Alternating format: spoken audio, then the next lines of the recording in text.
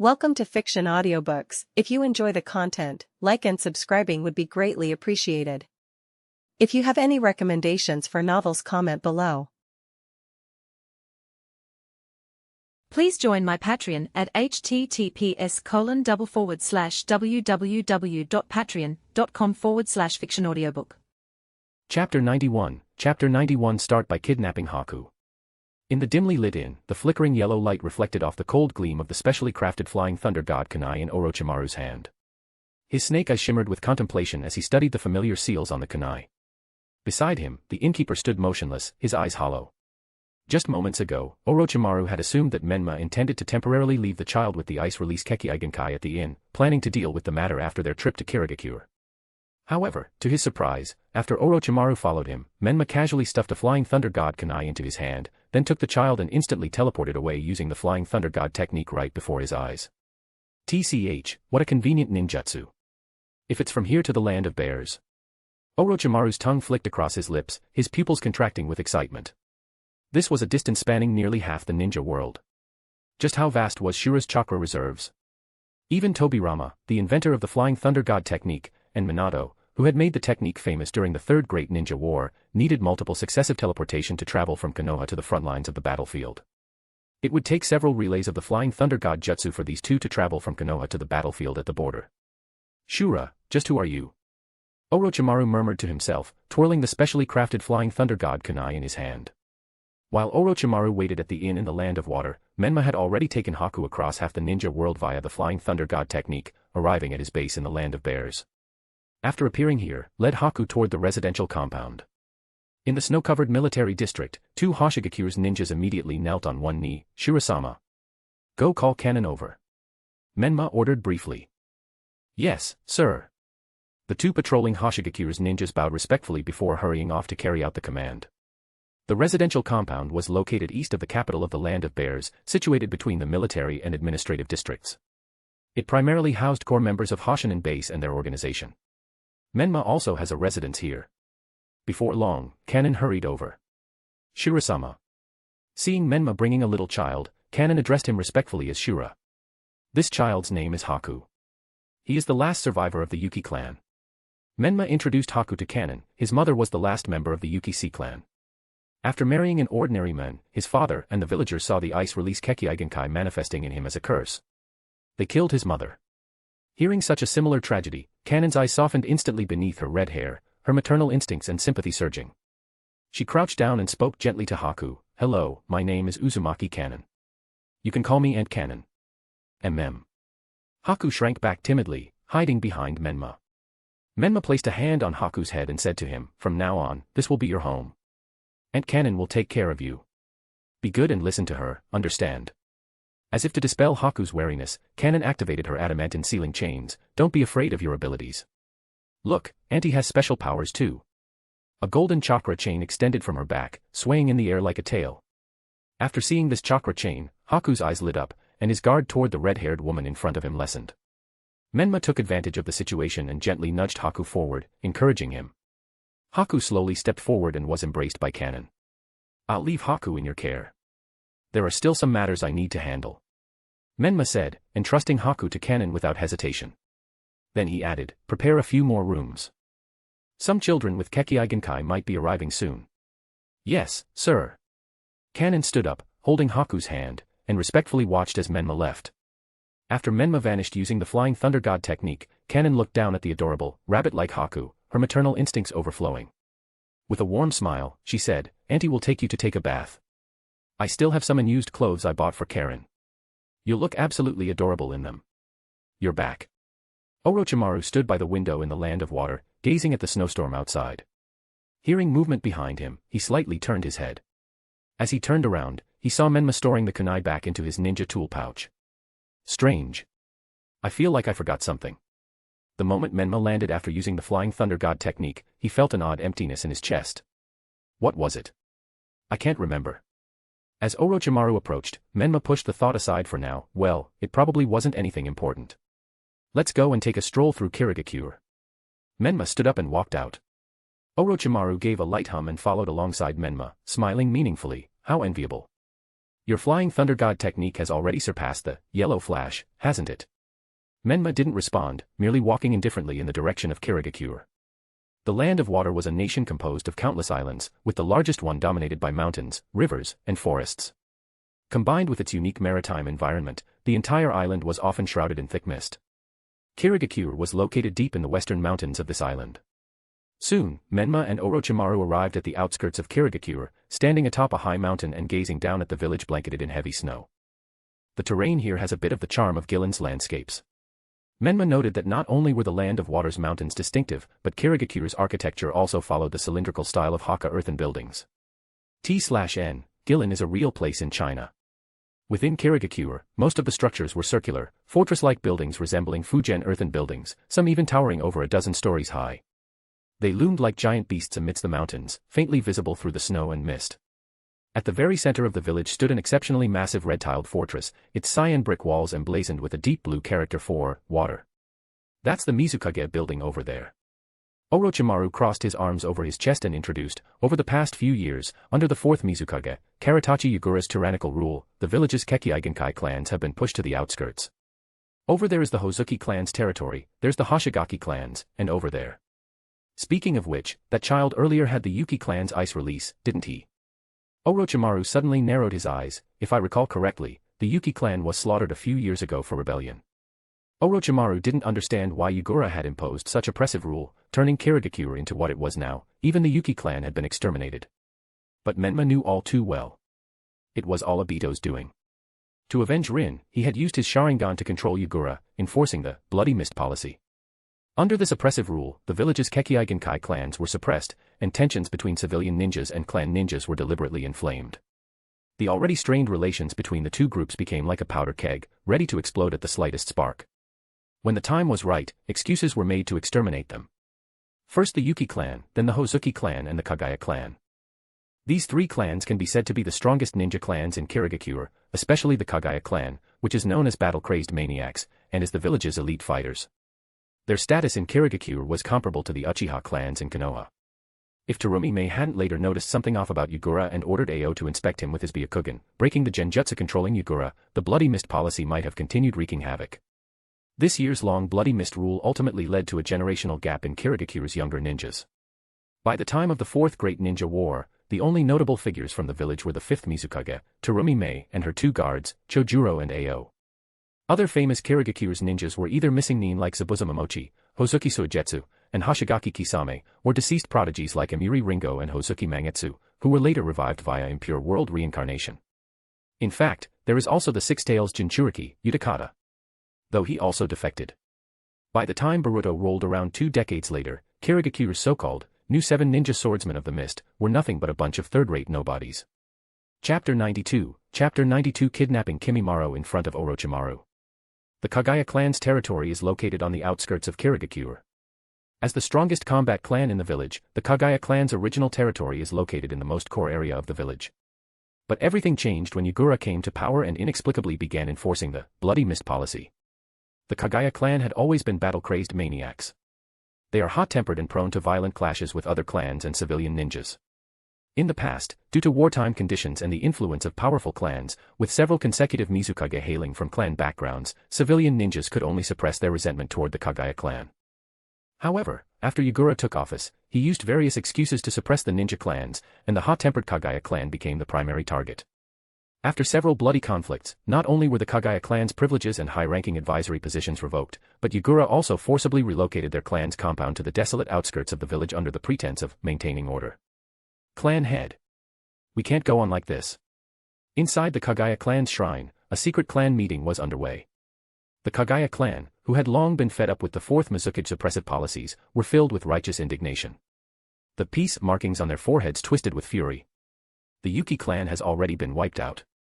If we just sit here and wait, our Kaguya clan could be next. Clan head. Let's overthrow Yugura's tyranny. That's right. All the major clans are on edge right now. If we, Kirigakure's strongest fighters, rise up, no clan will stand with Yugura. That bastard Yugura doesn't even spare his own clan, he's already lost all support. Clan head. We support you as the fifth Mizukage. Faced with the fervor of his clansmen, the ambition of Kaguya clans had ignited like wildfire. After all, Yagura's policies didn't even spare his own Karatachi clan. The 7 ninja swordsmen of the mist were either dead or defected. The only people Yagura had left were a few Umbuz ninjas such as Suike's and Fuguki. Sigh. If possible, I would have preferred to wait until Kimimaro grew stronger.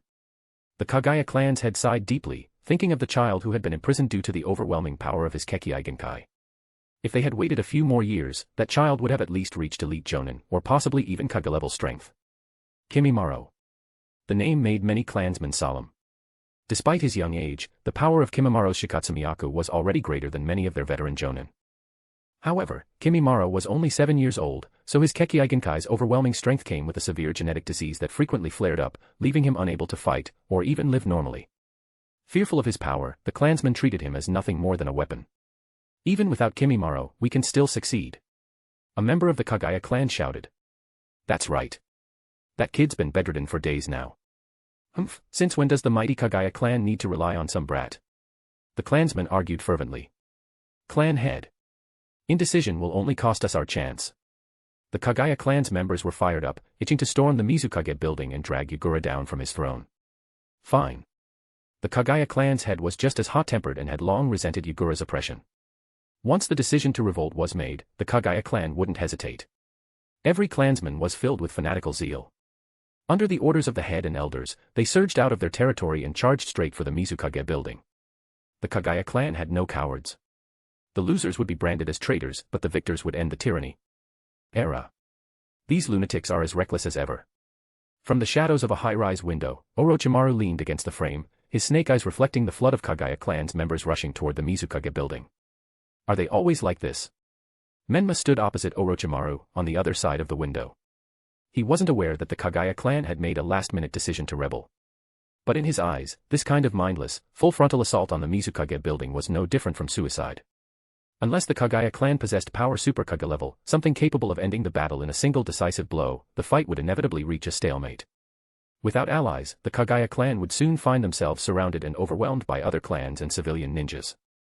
After all, no matter how poorly Yagura had ruled, he was still the 4th Mizukage of Kirigakure. These lunatics have always been like this. Orochimaru recalled his encounters with them during the past wars, a trace of wariness lingering in his voice. Menma's impression of the Kaguya clan was limited to Kimimaro. And the Kimimaro he remembered from the anime was calm, confident, mature, and composed. Even when fighting against Konoha's ninjas, he maintained a sense of courtesy. It was hard to imagine that Kimimaro came from a battle-crazed clan infamous for its madness. In that regard, Kimimaro was somewhat similar to Shursue. Let's go. The entire Kaguya clan has mobilized, none of them will return tonight. Orochimaru was not optimistic about the Kaguya clan's rebellion. I doubt it'll even take until dawn before the Mizukage sends Umbu to purge the remaining women, children, and elderly here. Menma followed Orochimaru as they made their way toward the Kaguya clan's underground prison. I heard that the Kaguya clan has a 7-year-old prodigy whose Shikatsumiyaku is already on par with their Jonin. Orochimaru explained as they descended the stairs. I know you have an interest in Kekkei Genkai clans, but this boy. I want him. Orochimaru's sinister snake eyes swept over Menma, who was following behind him. You won't. A quiet but firm voice came from behind the white three-eyed fox mask. Oh. Orochimaru paused mid-step. They had already reached the depths of the Kaguya clan's dungeon. There, in the farthest cell, lay a pale-haired boy with dark circles under his eyes, trembling on the ground, struggling to breathe. Seeing this, Orochimaru frowned. A genetic disease. If it were in the past, it would indeed be difficult to solve, but now. Orochimaru pondered, what would happen if this kid was implanted with Hashirama's cells or White Zetsu cells? While Orochimaru was still thinking, Menma had already stepped forward. With a single hand, he gripped the iron bars and twisted them apart like paper before walking inside. Menma crouched beside the suffering Kimimaro, meeting the child's gaze before placing a hand on his chest. A surge of immense chakra flowed through Kimimaro's chakra pathways, warm as a hot spring, soothing his pain. The relief was so overwhelming that Kimimaro, who had been tormented by his illness for days, finally drifted into sleep. His body is too weak to withstand the awakening of the all-killing ash bones ability. After Kimimaro fell asleep, Menma stood and turned slightly, his three-eyed fox mask tilting toward Orochimaru. Chapter 93, Chapter 93 Zabuza's Rebellion. All-killing ash bones. Orochimaru narrowed his eyes slightly. This is the first time he had heard this term. Menma didn't explain. Instead, he gently picked up the sleeping Kimimaro. The young Kimimaro still had some baby fat on his face. His cheeks were slightly flushed from prolonged illness, and fine beads of sweat dotted his forehead. This is the second one. The next one must be mine. Orochimaru licked his lips discontentedly, his tone tinged with jealousy. Shura is too overbearing. It not only had he taken away a child with the ice release from the Yuki clan, but now he was also taking the prodigy of the Kaguya clan. The first one. Menma tossed a flying thunder god kunai at Orochimaru's feet. Haku doesn't belong to Kirigakure. Besides, I found him myself. Humph, I'm starting to regret bringing you here. Orochimaru said darkly. Ignoring Orochimaru's complaints, Menma activated the flying thunder god technique to teleport over an extremely long distance. But a moment later, Menma returned to the Kaguya clan's dungeon. Let's go. Menma said to Orochimaru, who looked resentful. The Kaguya clan's compound is now full of the elderly, women, and children. If you want to kidnap kids, this is the perfect opportunity. This somewhat eased Orochimaru's mood. For the rest of the night, Orochimaru and Menma moved through the Kaguya clan's territory, abducting some of the younger Kaguya clan's children. Whenever they encountered the remaining elders or women, Orochimaru would kill them without hesitation, then seal their bodies away in sealing scrolls. These people won't survive past tomorrow anyway. Orochimaru sneered and explained, it makes no difference who kills them. Meanwhile, Menma took the opportunity to collect several secret technique scrolls belonging to the Kaguya clan. While these techniques required the Shikatsumiyaku Kekkei Genkai, for Menma, they could serve as research material for developing the all-killing ash bones as a precursor technology. While Menma and Orochimaru were busy plundering the Kaguya clan's children and their secret techniques, an unprecedented rebellion erupted within Kirigakure. Nearly all of the Kaguya clan's combat forces mobilized, with the Kaguya clan's head personally leading an elite unit straight toward the Hokage building. However, Yagura had long since ordered Umbu to monitor the territories of each major clan. Any unusual movements were to be reported to him immediately. Therefore, the moment the Kaguya clan's ninjas left their territory, the monitoring Umbu detected them and promptly reported to their Mizukage. Yagura ordered Fuguki to lead all Umbu's members into action while simultaneously issuing commands to the major clans and civilian ninjas to suppress the rebellion. Target, the Kaguya clan. TCH, what a bunch of fools who don't know their place. In the Mizukage's office in the Mizukage building, Yagura sat stiffly in his chair like a puppet, while a low, mocking chuckle came from the shadows behind him. Obito, clad in his dark blue robe and wearing his tiger-striped mask, stood by the floor-to-ceiling window, watching the escalating battle in the distance. He almost wished every ninja in Kirigakure would die. Hey, Obito. A Venus flytrap-like figure emerged from the ground, and White Zetsu chirped excitedly, the fighting down there is so intense. It feels like their shit is about to come out. Call me Madara-sama. Obito snapped coldly without turning his head. Sure thing, Obito-sama. White Zetsu replied, still grinning cheekily. Obito snorted and turned away. The battle below continued. Without even requiring Yagura to step in, Kirigakure's Umbu had already repelled the Kaguya clan's first assault. Soon after, the major clans, though reluctant, complied with the Mizukage's orders, fearing that refusal would earn them the wrath of their volatile leader. Thus, they dispatched their ninjas to join the suppression effort. The civilian ninjas had long held grievances against the lunatics from the Kaguya clan. Therefore, upon receiving the order to quell the rebellion, they became the most zealous participants in the operation. How are Nagato and Konan doing lately? Obito's voice came from behind his mask. It's still the same as usual. Zetsu shrugged, the 6 paths of pain aren't complete yet, and we still haven't found suitable candidates for the organization's new members. Obito silently observed the battlefield below, thinking about the several members of the 7 ninja swordsmen of the mist who had already defected. He thought he could find an opportunity to recruit them as pawns. Just as Obito was deep in thought, White Zetsu suddenly gave a warning, someone is coming. Obito immediately melted into the shadows, and Zetsu submerged into the ground. Tap, tap, tap. Footsteps approached from the distance. A ninja with a large sword strapped to his back and a Kirigakure's forehead protector tied diagonally around his spiky hair pushed the door open. Bandages covered half of his face, but they couldn't hide the sharp glint of killing intent in his eyes. It was none other than Momochi Zabuza, known as the Demon. However, at this time, Biwa Juzo had not yet defected, and the Kubikirabocho was still in the possession of Biwa Juzo. As a ninja from Kirigakure's Umbu, Zabuza only carries an ordinary ninjato. Hidden in the shadows, Obito frowned slightly. Controlling Yagura like a puppet, he lifted his head to look at the spiky-haired ninja at the door. Zabuza, why aren't you suppressing the Kaguya clan's rebellion? What are you doing here? Yagura's violet pupils were cold as he questioned him. Though Yagura had a youthful, doll-like face that made him look like a teenager, he was actually old enough to have a child.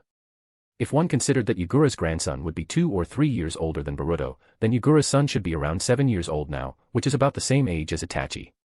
Mizuki-sama, I have urgent intelligence regarding the Kaguya clan's rebellion. Zabuza took out a scroll from his ninja tool pouch and walked forward slowly. Tap tap tap. Just as he was about to reach the Mizuki's desk, Zabuza suddenly tossed the scroll upward, instantly flickering forward and slashing down with his ninjato. Crack! The ninjato cut the table and Yagura in half. But Zabuza's instincts told him the Mizukage wouldn't die so easily. Sure enough, the bisected Yagura dissolved into a puddle of water. Water clone technique. The real Yagura stepped out from the shadows, his violet eyes cold and lifeless as he stared at Zabuza, who had already hefted his ninjato again. Heh, I knew it wouldn't be that easy. Zabuza was not discouraged after failing to achieve his goal. Instead, his bloodlust surged, eyes burning with the thrill of battle. He had finally found this once-in-a-lifetime opportunity. The Umbu around the Mizukage had all gone to suppress the rebellion of the Kaguya clan, and even Fuguki was not there. If he couldn't succeed now, he'd never get another chance. So, Zabuza bet everything on this fight. So, you're rebelling too? Yagura pulled out his weapon, a hooked iron staff. Isn't the Mizuki's position supposed to go to the strongest? Zabuza grinned wildly, his eyes flashing with madness. As long as I kill you, I'll get to be Mizukage for a change. Before the words even finished, the clash of steel erupted, sparks flying as ninjato and iron staff collided. Chapter 94, Chapter 94 Obito, damn it, Shura is still chasing me. The situation in Kirigakure gradually became clear. As more and more clan ninjas and civilian ninjas joined the suppression, the Kaguya clan found themselves completely overwhelmed. Despite the Kaguya clan's Shikatsumiyaku granting them formidable combat prowess that allowed them to fight multiple enemies at once, they were now facing the full might of Kirigakure's forces. Shikatsumiyaku, Willow Dance. The Kaguya clan's heads joints erupted with bone spikes, using taijutsu to wield them as weapons, unleashing a wide-range AoE attack against the surrounding Kirigakure's ninjas. The Kaguya clan's bone spikes could suddenly extend, increasing their attack range and catching enemy off guard. This was also one of the reasons why the Kaguya clan's taijutsu far surpassed that of other ninjas. The Kaguya clan's members, with their bodies covered in bone armor, charged left and right, trying to break through the Umbu's defensive line, but they were met with fierce resistance. Faced with such overwhelming bone-based attacks, the Kirigakure's ninjas didn't recklessly engage the Kaguya clan's members in close combat. The ninjas skilled in taijutsu were sent to the front lines to clash with the Kaguya clan's members in hand-to-hand combat, while those specializing in ninjutsu, genjutsu, or weapons maintained their distance, using mid to long-range weapons and ninjutsu to attack from afar. As ninjas from the same village, they have a deep understanding of the Kaguya clan's taijutsu and shikatsumiyaku. Therefore, they also knew exactly how to counter them. Water Release, Water Dragon Bullet Technique. Several Kirigakure's ninjas joined forces to perform water release ninjutsu, spewing massive streams of water from their mouths that formed roaring dragons, crashing toward the Kaguya clan's members. Water Release, Water Formation Pillar. Water Release, Water Blade. Water Style, Water Fang Bullet. Every Kirigakure's ninja was proficient in water release ninjutsu. When multiple users combined their efforts, the relentless onslaught of water release ninjutsu converged into a raging flood, forcibly suppressing the Kaguya clan's assault. Bang. Two sword-like weapons, resembling flounders, clashed against the Kaguya clan's head's bone spikes, producing a metallic screech. The shockwave sent everyone nearby flying back. TCH, a brat from the Hozuki clan. The Kaguya clan's head sneered after recognizing his opponent. Then, his spine protruded from his skin. The Kaguya clan's head grabbed it and yanked it out like a whip, lashing toward Hozuki Mangetsu. Shikatsumiyaku, Clematis Dance. This long whip made of spine not only devastatingly powerful but also highly adaptable. It is capable of shifting between whip-like slashes and spear-like thrusts at the user's will. But the enemy standing before the Kaguya clan's head was none other than the Hozuki clan's prodigy. Disgusting. Mangetsu had white hair that reached his shoulders, covering his ears, and wore loose bandages around his neck. When he spoke, his sharp teeth glinted. On one side was the infamous head of the Kaguya clan, and on the other was the genius of the current generation, the only one capable of wielding all 7 of Kirigakure's legendary swords. The shockwaves from their clash cleared a radius of over 10 meters, forcing everyone to stay back. Hiramakarei Release. Mangetsu channeled chakra into his twin swords, Hiramakarei, enveloping them in a pale blue aura. The 2 circular holes at the front of the blades gathered chakra spheres, which suddenly burst out and shot towards the head of the Kaguya clan. But the Kaguya clan's head was no pushover either. He blocked the incoming chakra spheres with massive bones formed from his shikatsumiyaku. The Kaguya clan's physical resilience was extraordinary, and even when caught in the explosions at close range, he suffered only minor injuries. Not far away, the massive, watermelon-shaped figure of Fuguki stood at the center of the battlefield, commanding Umbu's members, clan ninjas, and civilian ninjas to crush the Kaguya clan's rebellion. Since the Umbu had long prepared countermeasures for such uprisings, and with more and more clan and civilian ninjas joining the fray, the Kaguya clan's members were steadily being slaughtered. The battlefield began to shrink as the remaining Kaguya clan's members were gradually surrounded and outnumbered. These damn crazy bone freaks. Fuguki grumbled. After killing a member of Kaguya clan with his same hata, he surveyed the battlefield. The Kaguya clan truly lived up to their reputation as battle maniacs. No matter how grievously injured, they would never surrender, fighting to the death without hesitation. Boom. Just as Fuguki was watching the last remnants of the Kaguya clan being wiped out, a massive explosion suddenly erupted from the Mizuki's office behind him. What? Fuguki and the others turned in shock, only to see a gaping hole blown into the Mizukage building, thick black smoke billowing into the sky. Could it be that the Kaguya clan had prepared a backup plan? Fuguki pondered secretly. Whoosh. Yagura, who had used half-tailed beast transformation, appeared atop a nearby building, looking down coldly at the dying struggles of the Kaguya clan's members. Mizuki-sama. Fuguki brought several Umbu to Yagura and knelt on one knee. Zabuza attempted to assassinate me but failed. He was wounded and fled. Yagura said coldly. Hearing this, Fuguki and the other Umbu paused for a moment. So that's why we didn't see Zabuza earlier. He actually went to target Mizuki-sama. Mizuki-sama, how should we deal with the remaining rebels?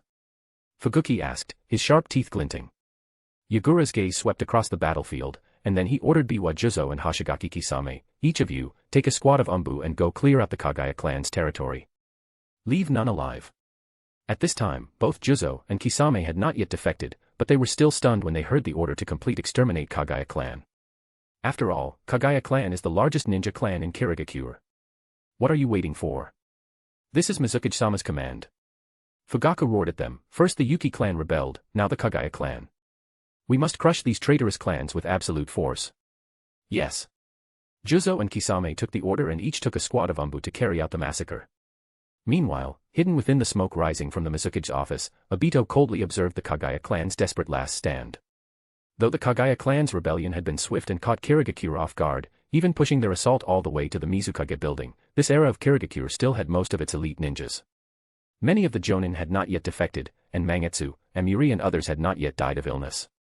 It can be said that in terms of pure combat strength, this was one of Kirigakure's strongest periods.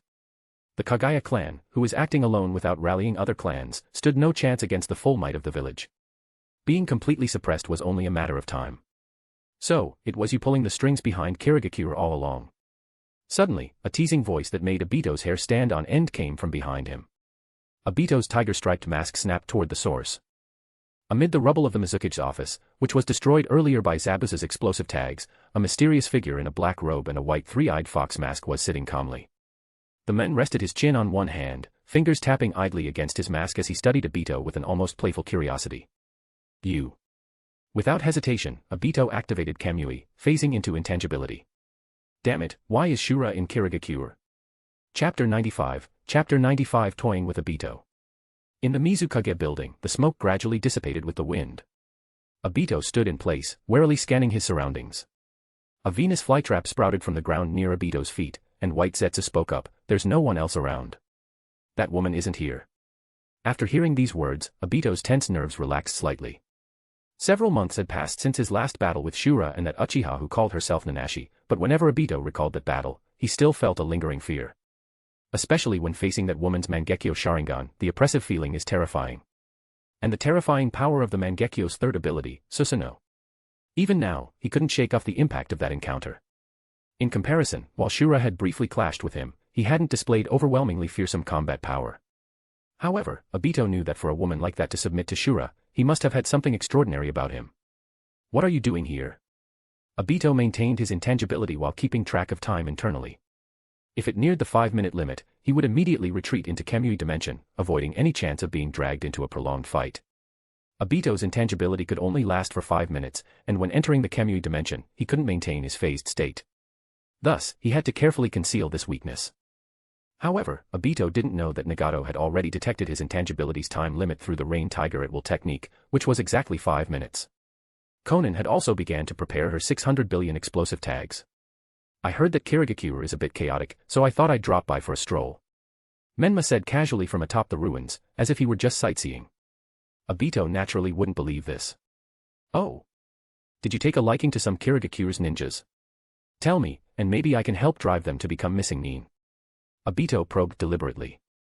He knew a powerful ninja like Shura wouldn't attack two of the 5 great ninja villages without reason, so Obito had been trying to figure out Shura's motives for attacking Konoha and Kimogakure. Obito mentally ran through what Kirigakure might have that could interest Shura. Kekkei Genkai clans. 3 tails or 6 tails. 7 ninja swords. All were possibilities. Seeing Obito's probing, the corners of Menma's mouth curled up slightly under his mask. He couldn't help but want to tease Obito, so he said, "It's very simple, because one of my companions was killed by Kirigakure's ninjas, so I came to seek revenge on them." The moment Menma finished speaking, Obito suddenly raised his hand, and countless sharp wooden spikes shot toward him like arrows. Wood release, cutting technique. The spikes pierced through Shura's body. Bang. However, the next second, the struck Shura dissolved into smoke, his body replaced by a wooden log. Substitution technique. "Hey, can't keep your cool anymore." A mocking voice came from somewhere near Obito. Obito spun around, retrieving the Uchiha Gunbai from the Kamui dimension and hurling it toward the source of the voice. A metallic clang echoed in the darkness. The Uchiha Gunbai was deflected and sent flying back. "Who the hell are you?" Obito yanked the chain, pulling the gunbai back into his grip, his voice filled with wariness and caution. That incident. No one could possibly know about it. Obito, having been toyed with repeatedly, finally came to his senses. Behind his tiger-striped mask, his lone Mangekyo Sharingan gleamed with a scarlet light. During their battle months ago, the opponent had called himself Uchiha Obito, provoking him. On top of that, the woman with the Mangekyo Sharingan had forced him to hold back many of his cards. For example, Uchiha Gunbai and Wood Release. This time, he was fully prepared and approached the situation with extreme caution. However, the words spoken by the other party once again broke Obito's mental defenses. Now, he was almost certain that the other party knew his true identity. But Obito couldn't understand how. Even his former teacher, Minato, hadn't guessed. Even his former companion, Kakashi, believed he had died years ago.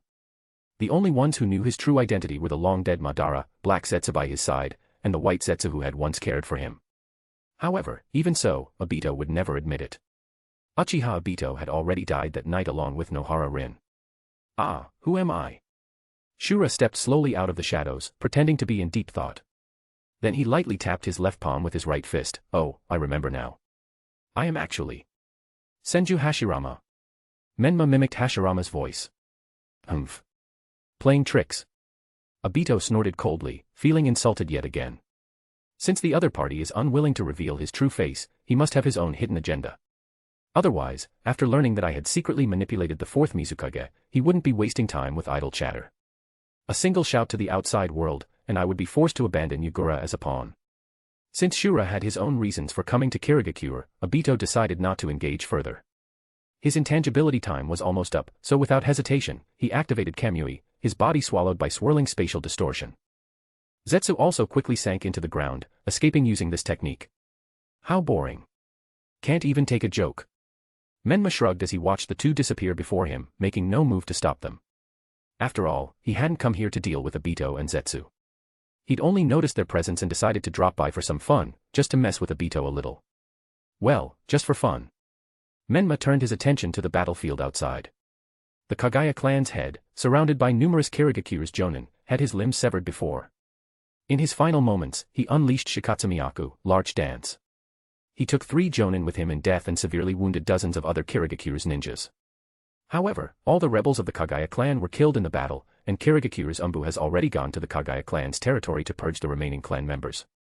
At least they had more backbone than the Uchiha. No, it's their clan head who had more spine than Fugaku. Menma muttered under his breath. Among the dozens of Kaguya clan's members who died in the battle, each of them took away at least one Kirigakure's ninja before they died. The contrast between the Kaguya clan and the Uchiha clan perfectly illustrated the saying, "A weak soldier is just one man's failure, but a weak general dooms the entire army." Fugaku's indecisiveness and cowardice bore at least 80% of the responsibility for the Uchiha clan massacre. Meanwhile, the Kaguya clan. Though their rebellion had failed, their desperate, all-or-nothing resolve had inflicted heavy casualties on Kirigakure. In order to suppress this rebellion, Kirigakure had lost 5 jonin and more than 60 chunin and genin, with hundreds more wounded. The losses were comparable to those of a major battle in the Great Ninja War. Half an hour later. At a small hill on the outskirts of Kirigakure, Menma arrived at the meeting spot he had arranged with Orochimaru, but he found no trace of Orochimaru. Did this guy run off already? Just as Menma was pondering, he suddenly noticed the surrounding mist thickening. Hey, interesting. Menma chuckled and activated Mind's Eye of the Kaguya, instantly sensing the enemies hidden within the mist. At this time, Kubikarabocho, Hiramakari, and Samehada attacked from 3 directions at the same time. Chapter 96, 3 Ninja Swordsman vs Menma. On the mist-shrouded battlefield, Fuguki, Juzo, and Mangetsu launched a silent assassination assault, their 3 blades piercing toward their target with lethal intent. Yet, when the swords came within 10 centimeters of their mark, an immense resistance suddenly halted them, as if an invisible iron wall surrounded the men, making further advancement impossible. What's going on? Fuguki's small eyes constricted sharply. Mangetsu reacted swiftly. He formed a pistol shape with his left hand and aimed at the mask of the mysterious men. Water release, water gun. Whoosh. Whoosh. Whoosh. 3 high-speed water bullets shot through the air like bullets. Bang. Bang. Bang. The water bullets were still unable to reach the mysterious men, deflected at the 10-centimeter mark as droplets scattered in all directions. It's a barrier. Mangetsu analyzed. Having failed in their initial attack, the 3 quickly retreated into the mist, forming a triangular formation around Menma, their swords at the ready. A guy never seen before, a ninjutsu never seen before. Juzo remarked, resting Kubikarabocho on his shoulder.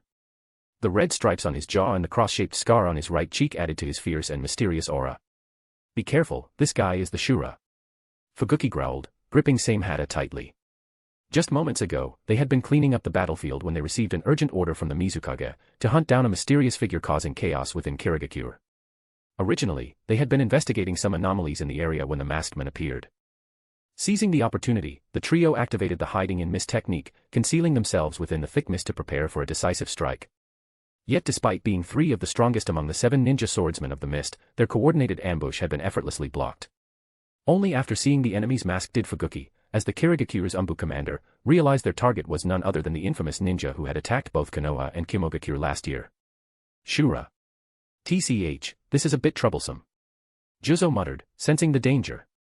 Ever since the original 7 ninja swordsmen of the mist were decimated by Might Dewey's 8 gates during the Third Great Ninja War, reducing them to the lucky 3, the 7 ninja swordsmen of the mist had never been fully reassembled again. And now, their opponent was a mysterious powerhouse who had wreaked havoc in Konoha and Kimogakure before escaping unscathed. Juzo couldn't help but recall the trauma inflicted by that Konoha's genin. Shura. Mangetsu, the prodigy known as the second coming of the demon, burned with fighting spirit at the sight of this enigmatic foe. Behind his white 3-eyed fox mask, Menma activated his Sharingan, his vision piercing through the mist to clearly see the 3 hidden figures. The dynamic vision of the Sharingan and the penetrating sight of the Byakugan were both perfect counters to Kirigakure's hiding in mist technique, a fact that had cost Kirigakure dearly in previous wars. How many of the 7 swordsmen have come? Menma flicked his wrist, sending several kunai flying into the thick mist as probes. It seemed Orochimaru must have sensed these 3 before hastily retreating. Taking advantage of the rebellion of the Kaguya clan and the other clans sending their ninjas to suppress it, Orochimaru had stolen many children with Kekki Genkai from Kirigakure's Kekki Genkai clans. Menma had little interest in ordinary Kekki Genkai, and since he hadn't found Hozuki Suigetsu, he had only demanded Orochimaru share his research findings. In exchange, Menma would help Orochimaru escape the land of water with the kidnapped children. But he hadn't expected pursuers to arrive so quickly. It should be that Gyabito who manipulated Yagura into sending them. Using his mind's eye of the Kaguya, Menma confirmed there are only 3 opponents, Fuguki, Juzo, and Mangetsu. All 3 available members of the 7 ninja swordsmen of the mist had been dispatched. Abito, you don't think these few people can stop me, do you? While Menma was thinking, the second wave of attacks began. Fuguki initiated with hair needle senbon, his thick orange hair standing on end as countless fine needles shot toward Menma, attempting to overwhelm his defenses with sheer volume. Juzo closed in, swinging Kubikarabocho in brutal melee combat. While his 2 teammates were holding back the enemy, Mangetsu also moved quickly, searching for an opening. Clang. Clang. Clang. Menma blocked Juzo's slashes with a kunai in one hand while forming seals with the other. Fire release, great fire annihilation. A surge of fire attribute chakra condensed beneath his mask before erupting in a blazing inferno, forming a massive wall of flames that roared toward Fuguki's hiding spot. The intense heat instantly vaporized the surrounding moisture, clearing the mist in its path. Now. Seizing the moment as the mist dispersed, Mangetsu channeled chakra into his twin swords, Hiramakari, and launched a surprise attack from the flank. The two swords merged horizontally, the rear vents releasing a burst of chakra that propelled Hiramakerii forward while the front vents unleashed a barrage of chakra spheres. Hiramakerii, release. Boom. Swinging Hiramakerii like a tennis racket, Mangetsu slammed the chakra-infused side straight into Menma. Bang. However, the expected sight of Menma being sent flying never came. Instead, the moment the chakra spheres struck, his body dissolved into a puff of smoke. Mangetsu's violet eyes narrowed sharply, a shadow clone. Watch out. Mangetsu immediately shouted in warning. Before the alert could fully register, a deafening chorus of chirping birds erupted behind Juzo. Juzo felt a chill on his spine, and without thinking too much, he held the Kubikurabocho across his back. But it was too late. A hand crackling with lightning pierced straight through his heart. Wah. With eyes wide with shock and disbelief, Juzo stared at the hand protruding from his chest before collapsing to the ground. The Kubikurabocho also fell to the ground. Menma kicked the massive blade into the air with his foot, catching it with his left hand before resting it on his shoulder.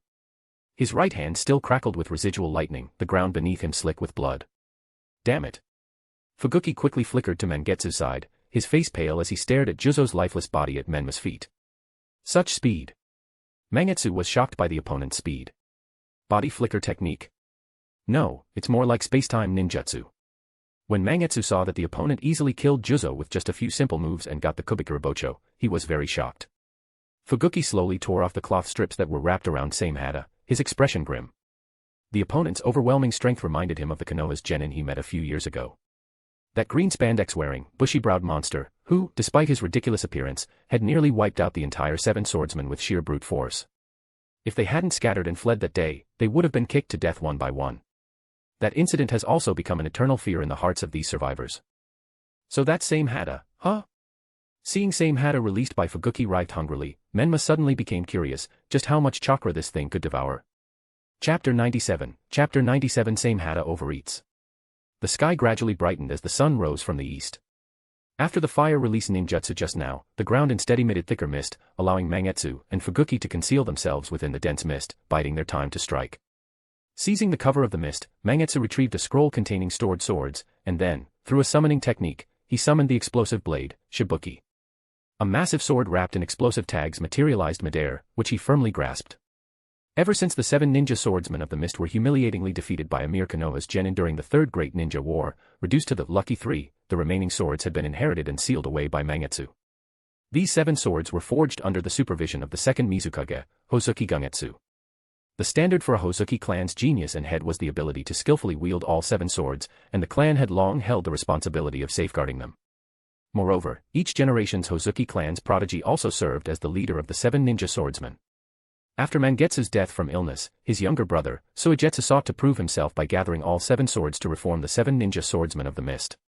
But then, somehow, he ended up captured and imprisoned by Orochimaru for several years. It wasn't until Sasuke killed Orochimaru and released Soijetsu, then later found Karen and freed Yugo, that he formed Hibi Team. In terms of talent, Mangetsu was undoubtedly superior to his younger brother, Soijetsu. Once confirming that the enemy's barrier wasn't permanently active, Mangetsu summoned Shibuki. This was a massive sword covered in explosive tags, capable of summoning countless explosive tags.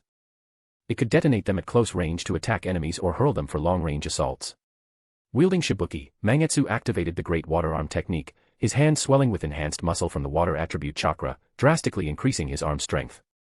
He exchanged a nod with Fuguki, signaling that preparations were complete. Then the two of them charged towards Shura in the thick mist again. Water release, rain cutter. With Samehada slung over one shoulder, Fuguki formed hand seals with his free hand. This was a secret technique that severed the connection between ninjutsu and chakra, utilizing the surrounding mist and moisture to disrupt an enemy's techniques. Of course, water release ninjutsu were unaffected, in fact, they were enhanced. Menma indeed felt an invisible resistance interfering with his chakra, forcing him to exert more effort just to maintain his transformation technique. Ha! Mangetsu leaped into the air, swinging Shibuki down at Shura with a fierce slash. Clang! Menma blocked the strike with his Kubikurabocho, but in that instant, he noticed the explosive tags on Shibuki's edge igniting. Heh!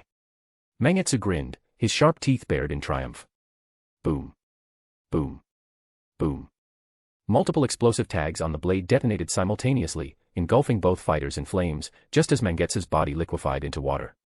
Amid the explosion, Mangetsu, who had transformed into water, swiftly retreated, his scattered body parts rippling and reforming seamlessly. This is the secret technique of Hozuki clan, the hydrification technique. Even if that brat isn't dead, he's lost a layer of skin.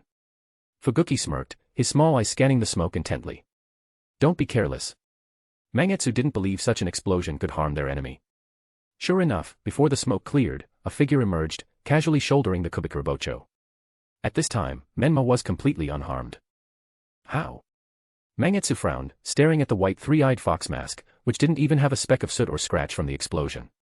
Was it that body flicker technique from earlier? Fuguki's pupils contracted as he recalled Shura's sudden disappearance, the same move that had killed Juzo. It looks like a space-time ninjutsu, but I'm not sure. Mangetsu glanced at Samehada, which had grown restless after being awakened, and said to Fuguki, I'll keep him occupied.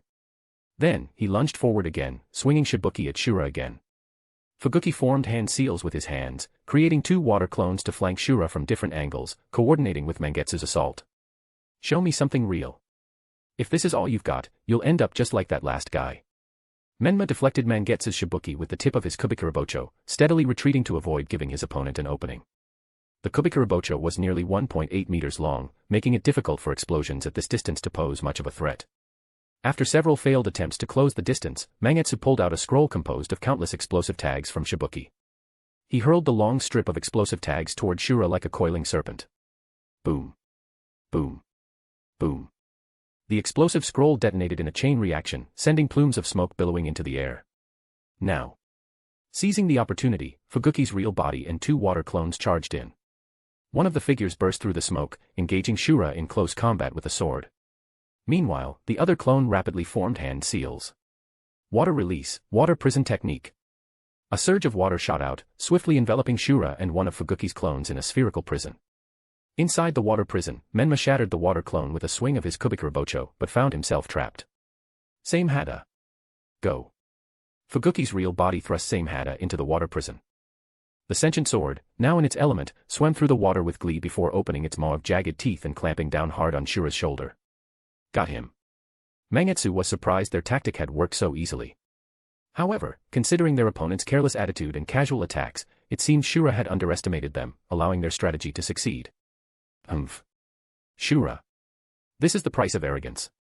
Fuguki stood before the spherical water prison, watching as Samehada voraciously devoured Shura's chakra, his jagged teeth bared in a vicious grin. Samehada feeds on chakra. You'll be sucked dry. As far as Fuguki was concerned, the battle was already won. No one could break the water prison technique from the inside. Moreover, Samehada is originally created from three tails. Flesh was insatiable. Even Fuguki himself had to be cautious when feeding it chakra, often resorting to hunting rogue ninja or enemies from other villages to satisfy its hunger. Oh. Is that so? However, the guy in the water prison showed no sign of panic, his tone still eerily calm. Mangetsu's grip tightened around Shibuki, a bad feeling creeping up his spine. Boom. Suddenly, surge of thick, malevolent, dark red chakra erupted from Shura's body, pouring relentlessly into Samehada's gaping maw. Samehada, which had been happily feasting moments ago, was now force-fed an overwhelming flood of chakra. Its body bloated unnaturally, dark red energy seeping between its jagged teeth. Finally, under the stunned gazes of Fuguki and Mangetsu. Samehada, Weg Dash. Chapter 98, Chapter 98. Samehada is like a dog. Just moments ago, Samehada had been snarling ferociously, looking as if it wanted to drain its opponent dry. Yet now, because of the opponent's chakra, it was actually vomiting. Am I seeing things? Mangetsu's purple pupils trembled beneath his white hair. Samehada was known as a many-tailed beast. Not only could it absorb others' chakra, but it could also transfer chakra to its wielder, stimulating cell regeneration and healing injuries. Yet what was happening before their eyes left even Fuguki, the first wielder of Samehada, dumbfounded. This was the first time he had ever seen Samehada get stuffed to the point of vomiting.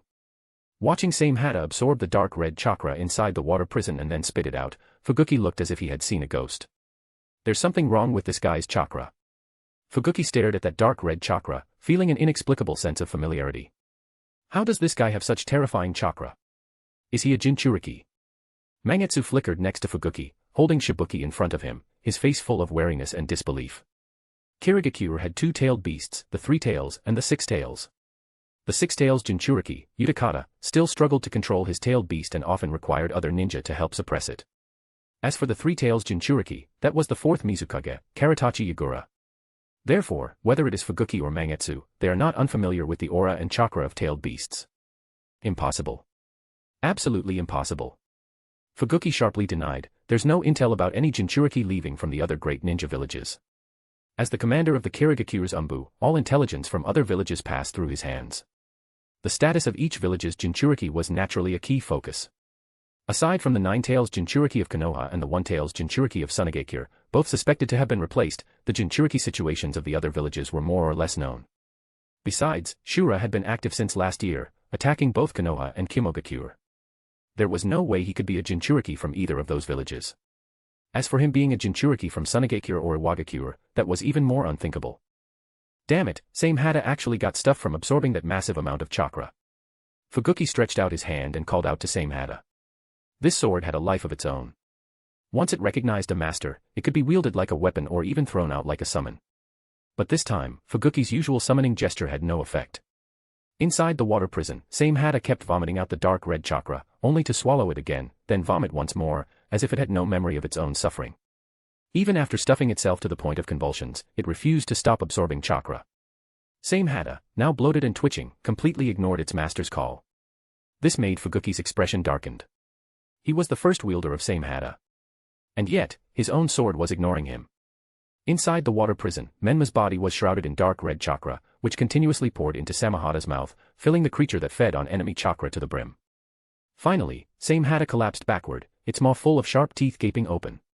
Then, it suddenly perked up again, its spine softening as it nuzzled against Menma's leg like a puppy, panting with its tongue out. Even its tail, which is the handle of the sword, wagged incessantly, expressing its joy.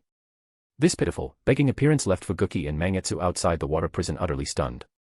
Since the second Mizukage forged the 7 ninja swords, no one had ever seen Samehada behave like this. You bastard. Fuguki's eyes burned with fury. No matter how much he called, Samehada inside the water prison remained unmoved, clinging to their enemy like a dog.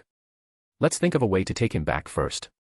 Meanwhile, Mangetsu was considering how to transport the captured Shura back to the village for imprisonment. As for Samehada, once Shura was locked up, it would have all the time in the world to feast on his chakra. Inside the water prison, Menma, who had been squatting to interact with Samehada, heard the two outside discussing how to imprison and torture him. Oh. Menma stood up, gripping Kubikurabocho in his left hand while reaching out with his right to grab Samehada's tail. Instantly, the obedient Samehada hardened, entering battle mode. Did I ever say I was going with you?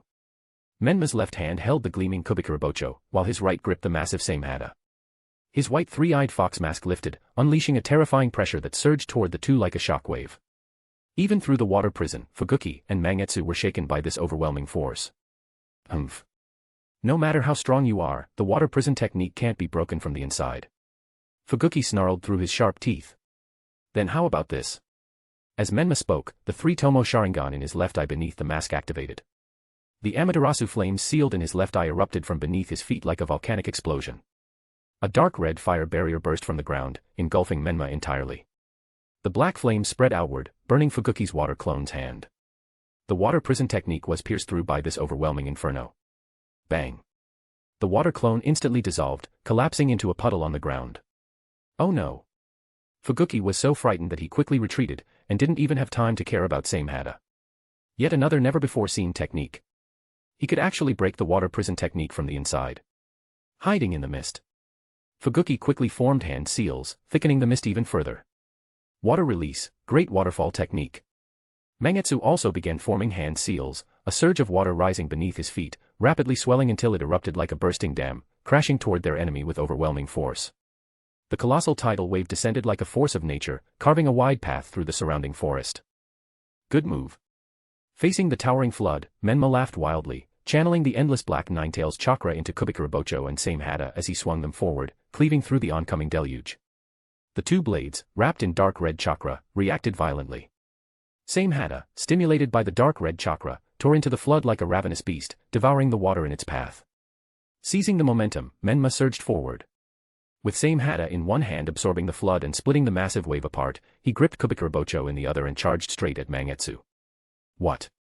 As the great waterfall technique was torn open, Kubikurabocho, wrapped in dark red chakra, came crashing down onto Mangetsu's shoulder, while his hands were still locked in the hand seal.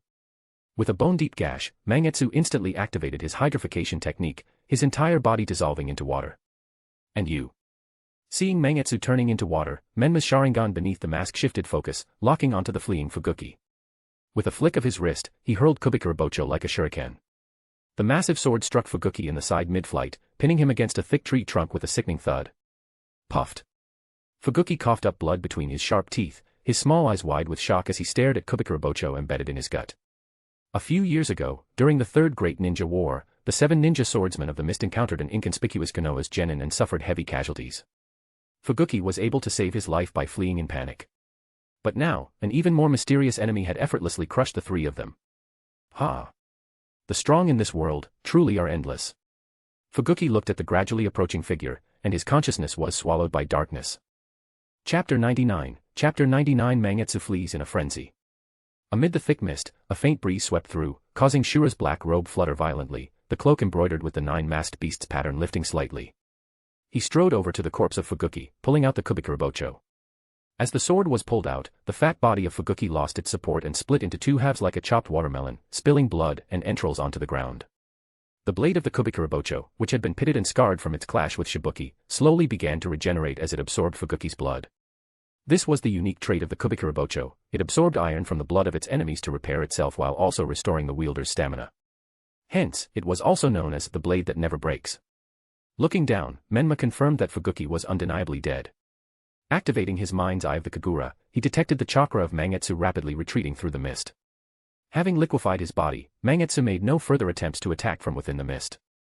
Instead, he abandoned Fuguki and Juzo's corpses, along with both the Kubikurabocho and Samehada, opting for a swift escape. Quite decisive. Menma muttered, sensing Mangetsu's fleeing path through mind's eye of the Kagura. However, he had no intention of pursuing. If he truly wanted to wreak havoc in Kirigakure, he could have done so when the Kaguya clan rebelled, or he could have directly disclosed to Kirigakure's ninjas, including Terumi Mei, the fact that their 4th Mizukage was being controlled by someone. Humming softly to himself, Menma began looting Fuguki and Juzo's bodies, searching for any worthwhile spoils. Meanwhile, Mangetsu's liquefied body raced through the dense forest. Only after putting considerable distance between himself and the battlefield did he dare revert to his human form. Leaning against a withered tree, he clutched the wound on his left shoulder, panting heavily as he used his hydrification technique to heal the injury. Cold sweat mixed with lingering moisture dripped from his chin as Mangetsu glanced back toward the thick mist, his violet pupils trembling with lingering fear. After being chopped by Shura just now, Mangetsu had immediately liquefied his body, only to realize that Fuguki had abandoned him and fled. It was the exact same cowardly retreat as when the 7 ninja swordsmen of the mist had been decimated by a single Konoha's genin years ago, utterly disgraceful. So, seizing the moment when Shura had chased after Fuguki, Mangetsu, the prodigy of the Hozuki clan, hadn't hesitated to make his escape. Is that guy even human? Mangetsu shuddered as he recalled the brief yet terrifying battle. Only now did it dawn on him that his opponent had been completely at ease, as if he hadn't even been fighting seriously. It was almost as if Mangetsu was reminded of his childhood training under the clan's elders, being guided through sparring, forced to give his all while his opponent held back. Except this time, his enemy showed no mercy. One misstep, and he would have ended up like Fuguki and Juzo, dead. Damn it. That bastard wasn't even going all out. He was just testing our strength and fighting style. Mangetsu finally reacted, feeling humiliated from the bottom of his heart. Moreover, Juzo and Fuguki are dead, and we've lost 2 of the 7 swords. Thinking of the losses in this battle, Mangetsu felt even more depressed and rushed towards the direction of Kirigakure. Ever since 4 of the 7 ninja swordsmen of the mist had been kicked to death by a Konoha's genin during the Third Great Ninja War, Kurosuke Raiga had defected with the lightning blades, Kiba. The selection of successors for the remaining blades had been slow, leaving Kirigakure with only 3 swordsmen. And now, 2 of them had fallen in a single battle. Worse still, Kubikurabocho and Samehada had been taken by the enemy. As Mangetsu leaped across the rooftops of the village, he could see the aftermath of the rebellion. Ninjas gathering the corpses of the Kaguya clan, medics rushing to treat the wounded, and buildings damaged by the chaos of battle. The Mizukage building, which is half destroyed by Zabuza's rebellion, still smoldered in the distance, its broken walls casting jagged shadows in the morning light. The dawn sun failed to dispel the gloom hanging over the village. The faint scent of blood in the air only made the moniker, Bloody Mist Village, all the more fitting. Mizukage-sama. Inside the partially collapsed Mizukage's office, Mangetsu knelt on one knee. Yagura stood with his back to him near the shattered window, his small body casting a long, distorted shadow in the morning light. The mission failed. Yagura's voice was cold, but he didn't seem surprised. Yes. Mangetsu lowered his head as he reported the outcome. The enemy is very strong. Biwa Juzo is defeated in a single strike, and even the water prison technique has no effect on the enemy. The opponent's chakra is so huge that Samehada also rebelled. As he reported the battle's outcome, Mangetsu subtly raised his head to observe, only to see Yagura's back turned to him. After I was injured, Suike's and Fuguki saw the situation turning against us and attempted to flee, but was pursued and killed by the enemy. There was no need to say more.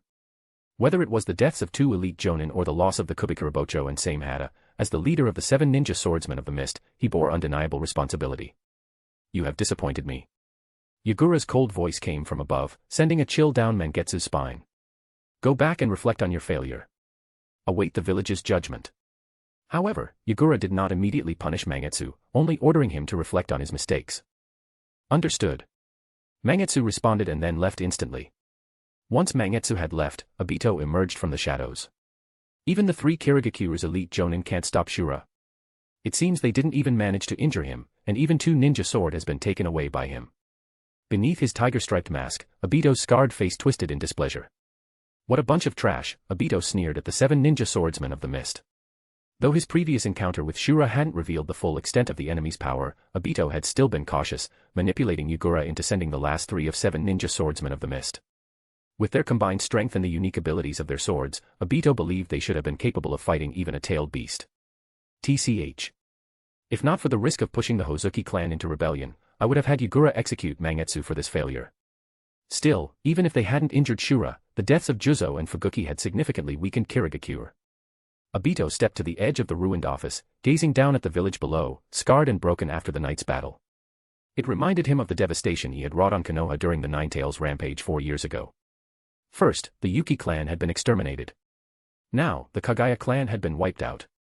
Multiple jonin were dead, Juzo and Fuguki had fallen, Zabuza had defected, and 2 of the 7 swords had been stolen by Shura. Kirigakure had been reduced to its weakest state in history. If he wasn't worried about forcing the Hozuki clan into rebelling, Obito would have wanted to control Yagura and use the failure of this mission as an excuse to eliminate Mangetsu. But after all, the Hozuki clan is not as isolated and helpless as the Kaguya clan, nor as marginalized as the Yuki clan. The Hozuki clan had strong ties with most of Kirigakure's major clans and enjoyed high favor among the village's civilian ninjas, thanks to their past Mizukage. Rin. Behind his mask, Obito's Sharingan gleamed as he stared at the ruined village. Clenching his fist, a wave of satisfaction from getting the revenge surged through him. Chapter 100 Hoshigaki Kisame, you go eliminate Shura. The sun rose as usual, its morning light piercing through the clouds, yet it could never fully dispel the thick mist shrouding Kirigakure. In the ruins of the Kaguya clan's territory, Hoshigaki Kisame, an Umbu's member, was leading a team to eliminate the remaining remnants of the Kaguya clan. After Juzo was abruptly summoned away by the Mizukage, Kisame had taken charge of the cleanup operation. Captain, we finished clearing the bodies from the Kaguya clan's compound. A Kirigakure's Umbu came to Kisame and reported, a total of 325 bodies were recovered. However, when we arrived, we found that several courtyards in the rear had already been littered with bodies. Additionally, the Kaguya clan's prodigy, Kaguya Kimimaro, is missing. Unlike the Uchiha clan, every member of the Kaguya clan who awakened the Shikatsumiyaku Kekkei suffered from an incurable genetic disease, ensuring that none lived past 30. This was why the Kaguya clan was far smaller than the Uchiha. The stronger the bloodline of the Kaguya clan's members, the more severe their illness. As the next target of Yagura, or rather, Obito, the Hozuki clan had long been under surveillance by Kirigakure's Umbu, much like how Konoha's Umbu had monitored the Uchiha clan after the Nine-Tails Rampage. So when the Umbu's ninja delivered this report, Kisame's small eyes narrowed, his blue-gray face tightening. Kimimaro is missing. Kimimaro is the Kaguya clan's genius, said to possess the purest Shikatsumiyaku in generations. Naturally, he had been on the Umbu's watch list. Continue clearing Kaguya clan's compound. I will report this to the Mizukage-sama. After leaving behind a few Umbu's ninjas, Kisame went towards the Mizukage building. As he passed through the battlefield from last night, Kisame paused atop a building, his mind heavy as he surveyed the ruined village through the mist. Kirigakure, when did it become like this? In the Mizukage's temporary office, the fourth Hokage, Karatachi Yagura, sat silently in the shadows. Mizukage-sama. Kisame knelt on one knee. Is the cleanup complete? Yagura, who was sitting on the chair, asked coldly. Kisame reported truthfully, there are no survivors in the Kaguya clan's compound. However, it seems someone took advantage of the chaos to attack the rear courtyards. Kaguya Kimimaro has also disappeared. Oh. Yagura lifted his head slightly, the scar running from his right eye to his jaw stark against his doll-like face. His pale purple eyes were hollow and unsettling. Meanwhile, Obito, who was secretly controlling Yagura, immediately suspected that Shura had taken Kimimaro, likely targeting the Shikatsumiyaku Kekkei Genkai. However, during the years that Obito controlled Yagura, he was very familiar with the situation of the various ninja clans in Kirigakure. He knew that the Kaguya clan's genetic disease was incurable, and the more talented a Kaguya, the faster they would die of the disease. Even if Shura took him, that kid won't live much longer. Yagura spoke. A mysterious ninja known as Shura appeared in the village last night. Kimimaro's disappearance may be related to him. Shura. Kisame frowned, trying to recall where he had heard that name before. Then, he suddenly remembered that Shura was the mysterious ninja who caused chaos in Konoha and Kimogakure last year and was later given a 70 million ryo bounty. Take 2 squads and patrol the southwestern coastline. If you encounter Shura or any Kaguya clan's remnants, eliminate them immediately. Yagura's tone left no room for refusal. Me. Eliminate Shura. Kisame's shark-like face stiffened, his small eyes widening in disbelief. The gill-like markings on his cheeks twitched. The other party is a super powerful powerhouse who was able to cause havoc in Konoha and Kimogakure and escape unscathed. He was even offered a reward of 70 million ryo by Kimogakure. How am I, an Umbu who has just been promoted to a Jonin, supposed to kill him? Suikezen Fuguki and Biwa Juzo have already inflicted heavy injuries on him. He shouldn't have gotten far. Yagura said. Not only did he lie, but he also failed to mention that Fuguki and Juzo were already dead by the enemy's hands. Understood. Regardless of his doubts, Kisame dared not refuse the Mizuki's orders. One more thing. Yagura's voice dropped lower. You are Suikezen Fuguki's subordinate, a ninja specifically tasked with protecting Kirigakure's secrets. If the mission risks failure, you know what to do, right? Perfect timing to use Shura's hand to eliminate more of Kirigakure's rising generation of ninjas. Obito, who was hiding in the dark, had some understanding of Kisame's strength. Known as the tailless-tailed beast, Kisame had performed exceptionally during the Third Great Ninja War. So he absolutely couldn't be allowed to grow stronger. Understood. Kisame bowed deeply, recalling the mission his superior, Suikezen Fuguki, had once assigned him. To protect Kirigakure's secrets, whenever weaker ninjas were at risk of being captured by enemy forces, he was responsible for eliminating those comrades, ensuring they wouldn't leak the village's secrets to the enemy. After leaving the Mizuki's temporary office, Kisame arrived at the plaza below the Mizukage building. 2 squads, totaling 6 ninjas, had already gathered there. Most were Chunin, with only the squad leaders being special Jonin. All recently promoted ninjas from the village. Kisame's small eyes swept over the 6, quickly gauging their approximate strength. Makes sense. A powerhouse like Shura has probably already left. For a border patrol mission like this, there's no need to dispatch elite ninjas. Typically, border patrols were C-rank missions, only escalating to B-rank if hostile ninjas were encountered. However, due to their unpredictability, border patrol rewards were set at the highest tier for C-rank missions. If hostile ninjas were encountered, the mission would immediately rise to B-rank, with rewards scaling further based on the number and strength of the foes, potentially even reaching A-rank. Without much discussion, Kisame simply briefed the 2 squads on the patrol route and some basic details. As for the possible encounter with the mysterious ninja Shura, it is classified information. Once the mission was assigned, the group quickly mobilized. Under Kisame's lead, they left the village and headed toward the southwestern coast of the Land of Water for patrol. Throughout the journey, Kisame spoke little, maintaining an aloof, unapproachable demeanor. Moreover, Kisame's appearance is also very scary. He has blue-gray skin, a shark-like face, and small, piercing eyes. He looked like a character straight out of a horror movie. The 6 Kirigakure's ninjas chatted quietly among themselves as they leaped through the trees, occasionally stealing glances at Kisame, who led the group. Kisame didn't stop their behavior as long as it didn't interfere with the patrol mission. As they moved, the Kirigakure's ninjas grew louder in their discussions, even bringing up last night's rebellion by the Kaguya clan. Their lively chatter contrasted sharply with Kisame's silence. It also caught the attention of one Kunoichi in the team. After leaving the Kirigakure, the patrol team headed south, reaching the southern coastline of the Land of Water's main island before turning west to continue their patrol. This stretch of coastline faced the Land of Fire across the sea. By lunchtime, the 6 Kirigakure's ninjas sat together, sharing their packed rations and chatting animatedly. Some even pulled out a deck of cards for a casual game. Meanwhile, Kisame set up perimeter traps before sitting under a nearby tree. He pulled out his canteen and drank silently, isolated from the others, a solitude he was accustomed to. Just as Kisame sipped his water, lost in thought about the details of the mission assigned by the Mizukage, a shadow fell across the grass in front of him. Kisame looked up and saw a delicate, pretty face. "Captain Hoshigaki, come join us for lunch," the brown-haired Kunoichi said with a smile, extending an invitation to Kisame. Chapter 101, Chapter 101 Tailless Tailed Beast, Realman Hoshigaki Kisame. Sunlight filtered through the treetops, casting dappled light on the kunoichi, enveloping her in a soft glow that caused a faint tremor in Kisame's long-sealed heart. From childhood, due to his unusual appearance, Kisame had always been isolated from others. No one wanted to talk to him, let alone be his friend. She seems to be called Terumi Miru, right? A ninja from the Terumi clan who only became a chunin at 18. Kisame's mind recalled her information. No need. Kisame replied indifferently, paying no attention to her concern, please don't get too close to me. Though rejected, Miru wasn't discouraged. Instead, she sat down beside Kisame, pulling out her own onigiri and dried rations, eating quietly. Kisame's hand, which is holding his canteen, paused slightly. The two simply sat side by side, maintaining a small distance, yet for Kisame, this was an entirely new experience. The other ninjas glanced curiously at them, but seeing that the two were merely eating together without further interaction, they couldn't help but look puzzled. Regarding for their team's leader, Hoshigaki Kisame, they respected him but also felt some fear due to his intimidating appearance. Thus, none of them were willing to strike up a conversation with him. After lunch, the group rested briefly before Kisame ordered them to continue their patrol mission. The 6 Kirigakure's ninjas followed behind Kisame, swiftly darting through the coastal forest treetops, yet deliberately keeping some distance. Kisame had long grown accustomed to this kind of isolation. Captain Hoshigaki. Suddenly, Miru, who had a pair of bright, expressive eyes and long brown hair, sped up to run alongside Kisame. Called by name, Kisame slightly turned his head, his small shark-like eyes looking at this girl who had twice initiated conversation with him, remaining silent. About what I mentioned earlier, after the mission ends, would that be okay? Miru looked at Kisame with hopeful eyes.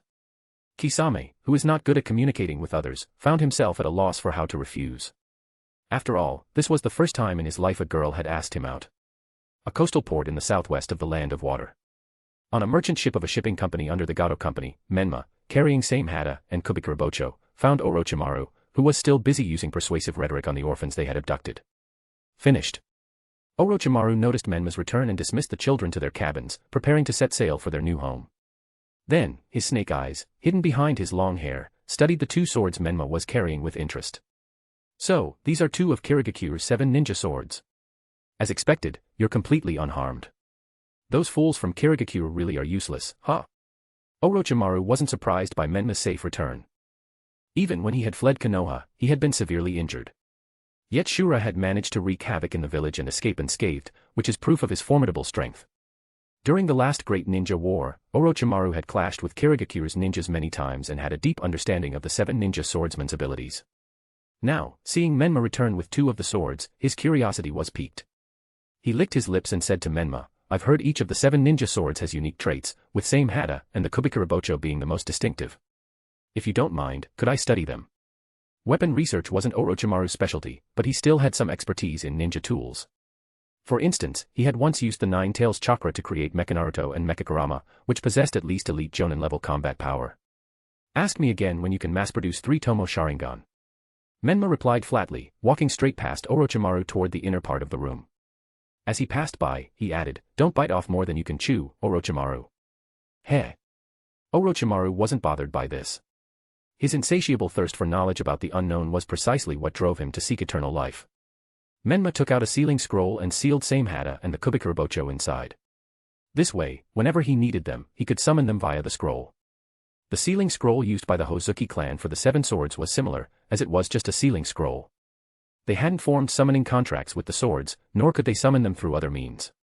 For example, during the 4th Great Ninja War, there were only 4 ninja swords among the 7 ninja swordsmen who were resurrected by the impure world reincarnation. They were all summoned by Mangetsu using a sealing scroll.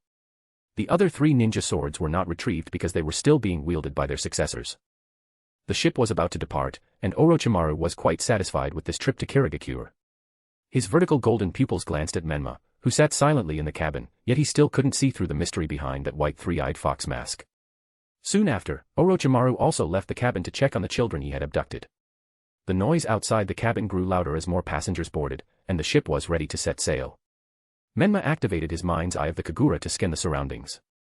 Although he had defeated the last 3 remaining members of the 7 ninja swordsmen, there was still a chance that Obito might send White Setsu to track them, or even continue manipulating Yugura into sending more Kirigakure's ninjas to their deaths.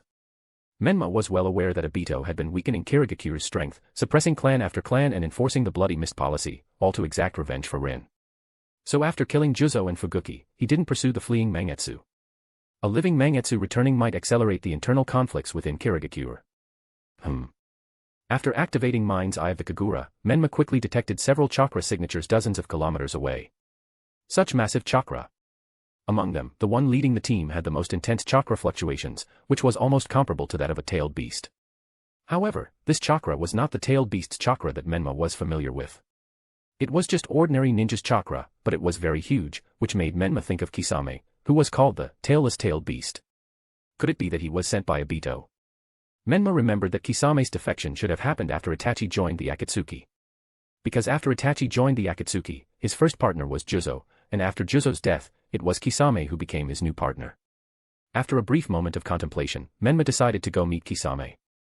After all, in the original work, Kisame was a real man full of tragedies. He had always walked in darkness, protecting Kirigakure's secrets, even going so far as to eliminate fellow Kirigakure's ninjas to prevent intel leaks. But in the end, he discovered that his superior was a traitor, selling out Kirigakure's secrets to enemy nations, so his faith in protecting the village shattered. At that moment, Obito, who is posing as Madara, appeared before him, manipulating the fourth Mizukage, Yagura. He spoke of creating a peaceful world without war or slaughter through the Eye of the Moon plan, and invited Kisame to join him. Kisame was the only member of Akatsuki who remained truly loyal to Obito, or rather, to Uchiha Madara. He dedicated himself to the vision of peace promised by the Eye of the Moon plan. Even in his final moments, after being defeated by Might Guy and captured, Kisame chose to summon sharks to tear himself apart, ensuring no information about Madara or Akatsuki would be leaked. A real man like that. Menma very much wanted to recruit him. Chapter 102, Chapter 102 Your life is truly pathetic. As night fell, the Kirigakure's patrol team led by Kisame patrolled along the coastline forest all day and finally set up camp in a clearing to rest. No campfire was lit. A few ninja gathered together, chewing on dry rations as they chatted. Phew, I'm exhausted. One chubby ninja sighed, wiping sweat from his forehead. Is this your first time on a mission like this, Kaguya? Asked a bald ninja next to him, adjusting his Kirigakure's forehead protector with a grin. The one called Kaguya nodded. Senpai, I was just promoted to Chunin last week, so this is my first patrol mission. A slightly older Kirigakure's ninja chimed in, you'll get used to it after a few more rounds. Right now, we're just patrolling the main island. Later, we'll have to do water-walking patrols on the sea. That's the real test of chakra reserves and control. Hearing that they'd eventually have to patrol on the ocean's surface, Kaguya forced a bitter smile. I'll have to learn more from you senpais in the future. The group laughed and chatted, creating a stark contrast with Kisame, who sat alone to the side. After a full day of patrolling, the team had grown accustomed to their captain's silent demeanor. This former Umbu captain was strong but cold, never engaging in conversation unless it was mission-related. While the other Kirigakure's ninjas were talking, Miru once again approached Kisame. Just as she was about to sit down, Kisame's small eyes suddenly widened, and he leapt to his feet, drawing the sword from his back. Under the moonlight, a mysterious figure in a black robe and a white three-eyed fox mask appeared silently at the edge of the camp. The other Kirigakure's ninjas finally noticed and hurriedly gathered beside Kisame, drawing kunai and other weapons, their guards up. Kisame glanced at a kunai planted in the ground nearby, which is completely undisturbed, and his heart sank. That kunai was part of a hidden perimeter alarm he had set up. If anyone approached, the thin wire connected to it would be triggered. And yet, this masked figure had appeared in their camp without setting off any of the alarms. It's Shura. Kisame's small eyes trembled slightly as he stared at the fox mask gleaming coldly under the moonlight. This guy, wasn't he supposedly injured and forced to retreat by Biwa Juzo and Suikezen Fuguki? How does he look completely unharmed? For the first time, Kisame doubted the intel provided by the Mizukage. Retreat. Kisame ordered coldly, making a snap decision, you're no match for him. Get the intel back to the village. Everyone was stunned when they heard this, as they didn't even know who the other party was. But they quickly obeyed Kisame's order, leaping into the trees and fleeing toward Kirigakure at full speed. In an instant, only Shura remained in the camp. That girl next to Kisame, could she be? Earlier, while observing from the shadows, Menma had noticed the girl's concern for Kisame. Hey, interesting. A soft chuckle escaped from behind the mask. Menma leapt onto the treetops, following the fleeing Kirigakure's ninjas northward. Soon, the fleeing Kirigakure's ninjas noticed the figure trailing them, effortlessly keeping pace as it darted between the branches. A suffocating pressure radiated from behind, sending cold sweat down their backs. Their instincts screamed that if they fell behind, this pursuer would kill them without hesitation. So the Kirigakuru's ninjas pushed themselves to run even faster. However, they soon discovered that no matter how much they accelerated, the mysterious figure maintained the same leisurely pace, as if toying with them like a cat with mice. Damn it. One of the Kirigakuru's ninjas, overwhelmed by prolonged tension, panicked. He pulled out several kunai with explosive tags and hurled them at the pursuer. Boom. Boom. Boom. A series of explosions lit up the forest behind them. Everyone glanced back at the flames and smoke but didn't dare stop, continuing their desperate escape. Then, the masked figure suddenly appeared beside the ninja who had thrown the kunai, now with a massive sword in hand. Under the horrified gaze of the Kirigakuru's ninja, the Kubikurabocho swung fiercely across his waist, cutting him cleanly in half. Blood and organs rained down from the treetops into the forest below. That's Kubikurabocho. Kisame glanced back and was struck with shock once again. Why is Biwa Juzo's Kubikurabocho in Shura's hands? Could it be that Biwa Juzo has already dash? But didn't Mizuki-sama say that Biwa Juzo and Suikezen Fuguki had wounded Shura and forced him to retreat? Kisame's mind was in chaos. He didn't dare dwell on it further, urging the team to flee even faster. Soon, the panicked Kirigakure ninjas found themselves at the edge of a cliff, a massive chasm hundreds of meters wide, with a bottomless drop below. Even for ninja, jumping from this height would be a death sentence. In their moment of desperation, Shura had caught up. Under the moonlight, his black robes fluttered in the night wind, the white three-eyed fox mask gleaming coldly. The massive Kubikurabocho stood planted in the ground beside him, radiating a chilling aura. Fresh blood still dripped from the blade, which was slowly being absorbed by the sword. The overwhelming pressure emanating from Shura filled even Kisame and his remaining team with despair. Despite being just one man, his presence made them feel as if they were surrounded by an entire army, with no hope of breaking through. Seeing the enemy closing in, Kisame suddenly swung his sword at his own comrades. Arg. Several Kirigakure's ninjas were caught off guard by Kisame's sudden attack. They never expected that their team leader would actually attack them. In an instant, 4 of them were killed. Only Miru's shoulder was wounded by the ninja sword. She looked at Kisame in disbelief and slowly collapsed. Why? Miru gasped, staring up at him with wide, pained eyes. Kisame's small eyes were bloodshot, and he said coldly, to prevent the enemy from obtaining village intel. This is my special mission dash. However, Miru just looked at Kisame with pity. Captain Hoshigaki, your life must be so hard. Kisame's body trembled imperceptibly. He had carried out special missions like this before, eliminating his own people to protect secrets. He should have been numb to it by now. So why did his frozen heart shudder when Miru asked him that? Was it because of her genuine concern? Or was it because he had begun to doubt the village's orders? Kneeling on one knee, Kisame raised his sword to deliver the final blow on Miru. Whoosh! A kunai shot through the air, forcing Kisame to leap back. He turned to see Shura slowly approaching. From behind the white three-eyed fox mask, a deep voice echoed, killing your own comrades for a traitor's sake. Your life truly is pathetic, Hoshigaki Kisame. Chapter 103, Chapter 103 Your boss is a traitor, and your boss's boss is also a traitor. Under the moonlight at the edge of a cliff, the corpses of several Kirigakure's ninjas lay scattered, their blood glinting darkly in the cold light. However, they had not died at the hands of Shura before them, they had been slain by their own captain, Kisame. Facing the enigmatic and formidable enemy, Shura, and with no hope of escape, Kisame had not hesitated to wield his sword, ensuring that none of his comrades could be captured and interrogated for Kirigakure's secrets. Even though no one was captured at this moment, he still chose the cruelest means to fulfill his duty. I don't know what you're talking about. Kisame said coldly, holding his sword horizontally while his other hand reached for a kunai tied with explosive tag, preparing to finish off the still-breathing Miru. However, a sharp whistling sound cut through the air as Shura flicked something toward Kisame. It rolled to a stop at his feet.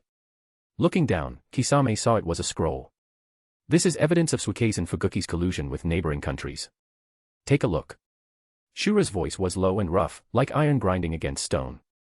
He had retrieved this scroll from Fuguki's body while gathering spoils. After saying that, he slowly walked over to Miru, who was still barely alive, crouching beside her to examine her injuries. He found that she had only suffered a shoulder wound and had fainted from shock. Menma then raised his head, looking at Kisame across from him. He saw that Kisame already picked up the intelligence scroll Menma had taken from Fuguki. As he read, his shark-like eyes contracted violently. Impossible dash, Kisame instinctively wanted to deny it, but the handwriting was unmistakable, it was clearly the handwriting of the Umbu commander, Suikezen Fuguki. The bodies of Biwa Juzo and Suikezen Fuguki are still in the outskirts of a small town called Uemi City, south of Kirigakure. You can go and find them. Menma stood up, his black cloak fluttering in the wind. He continued in a measured tone, an elite umbu like you should have no trouble verifying the corpses and extracting evidence. Kisame's blue-skinned hand clenched the scroll, nearly crushing it. His direct superior, the Kirigakuru's umbu commander, had been selling Kirigakuru's secrets to enemy nations. For someone like Kisame, who had spent his life in the shadows enforcing Kirigakuru's strictest secrecy, this was unacceptable. His grayish-blue skin twisted into grotesque furrows of rage. Kisame remembered when he first joined the umbu, how Fuguki, as the umbu commander, had given him his first classified mission. If any Kirigakuru's ninjas are wounded and cannot be retrieved during a mission, or if the team is surrounded with no chance of escape, prioritize protecting the village's secrets, eliminate those ninjas. Kisame had lived as an executioner in the darkness, all to safeguard Kirigakure. But now, he was being told that his own boss was the real traitor. How could this not shatter his convictions? Oh, and one more thing, the one who ordered you to hunt me down was Yugura, wasn't it? Or rather, the men behind Yugura. Seeing that Kisame's faith had collapsed, Menma sneered and revealed an even more shocking revelation. Kisame's head snapped up, his shark-like face frozen in shock, his small eyes bloodshot. What do you mean? Kisame snarled, tucking away the scroll and raising his sword toward Shura opposite him. Are you trying to slander Mizuki-sama? What's your goal, to make me betray the village? Don't even think about it. Kisame barked, his umbu instincts leading him to assume the worst of his enemy's motives. Menma kicked aside the corpse of a chubby ninja at his feet, clicking his tongue. That man has been controlling your Mizukage since the Third Great Ninja War. And after all these years, you still haven't noticed. Don't you find it strange how his blood mist policies keep flip-flopping?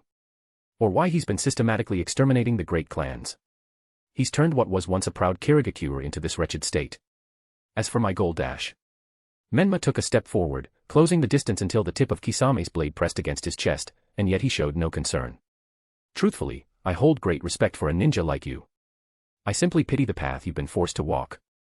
How about serving under me instead? I will put an end to the chaos of the shinobi world. The 5 great nations, the 20-odd smaller nations, the dozens of ninja villages. I will erase them all. There will be only one nation, one village. Just as Senju Hashirama ended the Warring States period, I will bring an end to the endless conflicts of the ninja world. I can't promise that war will never return, but at least during my reign, the world will know an age of peace. Seeing Shura was so close to the tip of his sword, Kisame still didn't dare to move. Every instinct screamed at him that if he attacked, he would die. He swallowed hard. Menma's idea of ending the ninja world's chaos and creating a peaceful nation didn't particularly interest him. Right now, all he wanted was to return to the village and investigate whether Fuguki had truly betrayed Kirigakure, and whether the 4th Mizukage, Yugura, was being controlled. If what Shura said was true, if my superior was a traitor, and his superior's superior was also a traitor, then what had all my secret missions even been for? How many Kirigakure's ninjas had I killed under those orders? For now, Kisame only harbored doubts about Fuguki. There was no evidence that the Mizukage was being controlled, so he planned to investigate in his own way. But if even the Mizukage was dash. Kisame's mind was in turmoil. The collapse of his belief struck him harder than any physical wound. I'm looking forward to your answer. After Menma was sure that the seeds of doubt had been planted in Kisame's heart, he turned and walked over to Miru, lifting her unconscious body into his arms. Then, he dropped a specially made flying thunder god kunai at Kisame's feet. If you ever face mortal danger, or if you wish to contact me, inject chakra into this kunai and I will come. I hope your answer will satisfy me by then. Menma glanced down at Miru in his arms, gently brushing a strand of hair from her face. As for this woman, consider her collateral for now. With that, Shura's figure vanished. Kisame was left alone under the moon, his eyes wide open, looking around and listening carefully, but he indeed found no trace of the other party's departure, and even the footprints left on the ground did not show any signs of deepening. Is it space-time ninjutsu? Kisame could only connect the other party's way of leaving to the mysterious space-time ninjutsu. It reminded him of the legendary, Yellow Flash, which was famous during the Third Great Ninja War. Damn it. Looking at the 4 corpses of the Kirigakure's ninjas on the ground, Kisame slowly put down the sword in his hand. After silently burying his comrades, he followed the direction Shura had mentioned. Soon, the scent of blood led him deeper into the forest. When he arrived at the ruins of the battlefield, he found wild dogs gnawing at the bisected corpse of Fuguki. Nearby, Juzo's body lay abandoned, his forehead protector glinting coldly under the moonlight. The surrounding forest was a wasteland of shattered trees and craters, evidence of a battle so fierce that just the aftermath was enough to send chills down his spine. Chapter 104, Chapter 104 Haku is a boy. After a while, Miru's consciousness gradually emerged from the haze, her entire body feeling weak and limp. As she slowly opened her eyes, the first things she saw were the white ceiling and the cold, flickering lights of medical equipment. Transparent fluid was slowly dripping into her veins through and for. Where am I? After Miru fainted, her memory became a little muddled. After a while, she finally remembered, I should have been killed by Captain Hoshigaki in front of the cliff, so why was I still alive? Who saved me? Miru tried to push herself up but found that even lifting a finger was incredibly difficult. You're awake. The sound of the door opening drew her attention. A medical nin in a white coat and a face mask walked in. Who are you? Where is this? Miru immediately grew wary when she noticed the other person wasn't wearing a Kirigakuru's forehead protector. When the medical nin turned around, Miru spotted the number 81 printed on the back of the white coat, but she had no idea what it signified. You can call me number 81. The medical nin's tone was indifferent as they walked over to check the equipment and the fore drip. That's my designation in this experimental zone. It seems like you've recovered enough to talk this much. Oh, and a word of advice, this is a fully enclosed facility. If you try to escape on your own, you might just get killed by the patrolling ninja. Shadow clone number 81 raised a finger to his masked lips in a shushing gesture. That voice dash. Miru's pupils shrank slightly at this voice, as she felt it was somewhat familiar. You are Shura. Miru's voice tightened as she recalled the voice she'd heard before losing consciousness. Her eyes widened. Captain Hoshigaki. You're still worried about Hoshigaki Kisame even now? Shadow clone number 81 chuckled, a hint of amusement flashing in his dark eyes. Kisame's appearance wasn't just intimidating, it was downright terrifying. Who would have thought a pretty girl like her would still be concerned about him? Meanwhile, Shadow clone number 81 snorted and said, Don't worry. He's busy investigating Suike's and Fuguki's betrayal and the leaking of Kirigakuru's intel. Next time you see him, he might already be a missing nin. Suike's and Fuguki. Miru's eyes widened in shock. She had no idea Suike's and Fuguki was also the Kirigakuru's Umbu commander. But she had heard his name before. After all, he is one of the 7 ninja swordsmen of the mist and one of the 3 ninja sword wielders promoted after the Third Great Ninja War. He actually sold out the village's information. Just focus on recovering. Don't think about running away. Shadow clone number 81 changed her 4 fluids and was about to leave when they suddenly remembered something. Oh, right. What's your name? It had just occurred to Shadow clone number 81 that his main body hadn't even bothered to ask this kunoichi's name. Terumi Miru. Miru answered softly, a shadow of gloom lingering between her brows. A ninja from the Terumi clan. Shadow clone number 81 raised an eyebrow, who would have thought the main body had kidnapped the Kekkei Genkai user. Inside the Hoshinan base. After sending Miru to the medical division for treatment, Menma felt like he'd forgotten something important. Strange, what was it again? Walking toward the family residence, Menma crossed his arms, his brows furrowed tightly. The closer he got, the stronger this uneasy feeling grew. Menma and I. Karen's cheerful voice interrupted his thoughts. The once frail little girl now had rounder cheeks and was looking up at him while holding a basket of groceries. Oh, it's Karen-chan. Where'd you go? Menma bent down and picked her up. The girl, who had once been as thin as a stick, had gained a bit of baby fat after half a year of carefree living. This made Menma couldn't resist pinching her cheeks. I went to buy groceries for Mom. Karen pouted but didn't resist, letting Menma play with her face. Menma and I, come eat with us. Nei-chan just arrived, so Mom is making something delicious to welcome her. Nei-chan. Menma was stunned for a moment, then it suddenly hit him. He'd finally remembered what he'd forgotten. When he stepped into the cannon's courtyard and looked up, he saw Cannon sitting on the engawa, cradling a child in a kimono and combing their hair. The child was dressed in an exquisite kimono, and was as obedient as a doll. They sat quietly in Cannon's lap, enjoying the moment. Huh. Menma stiffened, that child who looked like a girl no matter how you looked at her. Could it be Dash? Ah, Shirasama, you're back. When Cannon noticed Menma, she stopped what she was doing and set the child aside. Sir. The adorable, doll-like child stood up and bowed politely. Karen took the opportunity to jump off Menma's shoulders, holding the hand of this Nei-chan, looking back and forth between them curiously. Ah. Hearing that voice, Menma was absolutely certain now. He smacked his forehead and said to Cannon, did I forget to mention? Haku's a boy.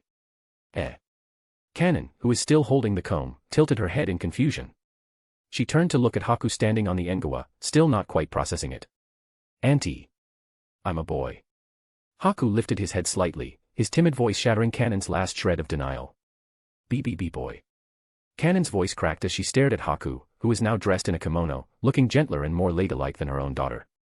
If it weren't for Menma's presence and the fear of upsetting Haku, Kanon might have even reached out to check for herself. Karen stared blankly at Haku, mechanically taking off her glasses to wipe the lenses before putting them back on. Her tiny brain simply couldn't comprehend. How could that adorable, pretty Nate-chan turn out to be a boy? So, why didn't you refuse these clothes earlier? Kanon flusteredly pointed at Haku's feminine attire. Earlier, she had some official documents to review, so she'd let Haku bathe on his own and left a set of brand new clothes, which was originally bought for Karen but never worn, on the stool outside the bathroom. By the time she finished handling the documents and returned, Haku had already changed into the outfit and was sitting obediently on the engawa, drying his hair.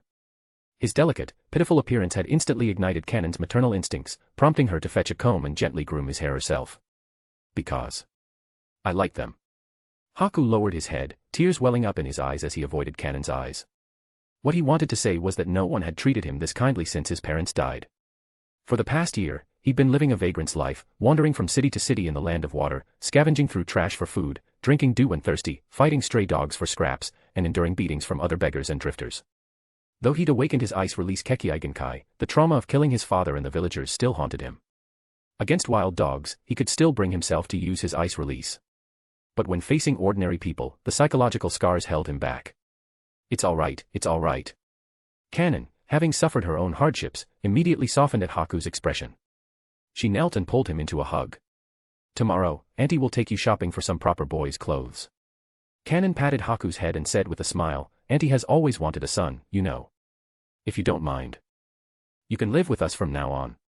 After saying that, Kanon turned to Menma and asked, Shirosama, please let me adopt this child. Menma didn't mind. Unlike Kimimara's genetic disease, which requires long-term treatment in the medical division, Haku had no such condition. As long as he is given a stable environment, he will be able to reach the strength of a jonin in a few years, possibly even elite jonin. Of course. Menma nodded, then glanced at Karen, who still looked dazed, and gently flicked her forehead. Ow. Karen clutched her head, teary-eyed as she whined, Ni-chan. Ni-chan disappeared dash. Buffed. Ha. Menma burst into laughter. Kanon also covered her mouth and chuckled. Chapter 105, Chapter 105 Experiment. That evening, Menma stayed for dinner at Kanon's house. Kanon had prepared a lavish feast. At the table, Kanon looked at Haku, who was eating elegantly with small bites, and then looked at Karen, who was shoveling food into her mouth like a starving wolf. She couldn't help but sigh inwardly, it would be great if Haku was a girl, then I'd have 2 daughters. Not that boys are bad, but Haku's just so pretty. He really looks more like a girl. The more Kanon looked at Haku, the more she felt it was a pity that Haku was not a girl. After dinner, Kanon busied herself, washing dishes, clearing the table, and preparing a room for Haku. Originally, she'd considered having Haku and Karen share a room so that the 2 children could keep each other company. But now that she knew Haku was a boy, that idea was scrapped. Instead, she cleaned out a room that was originally used for storing miscellaneous items and converted it into Haku's bedroom. Seeing that Kanon was so busy, Menma decided not to overstay his welcome and took his leave. In the basement laboratory of the medical building, Menma's shadow clones are busily conducting various research tasks. The medical building sat between the research zone and the residential area, which is close enough for convenience. However, since medical ninjutsu was still in its developmental stages, progress was slow. Though Menma had mastered some medical ninjutsu, he was not a specialist in the field. As a result, progress in training medical ninjas was relatively slow. Truth be told, relying solely on his shadow clones was too difficult, so he needed to recruit more researchers. You're here. One of the shadow clones marked with the number 11 on his back raised a hand to greet the original. Have you fully deciphered Orochimaru's research data? Menma walked over to a computer in the lab. Though the computers looked somewhat outdated, resembling those from the early 2000s back on Earth, their processing power was still remarkably strong. I have to say, as expected of Uncle Snake. It wasn't long after we gave him the white Zetsu, but he already produced some results. Shadow clone number 11 pressed a switch. The next moment, the large screen in front of the computer lit up, displaying detailed data and a human anatomical diagram. Shadow clone number 11 explained, the Iburi clan worships the forest. They have long lived in tree hollows within the woods, and their bodies contain both earth and water attribute chakras, which serves as fertile ground for nurturing wood release. Orochimaru then used the divine tree's genes extracted from the white Zetsu as seeds, incubated them with Hashirama's cells to achieve a neutralizing effect, and extracted the most stable cells before implanting them into the skin tissue of an Ibuki clan's member. This effectively stabilized the genetic structure of the Iburi clan. However, to continue deeper research, live human experimentation is necessary. Shadow clone number 11 said, turning his gaze to his main body. Live human experimentation, huh? Menma stared at the data on the screen, his brow furrowing slightly beneath his mask. Even in the limited Tsukuyomi world, he held firm to his principle of never conducting live experiments on ordinary people. Gata has already volunteered to participate in the experiment. Shadow clone number 11 pressed another switch and spoke into a microphone, tell Gata to come up. Before long, the leader of the Iburi clan, Gata, walked solemnly into the laboratory. After seeing Shura wearing a white three-eyed fox mask, Gata knelt on one knee and said, Shura-sama, please allow me to participate in the experiment. The mortality rate in the early stages of the experiment is very high. Menma's voice came from beneath the mask. Shura-sama, I am already 23 years old. Gata looked up at Shura with a firm gaze and said sincerely, I don't have much time left. Gata's initiative reminded Menma of what he had said when introducing the Iburi clan's situation. Due to the instability of our Kekkei Genkai, members of the Iburi clan rarely live past 25. It might be a form of genetic illness, so Gata's life was already on a countdown. If a method to stabilize the Iburi clan's Kekkei Genkai wasn't developed within 2 years, Gata would turn into smoke and scatter with the wind. Therefore, Gata was not only pledging his loyalty to Menma, but also offering his life to secure more opportunities for his clansmen. Understanding Gata's resolve, Menma no longer refused and instead asked, then, have you prepared for the worst? Gata answered solemnly, my wife is already pregnant, and along with other expectant women in the clan, we should have 5 newborns next year. As for the position of head, I wish to follow the Iburi clan's tradition and pass it to Yukimi. I seek your permission. As Shura's private property, Gata had already entrusted everything of the Iburi clan to him, including the appointment of the next head. Oh. Menma tilted his head slightly. Yukimi was only about 14 or 15. She's not yet fully grown, and there were older clansmen in the Iburi clan, so why not pass the position of clan's head to other clansmen? Gata seemed to see through Menma's thought, and explained, our clan's lifespan is too short, we die before 25. So, each clan's head is appointed by the previous head when they feel their death approaching, choosing a young clansman to succeed them. This way, we can ensure a period of stability for 8 to 9 years. Children in the ninja world matured early, and some outstanding ones already had the mindset of adults by 12 or 13. But in the Iburi clan, taking on the role of head at that age and bearing the clan's burdens until their death, which lasted roughly less than 10 years, was a heavy responsibility passed down in an endless cycle. In that case, go and prepare. Menma nodded slowly as he looked at Gata, who was ready to face death. I've already said my goodbyes to the clan before coming. Gata stood up and took a blue and white striped hospital gown from a lab assistant. Menma acknowledged this, and while Gata changed into the gown, he walked over to the glass window of another experimental ward. Inside the ward, Kimimaro lay trembling on the hospital bed, several tubes inserted into his body delivering sedatives and various medications. A few shadow clones were conducting detailed examinations and diagnostics of his condition. Has a treatment plan for Kimimaro been finalized? Menma asked Shadow Clone number 12, who was overseeing the case. Shadow Clone number 12, who was in charge of Kimimaro, nodded, took out a document, and reported, according to the research, the issue with Kimimaro's Shikatsumiyaku Kekkei Genkai stems from an imbalance in Yang attribute chakra. Fortunately, we didn't recklessly experiment with White Zetsu's Divine Tree's genes or Hashirama's cells for adjustment, otherwise, the consequences would have been disastrous. Yang release is the power of life derived from physical energy, which grants form to the formless. In other words, all physical transformations are related to Yang release, such as the Akimichi clan's multi-size technique, the Uzumaki clan's vitality, and the Senju clan's rapid healing, all fall under Yang release's domain. Conversely, Yin release originates from spiritual energy, governing imagination, and possesses the ability to create form from nothingness. For example, the Nara clan's shadow imitation technique, the Yamanaka clan's mind-based ninjutsu, and most notably, the Sharingan. The Sharingan synchronizes with emotional power, and the stronger the emotions, the greater the awakened strength. This also explains why the Sharingan's Jinjutsu, Izanagi, can rewrite reality. Therefore, we recommend implanting either a Sharingan or a Byakugan into Kimimaro to test whether Yin attribute chakra can neutralize the imbalance in his Yang attribute chakra. Shadow Clone number 12 proposed. An eye transplant. Menma pondered briefly. It's not that transplantation is difficult. After all, eyes like the Sharingan and Byakugan in the ninja world were practically plug and play. I remember that the Kaguya clan and the Hyuga clan are distant relatives, right? Menma thought that as distant relatives, transplanting the Byakugan might yield the best results. Correct. Shadow Clone number 12 nodded. The Hyuga clan, the Kaguya clan, and the Otsutsuki clan on the moon are all descendants of Amura. In contrast, the Senju clan, the Uchiha clan, and the Uzumaki clan are descendants of Hagoromo. The Byakugan, huh? Menma mused. While he had acquired 2 different Sharingan, he didn't possess a Byakugan. Moreover, obtaining a Byakugan was far more difficult. After all, the Hyuga clan's caged bird ensured that once an eye was removed from the body, the cursed seal would activate and destroy it. While Menma has the cage seal that can temporarily seal the caged bird, it wasn't a permanent solution. The only Byakugan not bound by the caged bird belonged to the Hyuga clan's main family members, and one exception, Ao of Kirigakure. However, Ao's Byakugan needed to remain where it was to keep causing trouble for Obito. Letting Obito continue manipulating Kirigakure unchecked wasn't an option. It seemed the only way forward was to target the Hyuga clan's main family directly. Chapter 106, Chapter 106 Inoki and Rashi fight against each other. Iwagakure. Bang.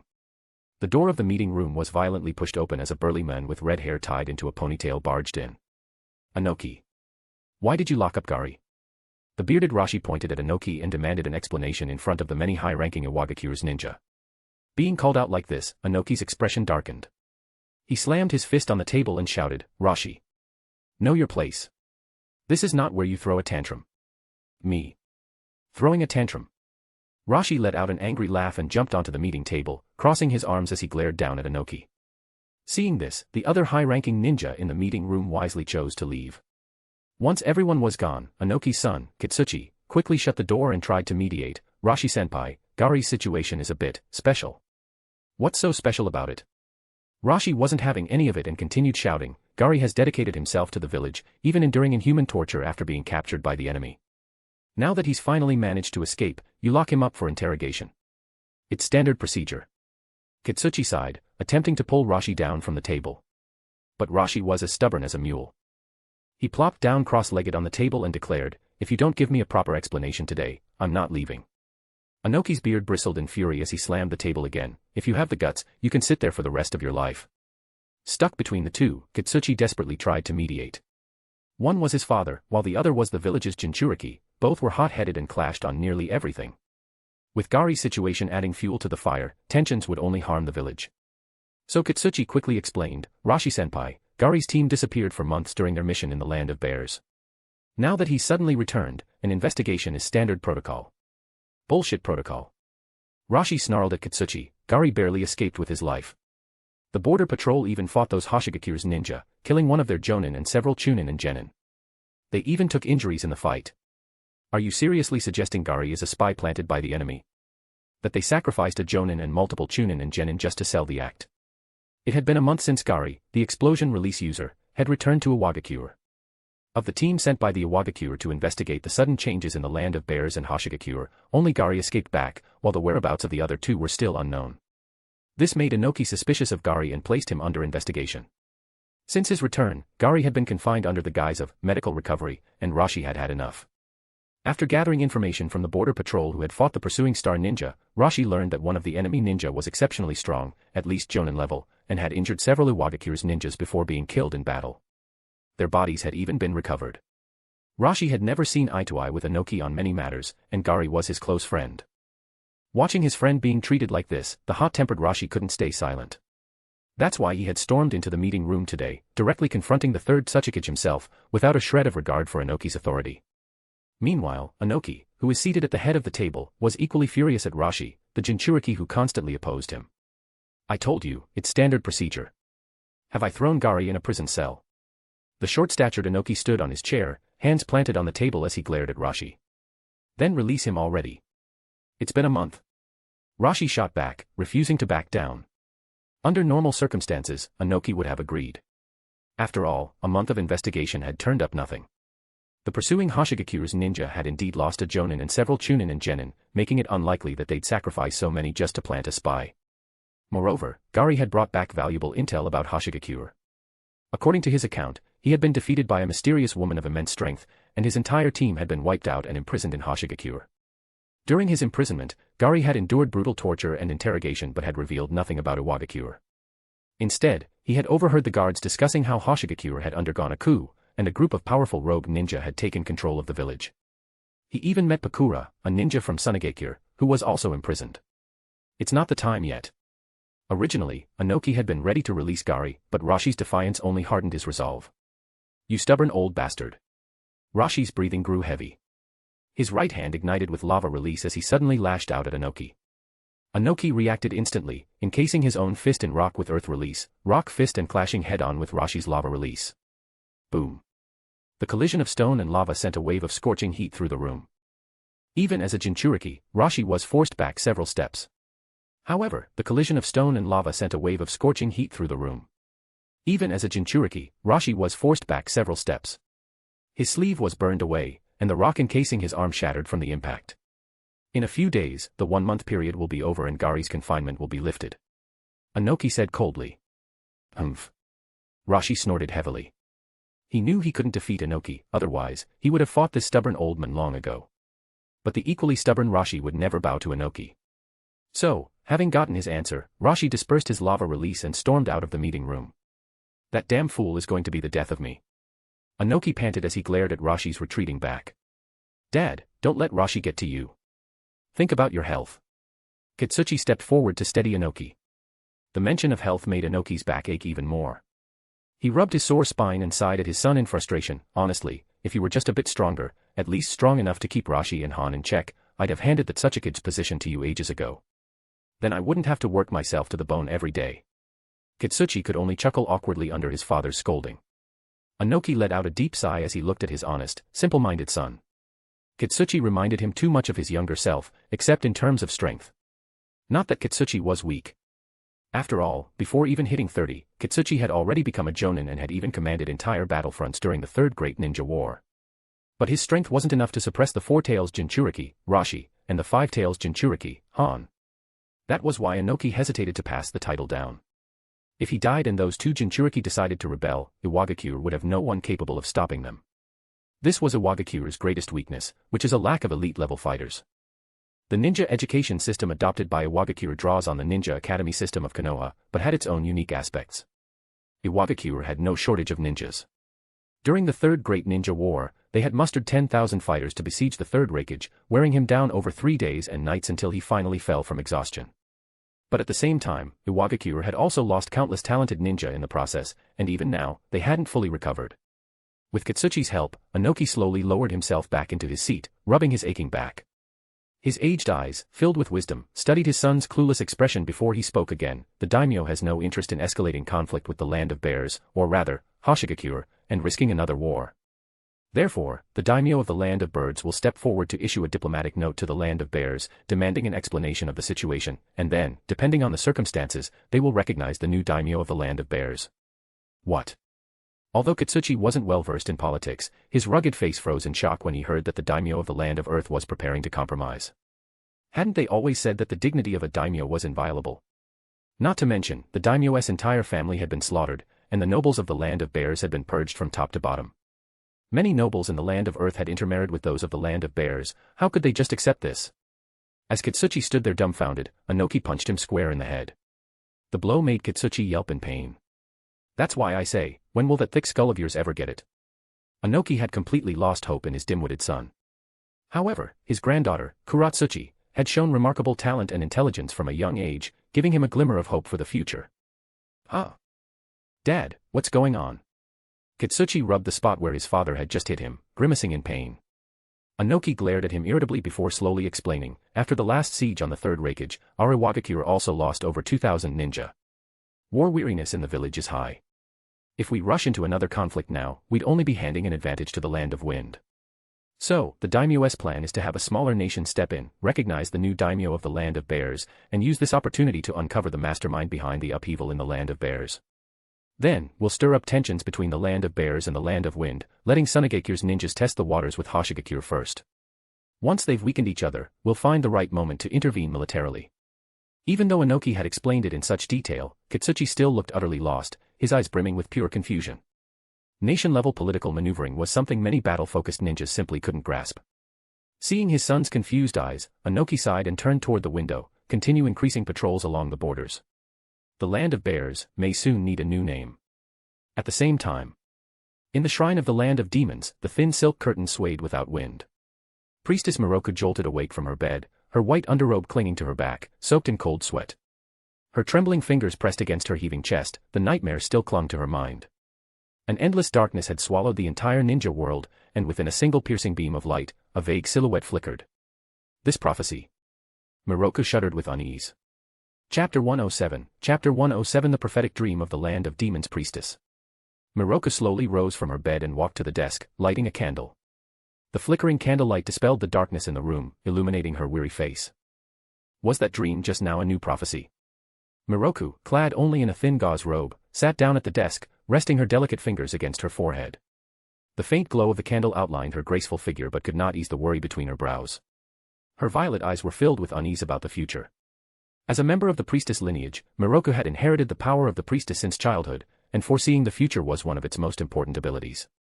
Generally, prophecies made by priestess would come true. Thus, in the land of demons, which had no daimyo, the priestess held an extremely high status, revered by the people and serving as the nominal ruler of the nation.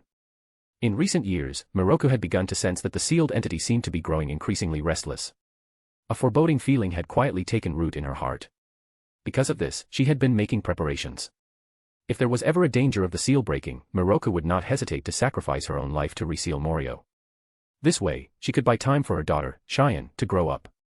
At this thought, Miroku, still resting her forehead on her hand, turned her gaze gently toward the sleeping little Cheyenne on the bed.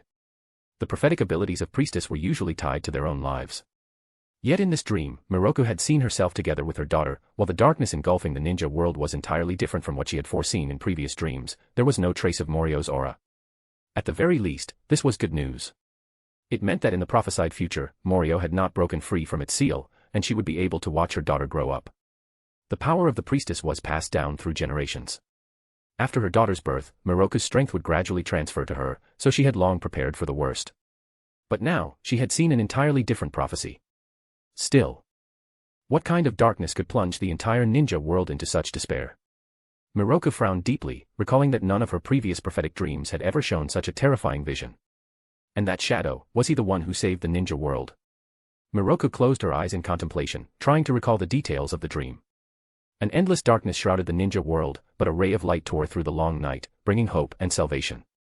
And within that light, a lone figure stood tall against the sky. What did this dream truly signify? Miroku strained to discern any distinguishing features of the figure who had brought light to the ninja world. Vaguely, a star streaked across the night sky, landing before her. Miroku's eyes snapped open. A star. She quickly stood and rummaged through the nearby books. Soon, she found a map of the ninja world and located the land of bears, which bordered the land of demons. On the map of the land of bears, a star symbol stood out prominently. A star. Miroku traced her fingers over the star on the land of bears map, lost in thought. Though the land of demons had no ninja, it maintained good relations with neighboring nations. It shared a border with the land of bears, and the people of both countries interacted frequently. Naturally, Miroku had heard of the legends surrounding the land of bears. It was said that 200 years ago, a meteorite had fallen within its borders. A ninja had used this meteorite to comprehend a unique ninjutsu, founding Hoshigakure and declaring himself the first Hoshikage. Hoshigakure is also the ninja village closest to the land of demons. Is it there? Miroku wasn't entirely sure, as prophetic dreams were often too vague. Moreover, last year, the land of bears had undergone a drastic upheaval. It was said that Hoshigakure had staged a coup, slaughtering the land of bears' daimyo and nobles, plunging the country into chaos. Of course, this information had been relayed to her by the nobles of the land of demons. Though the land of demons had no daimyo and its nominal ruler was the priestess, it still had its own social hierarchy. The nobles supported Miroku as the priestess, even reveled in it. But the priestess rarely involved herself in national governance, leaving all political power in the hands of these nobles. As for the priestess, in the eyes of many nobles, she was merely a tool to suppress Morio. Mom, a soft, sleepy voice called out from the bed, interrupting Miroku's thoughts. Cheyenne had woken up at some point, and after noticing her mother was gone, she sat up, rubbing her drowsy eyes as she searched for her. Cheyenne, be good. Go back to sleep. Miroku quickly returned to the bed, held her daughter in her arms and gently patted her back as she hummed a lullaby. Soothed by the gentle melody, Cheyenne soon drifted back to sleep. The next morning, Miroku changed into her formal shrine priestess and sat solemnly behind a bamboo curtain in the shrine. Beside her, Cheyenne knelt in imitation of her mother's posture. Miroku summoned the shrine's priest who had served the priestess's lineage for generations. Miroku-sama. Priest Ashigami, a man in his 30s, belonged to a family that had inherited the role of shrine's priests in the land of demons for generations. They were not only responsible for guarding the priestess as close protectors but also attended to their daily needs. Priest Ashigami, how much do you know about the current situation in the land of bears and Hoshigakure? Miroku's voice came from behind the bamboo curtain. The land of bears and Hoshigakure? Ashigami was puzzled. The priestess, who had never shown interest in external affairs, was suddenly inquiring about their neighboring country. He had been sent to the shrine since childhood to serve the priestess's lineage and had been a shrine's priest since the time of Miroku's mother. In over 20 years, he had rarely heard the priestess take the initiative to ask about neighboring nations. The last time Miroku-sama had inquired was at the outbreak of the Third Great Ninja War, when the land of Wind Tsunegakure and the land of Earth Sawadakure had clashed violently. Back then, Miroku-sama had been concerned that the war might spread to the land of demons or weaken Morio's seal, so she had asked me for information. This time, Miroku-sama, the rebellion in the land of bears ended half a year ago. It said that the daimyo and nobles were all slaughtered, but recently, the land of bears has resumed production and even increased trade with surrounding nations. Apparently, there have been some policy changes within the country. As a shrine's priest, Ashigami had limited access to information.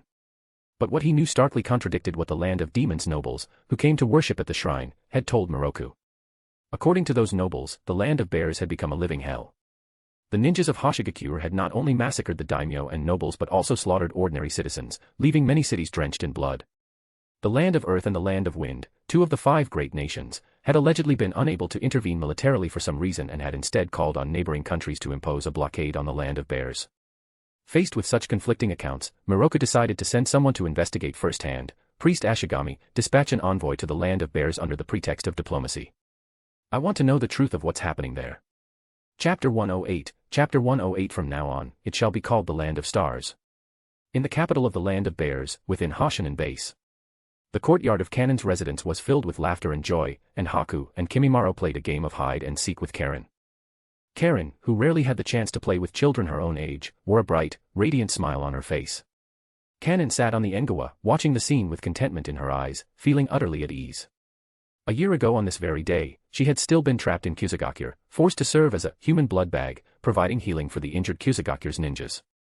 The only compensation she received was a place to stay and some meager food to survive. Back then, Karen had been malnourished, skinny, and frail, let alone receiving any proper education. Compared to those days, her current life was already an immense blessing. Once the new academy is built next year, the children will be able to attend. A familiar voice suddenly spoke beside Kanen. She quickly stood up and bowed. Menma-sama. Don't mind me. Menma waved his hand, signaling Kanen to sit down before taking a seat on the engawa himself. With the land of bears and Hoshigakure now stabilized, the construction of a ninja academy could finally begin. The goal wasn't just to systematically train combat ninjas. Medical nin, research ninjas, artisan ninjas, and other specialized roles were also needed. But it wasn't just the ninja academy. Menma planned to establish a comprehensive education system across the land of bears, setting up schools for ordinary civilians in villages and towns, implementing compulsory education to uncover children with ninja talent and enroll them in the ninja academy for systematic training. Of course, given the land of bears' current financial situation, 9 years of compulsory education was still unaffordable. For now, Menma intended to implement a 6-year compulsory education system, with schools and teachers provided by the government. Menma-sama, after reading your new policies, I wonder, is 6 years of compulsory education too long? Kanen cautiously voiced her doubts. As the executor of these reforms, she understood the sheer scale of this policy. Though the land of bears was a small nation, it still had a population of around 1 million. Under Menma's 6-year compulsory education system, children aged 6 to 12 would receive mandatory schooling, with additional education for those between 12 and 16. In this war-torn ninja world, children matured quickly. By 12, many were already valuable laborers. To eliminate poverty, the most important step is to eliminate illiteracy. Menma understood the importance of education all too well. In a world like this, where chakra and natural energy systems existed, educational resources were overwhelmingly skewed toward ninja academies. Ordinary civilians in most nations rarely had access to schooling. We could gather children with ninja talent and have them study at the ninja academy, couldn't we? Kanen still didn't fully grasp the reasoning. Just counting children aged 6 to 12, the land of bears had around 80 to 90,000. And if additional education and night classes were provided for those under 16 to encourage literacy, that number could exceed 150,000. Educating such a massive population would be an enormous undertaking. You'll understand in time. Menma didn't rush to explain the purpose of universal compulsory education to Kanen. The ninja world is a very cruel place. Those without ninja talent would remain ordinary civilians their entire lives. The compulsory education Menma was promoting for civilians focused mainly on literacy and basic knowledge. Only the ninja academy would teach ninjutsu and combat skills. During the compulsory education phase, civilian children discovered to have ninja talent would be sent to the Hoshinan Academy in the capital for specialized ninja training. But even ordinary compulsory education would greatly improve the nation's overall quality. The simplest example is the ninja tool production factory in Hoshinan Base, which produces kunai, shurikens, explosive tags, and various other weapons. Aside from a few master craftsmen who were artisan ninjas, the dozens of other workers were ordinary civilians with no ninja talent. Their literacy levels were only slightly higher than average, and they now attended night classes for further education. My lord. An Umbu's ninja landed before Menma, kneeling respectfully. The envoy from the land of birds has arrived. Menma turned to Kanon. Go and see to it. Understood. Kanon stood up and accepted the order. In the reception hall, the envoy from the land of birds had initially been trembling in fear. Are you the new leader of Hoshigakure and the ruler of the land of bears? The envoy, who is dressed in lavish robes, had been shaking the entire journey, terrified that he might be executed. He had heard plenty of rumors about how the land of bears daimyo and nobles had been slaughtered. But when he saw the red-haired woman seated at the head of the room, he was taken aback. He hadn't expected the one in charge to be such a young woman. I'm not the leader. Kanon shook her head and looked at the envoy, who had gone from nervous to arrogantly dismissive in an instant. If you have something to say, I can relay it. I also have the authority to conduct diplomatic discussions on behalf of our nation. The envoy muttered something under his breath, his eyes scrutinizing Kanon before he finally said with a smile, Our daimyo wishes to establish friendly relations and trade with your nation and formally recognize your new ruler. The name, Land of Bears, can be discarded. Let it become history. The fall of a small nation was nothing unusual, and during the Warring States period, it happened frequently. Only the 5 great nations had managed to maintain relative stability. Even in the 50-plus years since the Warring States period ended, 2 nations had been destroyed, the Land of Whirlpools and the Land of Sky. The daimyos and nobles of other nations didn't particularly care about the fall of neighboring countries, as long as it didn't happen to them. The reason the Land of Bears' upheaval had caused such a shock among the western nations of the continent was that this time, it was Hoshigakure of the Land of Bears who had slaughtered their own daimyo and nobility, breaking the traditional employer-employee relationship between rulers and ninjas. But in the 6 months since the coup, Hoshigakure's ninjas had not expanded outward or attacked other nations, remaining peacefully within their borders. The daimyos and nobles of neighboring countries gradually relaxed, and a new theory emerged, that the Land of Bears daimyo had provoked a personal conflict with Hoshigakure, leading to the massacre. So, under the instigation of the Land of Earth's daimyo, the Land of Birds ruler had sent an envoy to Hoshigakure, offering recognition of their new leadership. After delivering his message, the envoy stepped back to await a response. Menma emerged from the shadows. My lord, how should we respond? Kanon asked in a low voice.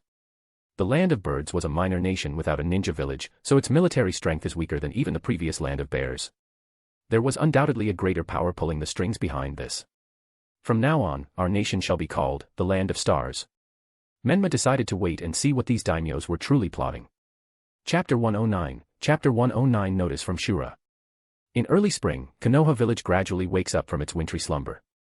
Hiruzen stood by the window of his office, gazing at the bustling streets below as smoke curled up from his pipe. With the arrival of spring, the villagers had grown more active. The streets were lively, filled with the shouts of merchants and the playful laughter of children, weaving together into a vibrant scene of life. The wounds left by war were slowly healing, and the shadows of the Nine-Tails Rampage 4 years ago were quietly fading away with the spring breeze dash. All of this was achieved under my leadership. Hiruzen thought as he tapped his pipe. But then, his gaze suddenly froze. In the distance, something seemed to be happening on the street. As he squinted, he saw members of the Konoha military police force, Uchiha clan's members, punishing a merchant, causing the surrounding pedestrians to instinctively step back. Beneath his Hokage hat, Hiruzen's brow furrowed slightly. If only the Uchiha clan could behave a little more peacefully, things would be even better. Hiruzen couldn't help but think. Knock, knock. The knock on the door interrupted his thoughts. Come in. Hiruzen withdrew his gaze from the distance and looked at Shikaku, who entered, carrying a scroll. The latter placed the scroll on the Hokage's desk and said, Hokage-sama, this is the latest intelligence from the Land of Bears. Please take a look. Oh. Hiruzen sat down in his chair and carefully unrolled the scroll to read. As he read, his aged face grew increasingly solemn. According to the report, based on news spread by envoys returning from the Land of Birds, the Land of Bears had been renamed the Land of Stars. The Land of Birds was the first to recognize the new regime's takeover, as the daimyo system was abolished and a mysterious figure had become the ruler of the Land of Stars. This new regime, which is located at a key trade hub in the western part of the continent, was rapidly establishing trade relations with neighboring nations at an astonishing pace. The ruler. Hiruzen took a puff from his pipe and looked up at Shikaku. What do you make of this? As Hiruzen's chief strategist, Shikaku had naturally reviewed the intelligence before presenting it to the Hokage. The fact that the land of birds sent envoys to the land of bears is suspicious in itself. Shikaku mused, stroking his chin. It's a small country without a ninja village, sandwiched between the land of earth and the land of wind. During the last war, it became the main battleground between Tsunagakure and Iwagakure. So, I doubt this move was initiated by the land of birds daimyo alone. Most likely, it was done under the orders of either the land of earth's daimyo or the land of wind's daimyo. Shikaku's analysis precisely captured the helplessness of small nations acting as pawns under the control of greater powers. Hiruzen nodded and asked further, have we received any additional information from the daimyos of the land of earth or the land of wind? Neither country has made any official statements. They're still maintaining their blockade against the land of bears, which should be called the land of stars now. Shikaku hesitated for a moment and added, but strangely, they're allowing smaller nations to trade with the land of stars. Recently, merchant caravans from the land of fire have frequently hired ninja escorts to travel to border cities of the land of stars.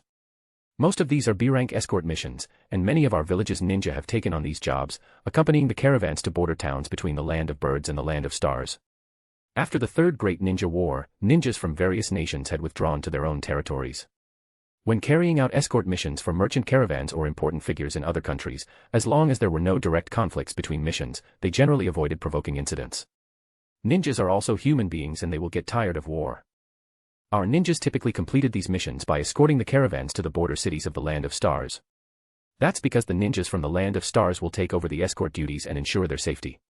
Moreover, the business environment in the land of stars is reportedly excellent, with traveling merchants praising the country highly. Konoha's ninja often brought back intelligence during their missions, such as the merchants' favorable impressions of the land of stars. I see. Hiruzen set down his pipe, lost in thought. The embers in his pipe flickered faintly as Hiruzen recalled the coup in the land of snow 2 years prior. 2 years ago, Kazuhana Dodo, the leader of Yukigakure, led a coup and killed his own elder brother, Kazuhana Sosetsu, becoming the new king of the land of snow. Dodo himself was a ninja who commanded a force of Yukigakure's ninjas. However, unlike the relationship between other nations and their ninja villages, the land of snow was resource poor, and its ninja were trained by the nation.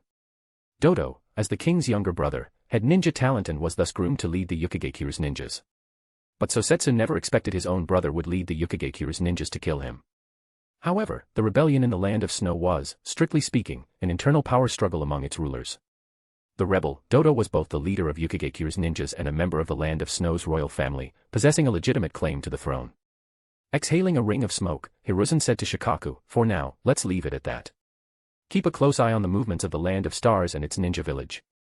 Remind the teams assigned to escort missions for westward merchant caravans to stay vigilant. Yes. Shikaku nodded in acknowledgement. 5 o'clock in the afternoon.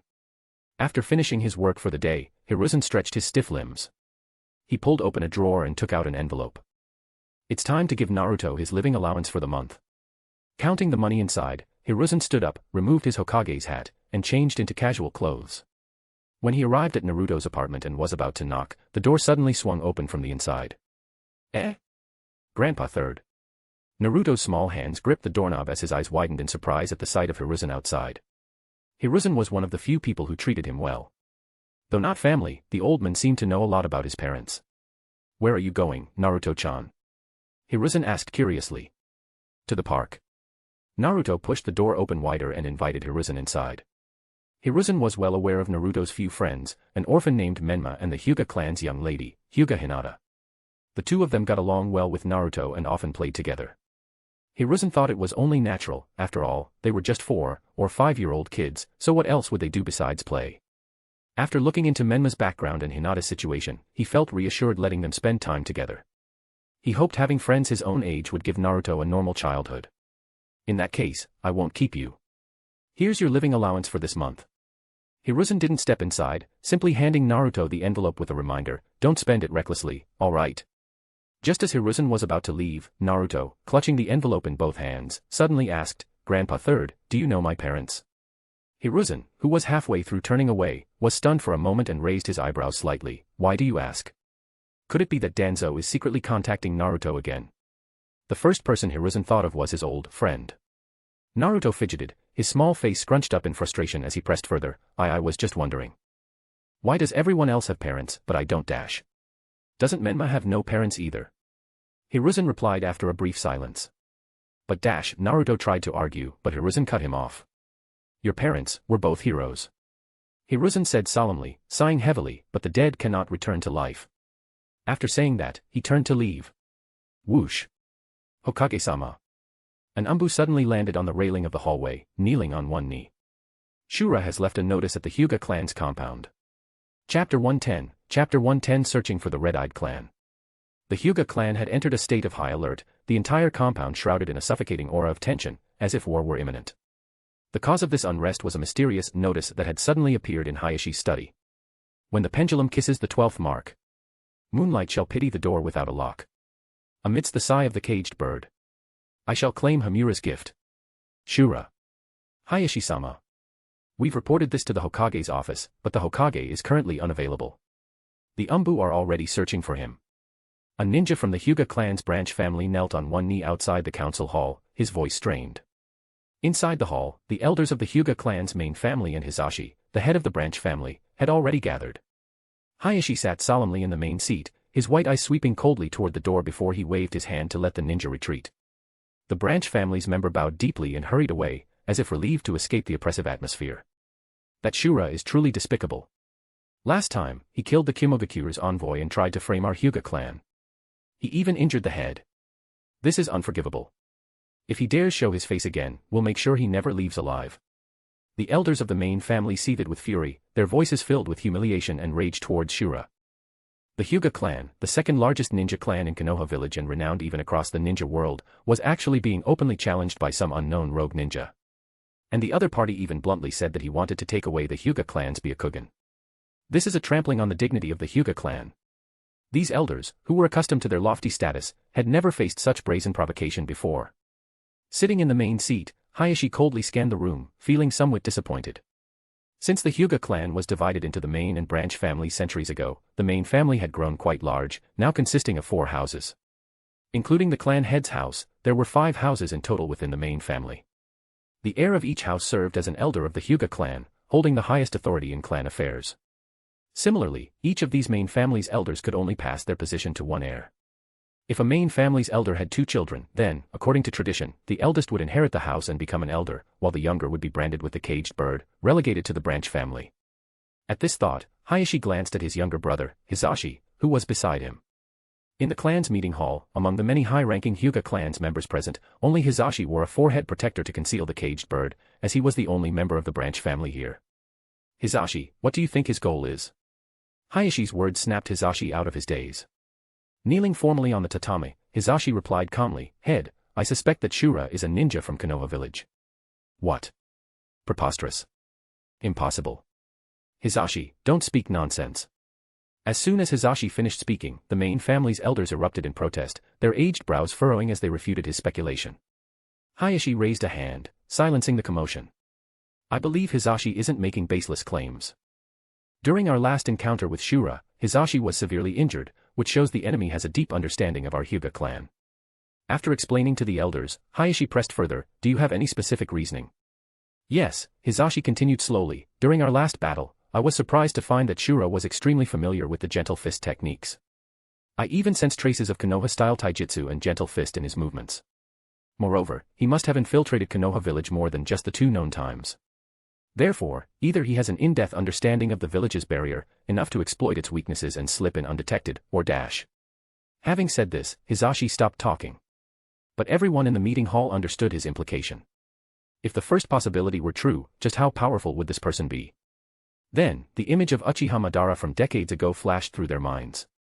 If another Uchiha Madara were to appear, the current Konoha would stand no chance. Although Hiruzen is hailed as the strongest Hokage, there is actually still a big gap between him and the second and first Hokage, not to mention Madara, who had once rivaled the first Hokage himself. Therefore, the second theory was far more plausible. Hayashi-sama. While everyone was discussing, another branch family's ninja came hurriedly, bringing new news. Hokage-sama has requested your presence at the Hokage building for a discussion. Hearing that the Hokage had summoned him, Hayashi picked up the notice letter on the table. I'll go consult with Hokage-sama on how to handle this. For the next few days, it would be best if none of you wander around unnecessarily. Hayashi's white eyes swept over the elders as he spoke.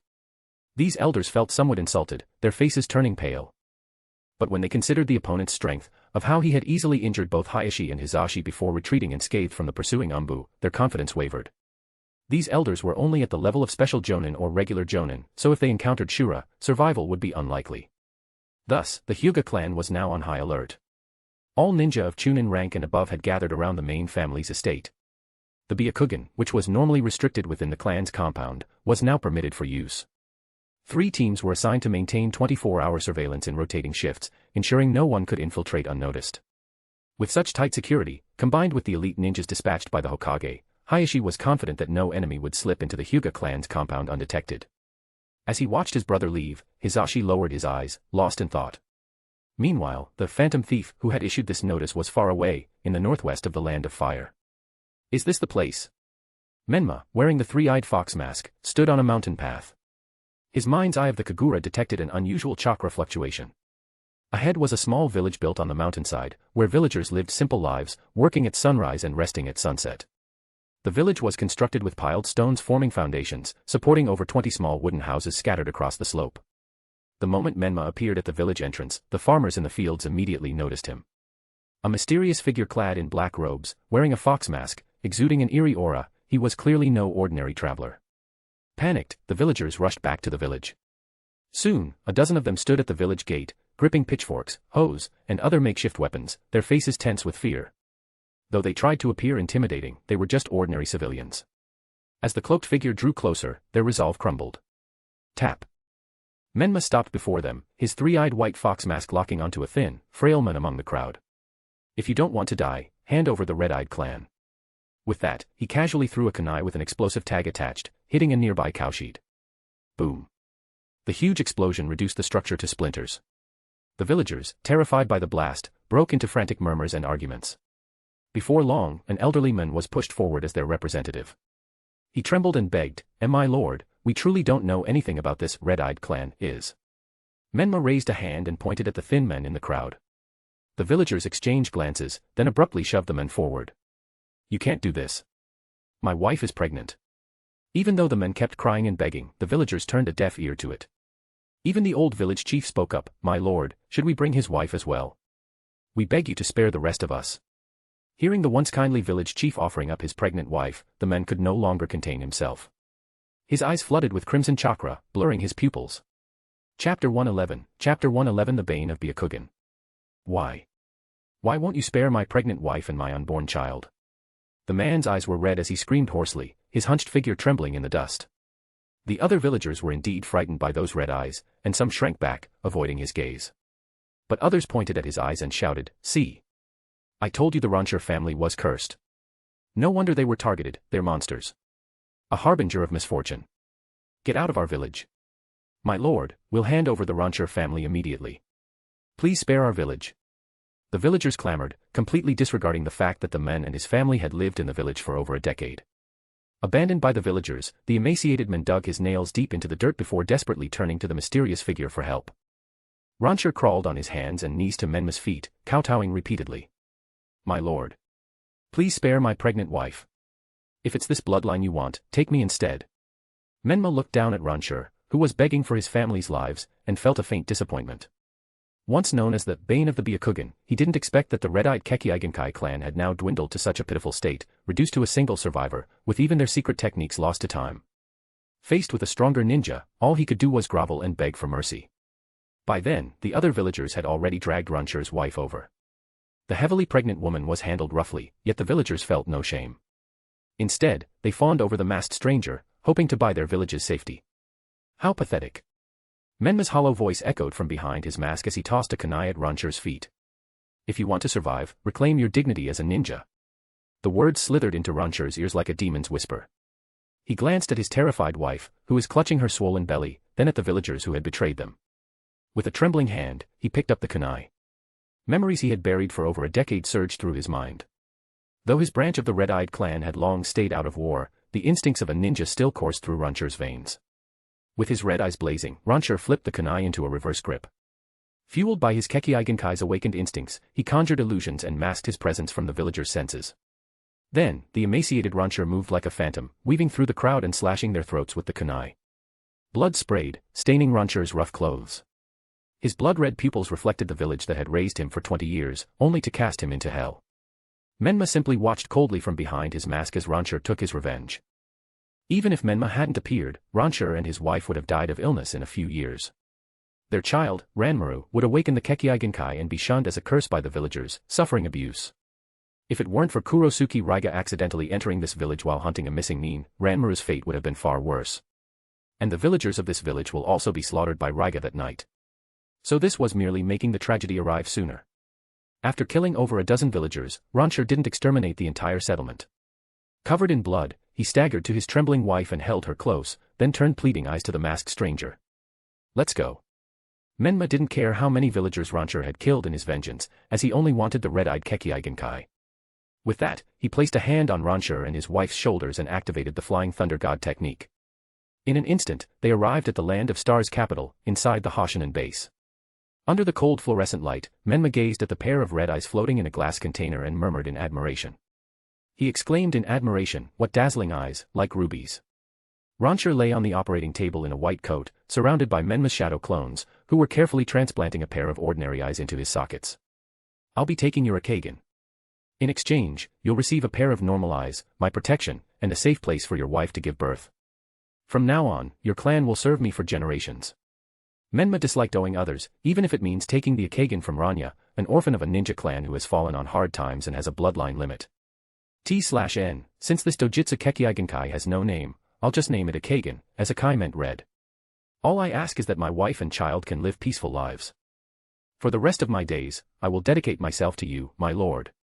With bandages covering his eyes, Rancher turned slightly toward Menma's voice. Your physical condition is too weak. The strain of activating Akagen will only burden you, never mind, you'll understand in time. Menma didn't elaborate further. Rancher had lived as an ordinary man for over 20 years, with no proper ninja training. His ability to awaken the Akagen relied purely on instinct. Considering that in the original work, Ranmaru had also suffered from frail health, sometimes even too weak to walk, Menma suspected their bloodline had diluted over generations. Now, their bodies could no longer handle the power of their Kekkei Genkai. It was similar to the Kaguya clan Shikatsumiyaku, as the stronger the Kekkei Genkai, the more severe the genetic disease. And Rancher had no other choice but to obey Menma's arrangements. Once the shadow clones wheeled Rancher's hospital bed out of the lab and into the recovery room, Menma removed his white three-eyed fox mask. The little Nine-Tails poked her head out from the fur collar, curiously eyeing the glass vial in Menma's hand, where two red eyeballs floating in pale green liquid. Hey, Menma, I've never seen this thing before. Of course you haven't. Menma plucked out his left eye and replaced it with one of Akagen.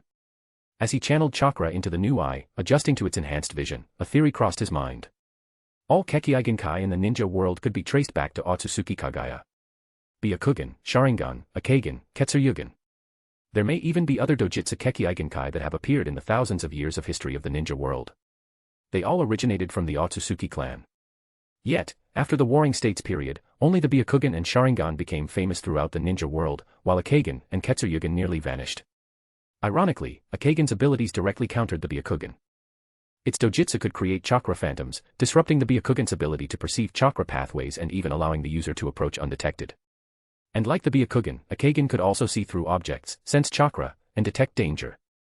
However, Akagen's phantoms had no physical form or offensive capabilities, as they were purely for misdirection. If combined with the hiding in mist technique, they were nearly impossible to counter. This reminded Menma of a certain dojutsu used by Madara, Limbo, Border Jail. The clones created by Rinnegan were imperceptible to ordinary ninjas, even to sensory ninjas. Only those with the Rinnegan could see them. Akagen's chakra phantoms were like a weakened version of Limbo, so diminished they lost all offensive power, serving only as a distraction. If the Byakugan's evolution was the Tenseigan, and the Sharingan's was the Rinnegan, then what were the Akagen and Ketsuryugen meant to become? I have the Sharingan, now the Akagen. Next, I'll collect the Byakugan and Ketsuryugen. As Menma acclimated to Akagen's vision, his thoughts turned to Orochimaru's cloning technology. After all, the clans that have Akagen and Ketsuryugen were down to their last few members. Waiting for natural reproduction was too slow, and cloning would be far more efficient. But I have to go to the Hyuga clan's compound to keep an appointment first. The time stated in his notice letter was almost up. Chapter 112, Chapter 112. Do you understand the meaning of freedom? Late at night, the Hokage building was brightly lit. Hiruzen had changed into his combat attire, the cold metallic sheen of his armor reflecting under the candlelight. After Hayashi handed over the notice letter, Shikaku led the analysis of its contents. Shikaku traced his fingers over the hidden patterns on the parchment, his frown deepening. Yutane Koharu and Mito Kato Hamura exchanged whispered speculations, while Shikaku's longtime comrade, Yamanaka Inoichi, closed his eyes to sense the residual chakra fluctuations in the handwriting. Meanwhile, Akimichi Chosa's massive figure stood firmly by the window like an unshakable fortress. When the pendulum kisses the 12th mark, moonlight shall pity the door without a lock. Amidst the sigh of the caged bird, I shall claim Hamura's gift. Shura. I've already ordered the Umbu's 1st Division to provide support. However, to avoid interfering with the Hyuga clan's Byakugan detection, they are only stationed on the outskirts of the Hyuga clan's compound, Hiruzen said as he fastened his wrist guards, outlining the following arrangements. The Konoha military police force will handle patrols and security on the village's outer perimeter. The Umbu's 2nd Division will be responsible for internal patrols and security within the village. Yamanaka Inoichi, Akimichi Chosa, and Nara Shikaku will lead the Jonin team and main forces, ready to reinforce the Hyuga clan's compound at any moment. Since they had no idea how the enemy might infiltrate, Hiruzen did not deploy all forces at once. Instead, he assigned the Uchiha clan to the village's outer defenses, the Umbu to the inner areas, and gathered most of the Jonin and special Jonin near the Hokage building as a reserve unit. Additionally, to prevent Shura from using diversionary tactics, Hiruzen ordered all other clans to heighten their vigilance. If Shura was spotted, a signal flare was to be launched immediately. Has the content of the notice been deciphered? After finishing organizing his combat equipment, Hiruzen looked at Shikaku with an eagle-like gaze. Shikaku spread out the notice and explained, Hokage-sama, based on the Jonin team and advisory council's analysis. The first line, when the pendulum kisses the 12th mark, likely refers to the 12 hours of the day. The 12th hour is the hour of the rat, which is from 11 p.m. to 1 a.m. The second line, moonlight shall pity the door without a lock, has two possible interpretations. One refers to the illumination of moonlight, while the other points to the main gate of the Hyuga clan's compound. As for the third line reaching this, Shikaku looked at Hayashi. To outsiders, the caged bird was a closely guarded secret of the Hyuga clan, so he tread carefully. Caged bird likely symbolizes the entire Hyuga clan. Hayashi said in a deep voice. Koharu continued the discussion, asking, then what does the last line, I shall claim Hamura's gift, mean? The name Hamura clearly referred to a person, but none present, whether Hiruzen, advisors like Koharu, or even Shikaku, the Jonin commander, had ever heard of this name before. They had heard of Hagoromo before. It was a ninja clan that was once hostile to the Senju clan. T/N, in the raw, Hagoromo and Hamura's name consisted of two characters, and the first character of their names are the same, hence they connected it like this. Later, when employers deemed the Hagoromo clan unfit for their missions, they replaced them with the Uchiha clan. For a time, Senju clan's members even had to face both the Hagoromo and Uchiha clans in battle. However, the Hagoromo clan had since declined. I only found a few words about the name Hamura in the family records I read. It seems that he is the ancestor of Hyuga clan. Hayashi said truthfully. 1,000 years had passed, and the descendants of Hamura had branched into multiple clans. Moreover, Hamura's main family line resided on the moon, while the descendants on Earth were treated like disregarded branch family members. Thus, the Hyuga and Kaguya clans had only sparse records of Hamura. But the fact that this person knows the name. Hamura adjusted his glasses, his expression grave.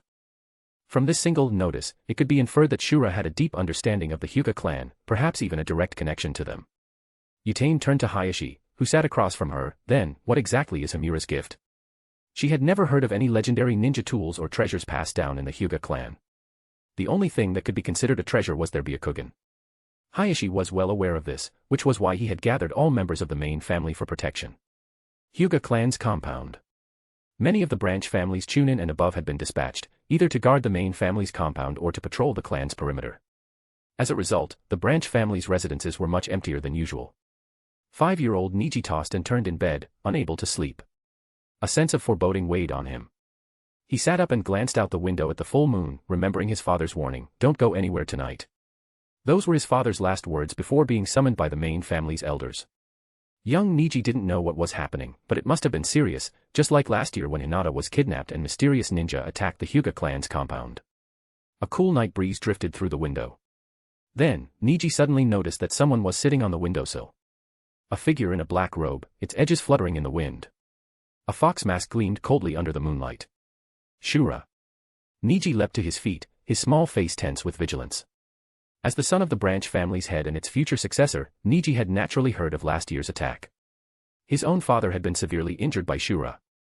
Sharp senses. Menma sat on the windowsill, tilting his head slightly as he observed the caged bird on Niji's forehead.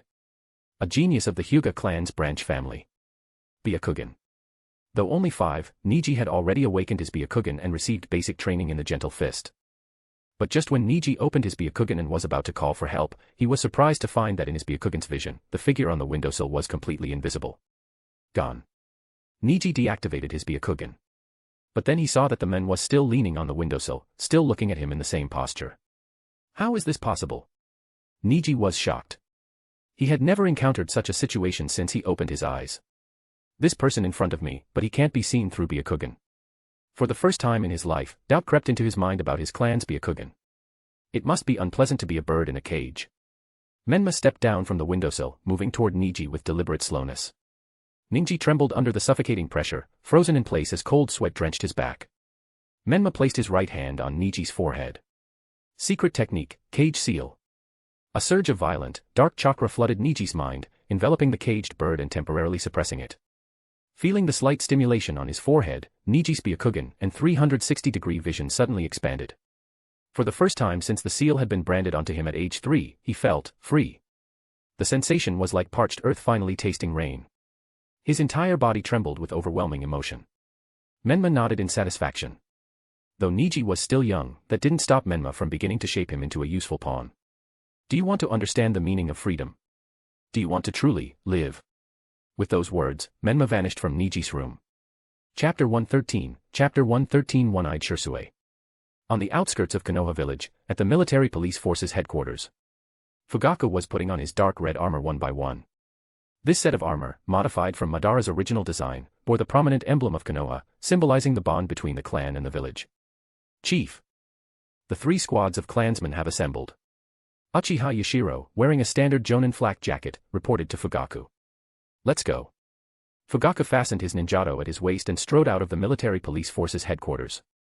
Outside the gates, an open area was already filled with over 30 members of the Konoha military police force. Some wore the traditional Uchiha clan's attire, while others were dressed in Konoha's Jonin flak jackets. Gathered here were 3 squads, totaling 9 teams, 36 shinobi, all at least Chunin level with 2 Tomo Sharingan. Each team leader was at least a Tokubetsu Jonin, while squad leaders like Yashiro and Tekka possessed elite Jonin level strength. Including Fugaku, there are 5 special Jonin and 5 Jonin gathered here, which is enough force to destroy any small country. Even among the 5 great shinobi villages, it was rare to deploy 5 Jonin for a single mission outside of wartime. Not to mention that there is also someone like Shisui, who possesses the Mangekyo Sharingan. As Fugaku stepped forward, Shisui, who is standing among the crowd, lifted his head, his one remaining eye solemnly gazing at the armored Fugaku. Ever since his defeat at the hands of that mysterious girl who called herself Nanashi during the investigation of the upheaval in the land of bears and Hoshigakure, where he lost his left eye, Shisui had covered the empty socket with an eye patch. But even with only 1 Sharingan remaining, Shisui's combat prowess far surpassed that of his clansmen with 3 Tomo Sharingan, earning their reverence. In the entire Uchiha clan, only Fugaku, who also possesses the Mangekyo Sharingan, is stronger than Shisui, as he now lacks 1 Mangekyo Sharingan. The mission assignments have been distributed. Fugaku stood before his clan members and spoke passionately. The enemy could infiltrate the village from any direction at any moment. As members of the Konoha military police force, we, the Uchiha clan, must swear to protect the village with our lives. But our enemy is no ordinary foe. If you encounter him, if you find him, do not hesitate. Immediately fire the signal flare. Fugaku couldn't explain to his clansmen in detail what that man called Shura had done in Konoha and Kimogakure. He could only warn them this way, urging them not to underestimate the enemy out of arrogance. Move out. After his speech, Fugaku raised his hand in command. The Uchiha clan's members left in an instant, following their respective squad leaders to patrol along the predetermined routes. Fugaku himself led a small group of Uchiha clan's members, standing by at the military police force's headquarters. The moment a signal flare was spotted, they would rush to reinforce. Shisui had been kept by Fugaku's side. Ever since Shisui's defeat at the hands of Nanashi and his return, Fugaku had learned that Shisui's eyes had awakened the Mangekyo. Though missing 1 eye, Shisui was still valued by Fugaku. If not for Shisui's indifferent attitude toward rank, his lack of interest in the position of deputy chief of the Konoha military police force, and Fugaku's consideration for younger Uchiha like Tekka and Yashiro, Fugaku might have already promoted Shisui to deputy chief. Now, at this critical moment, Fugaku naturally assigned Shisui to work alongside him. Fugaku was confident that with their combined strength, with 3 Mangekyo Sharingan between the two of them, even if the enemy were Madara Uchiha himself, they could put up a fight. Standing on the steps of the military police force's headquarters, Fugaku gazed at the full moon in the night sky, his armor glinting coldly under its light. Suddenly, he spoke to Shursue. I've read Shura's notice letter. His target is the Byakugan of the Hyuga clan. Shursue turned his single eye toward Fugaku, his three-tomo Sharingan revealing a trace of confusion. Based on Shura's ability to move freely in and out of Konoha village last time, he either has an intimate understanding of the village's barrier and layout, or he possesses some kind of long-distance movement ninjutsu. That's why the main focus should be on the Hyuga clan's compound. Fugaku stated his reasoning. Shursue frowned slightly. Then why did you still send our clansmen out on patrol? Fugaku crossed his arms, the metal plates of his armor clinking softly. Because it was Hokage-sama's order. Fugaku said solemnly, the Uchiha clan must also contribute to the village. His words carried both loyalty and an undercurrent of resignation. Contribute to the village. Shursue could sense Fugaku's feelings toward Konoha, but the rising discontent within the clan was like a tide, spreading relentlessly. Right now, the Uchiha clan was a powder keg, ready to explode at the slightest spark. As Shursue pondered the growing unrest among his clansmen, Fugaku suddenly changed the subject. How much do you know about the Kaguya clan of Kirigakure? The Kaguya clan. Shursue was momentarily confused by the shift in topic. After a brief pause, he replied, they're a crazy clan. Their combat prowess is formidable. I fought against them during the Third Great Ninja War. Even with my three-tomo Sharingan awakened at the time, I was pushed to the brink multiple times. Fugaku listened quietly before stating, the Kaguya clan has been exterminated. Shursue's single eye widened in shock, his three-tomo Sharingan trembling slightly. The Kaguya clan's status in Kirigakure was akin to the Uchiha clans in Konoha, both were the foremost ninja clans of their respective villages. Moreover, the Kaguya clan's reputation for battle prowess was renowned across the ninja world. They're one of the few clans capable of standing toe-to-toe with the Uchiha clan in one-on-one combat. And yet, such a mighty clan had been wiped out, just like that. Though Kirigakure has adopted a policy of isolation, since a major ninja clan was exterminated, some scattered news has still leaked out. Fugaku continued grimly, it said that the Kaguya clan attempted to overthrow the 4th Mizukage, Karatachi Yagura, and launched a rebellion. The 4th Mizukage mobilized the entire village's forces to crush them. Each word struck Shursue's heart like a hammer. He understood exactly what Fugaku was implying. If even the Kaguya clan's rebellion had been crushed by Kirigakure, what would happen if the Uchiha, led by their radicals, took the same path? So, Shursue, Fugaku turned to face him, his gaze steady on the young man who, despite losing one Mangekyo Sharingan, still maintained an optimistic and bright spirit. I hope you can become a bridge connecting the Uchiha clan and the village. A bridge. Shursue suddenly recalled how Hiruzen had also placed great hopes in him. Fugaku nodded, yes. Additionally, I've proposed to Hokage-sama that Itachi be transferred into the Umbu to serve the village. In Fugaku's mind, Itachi and Shursue were close friends, both rare voices of reason within the clan, unlike others who were all too eager to rebel. He believed that the younger generation of Uchiha clan, like Itachi and Shursue, could change the tense relationship between the clan and the village. At the very least, they could prevent the Uchiha clan from meeting the same fate as the Kaguya clan. Chapter 114, Chapter 114 Shura strikes. The Byakugan is ineffective. Late at night. A full moon hung high in the sky. Within the Hyuga clan's compound, teams of 3 branch families ninjas patrolled diligently, the veins around their temples bulging as they activated their Byakugan to its fullest. Their vigilant gazes pierced through the darkness, scanning every corner repeatedly. Meanwhile, hidden in the shadows around the Hyuga clan's compound were Umbu's members, ready to provide support at a moment's notice. Commander. Yamato landed on the rooftop where Kakashi was concealed and reported, the 3rd patrol rotation has been completed. Good work. Kakashi, wearing his white cat mask, nodded slightly in acknowledgement. Ever since Kakashi rescued Yamato from the Roots base the previous year, Yamato had been reassigned from Root to the Umbu under the direct command of the 3rd Hokage. Now, he was personally mentored by Kakashi. Hiruzen hoped Kakashi could mold Yamato into a ninja who embodied the will of fire, grooming him as the next Umbu commander. T/N, it seemed Kakashi has become the Umbu commander in this story. For this mission to guard against Shura's infiltration, Kakashi had led the Umbu's 1st Division to set up a perimeter around the Hyuga clan's compound, while simultaneously directing the 2nd Division to patrol other areas of the village. This was to prevent Shura from employing a diversionary tactic, like infiltrating the village and launching an attack elsewhere. Commander. Yamato crouched beside Kakashi in the shadows, his expression grim as he observed the Hyuga clan's territory in the distance. He couldn't help but ask with some confusion, Shura attacked the Hyuga clan last time, and now he sent another notice. What exactly does he want from them? Having worked closely with Kakashi, Yamato now had access to many of the village's high-level intelligence reports. For instance, the first recorded appearance of Shura was an assault on the Hyuga clan, where he killed the Kyomogakuru's envoy in an attempt to frame the Hyuga clan. Recalling his own encounter with Shura, Yamato still felt a lingering sense of dread. The opponent's strength was unfathomable that he defeated him with just one round of physical attack. It had left an indelible mark on Yamato's psyche. In order to grow stronger, to one day defeat the enigmatic Shura, Yamato had been rigorously training in both taijutsu and would release ninjutsu. But improvement wasn't something that happened overnight. So, facing Shura again now, Yamato couldn't help but feel somewhat uneasy. Who knows? Kakashi's white cat mask tilted slightly downward as a faint sense of unease crept over him. It's been a while since there's been any movement in the Hyuga clan's compound, hasn't it? But Kakashi did not act rashly. The Hyuga clan's Byakugan ability was obvious to all, and he didn't believe Shura could evade Byakugan's detection. So he assumed the Hyuga clan must have made other arrangements. After all, if Shura could freely bypass the village's barrier, there might even be his spies within Konoha village itself. It was only prudent for the Hyuga clan to exercise caution. However, in an area beyond Kakashi's sight, the patrolling Hyuga clan's ninjas suddenly sensed something amiss. A thick mist began to spread throughout the Hyuga clan's compound. Byakugan. Hyuga Hamon, who is leading the patrol near the main gate, activated his Byakugan at full power. What he saw in his field of vision made his pupils contract sharply. What? Hyuga Hamon was stunned. Through his Byakugan's perspective, he saw hundreds, no, thousands of humanoid chakra pathways emerging from the mist and breaching the gates. The amount of chakra in these humanoids is huge, enough to rival the chakra of a jonin. There was no time for Hamon to ponder how so many enemies had infiltrated Konoha village or bypassed the village's patrols. All units. Combat readiness. Hamon roared the warning while ordering another clansman to fire a signal flare. Whoosh.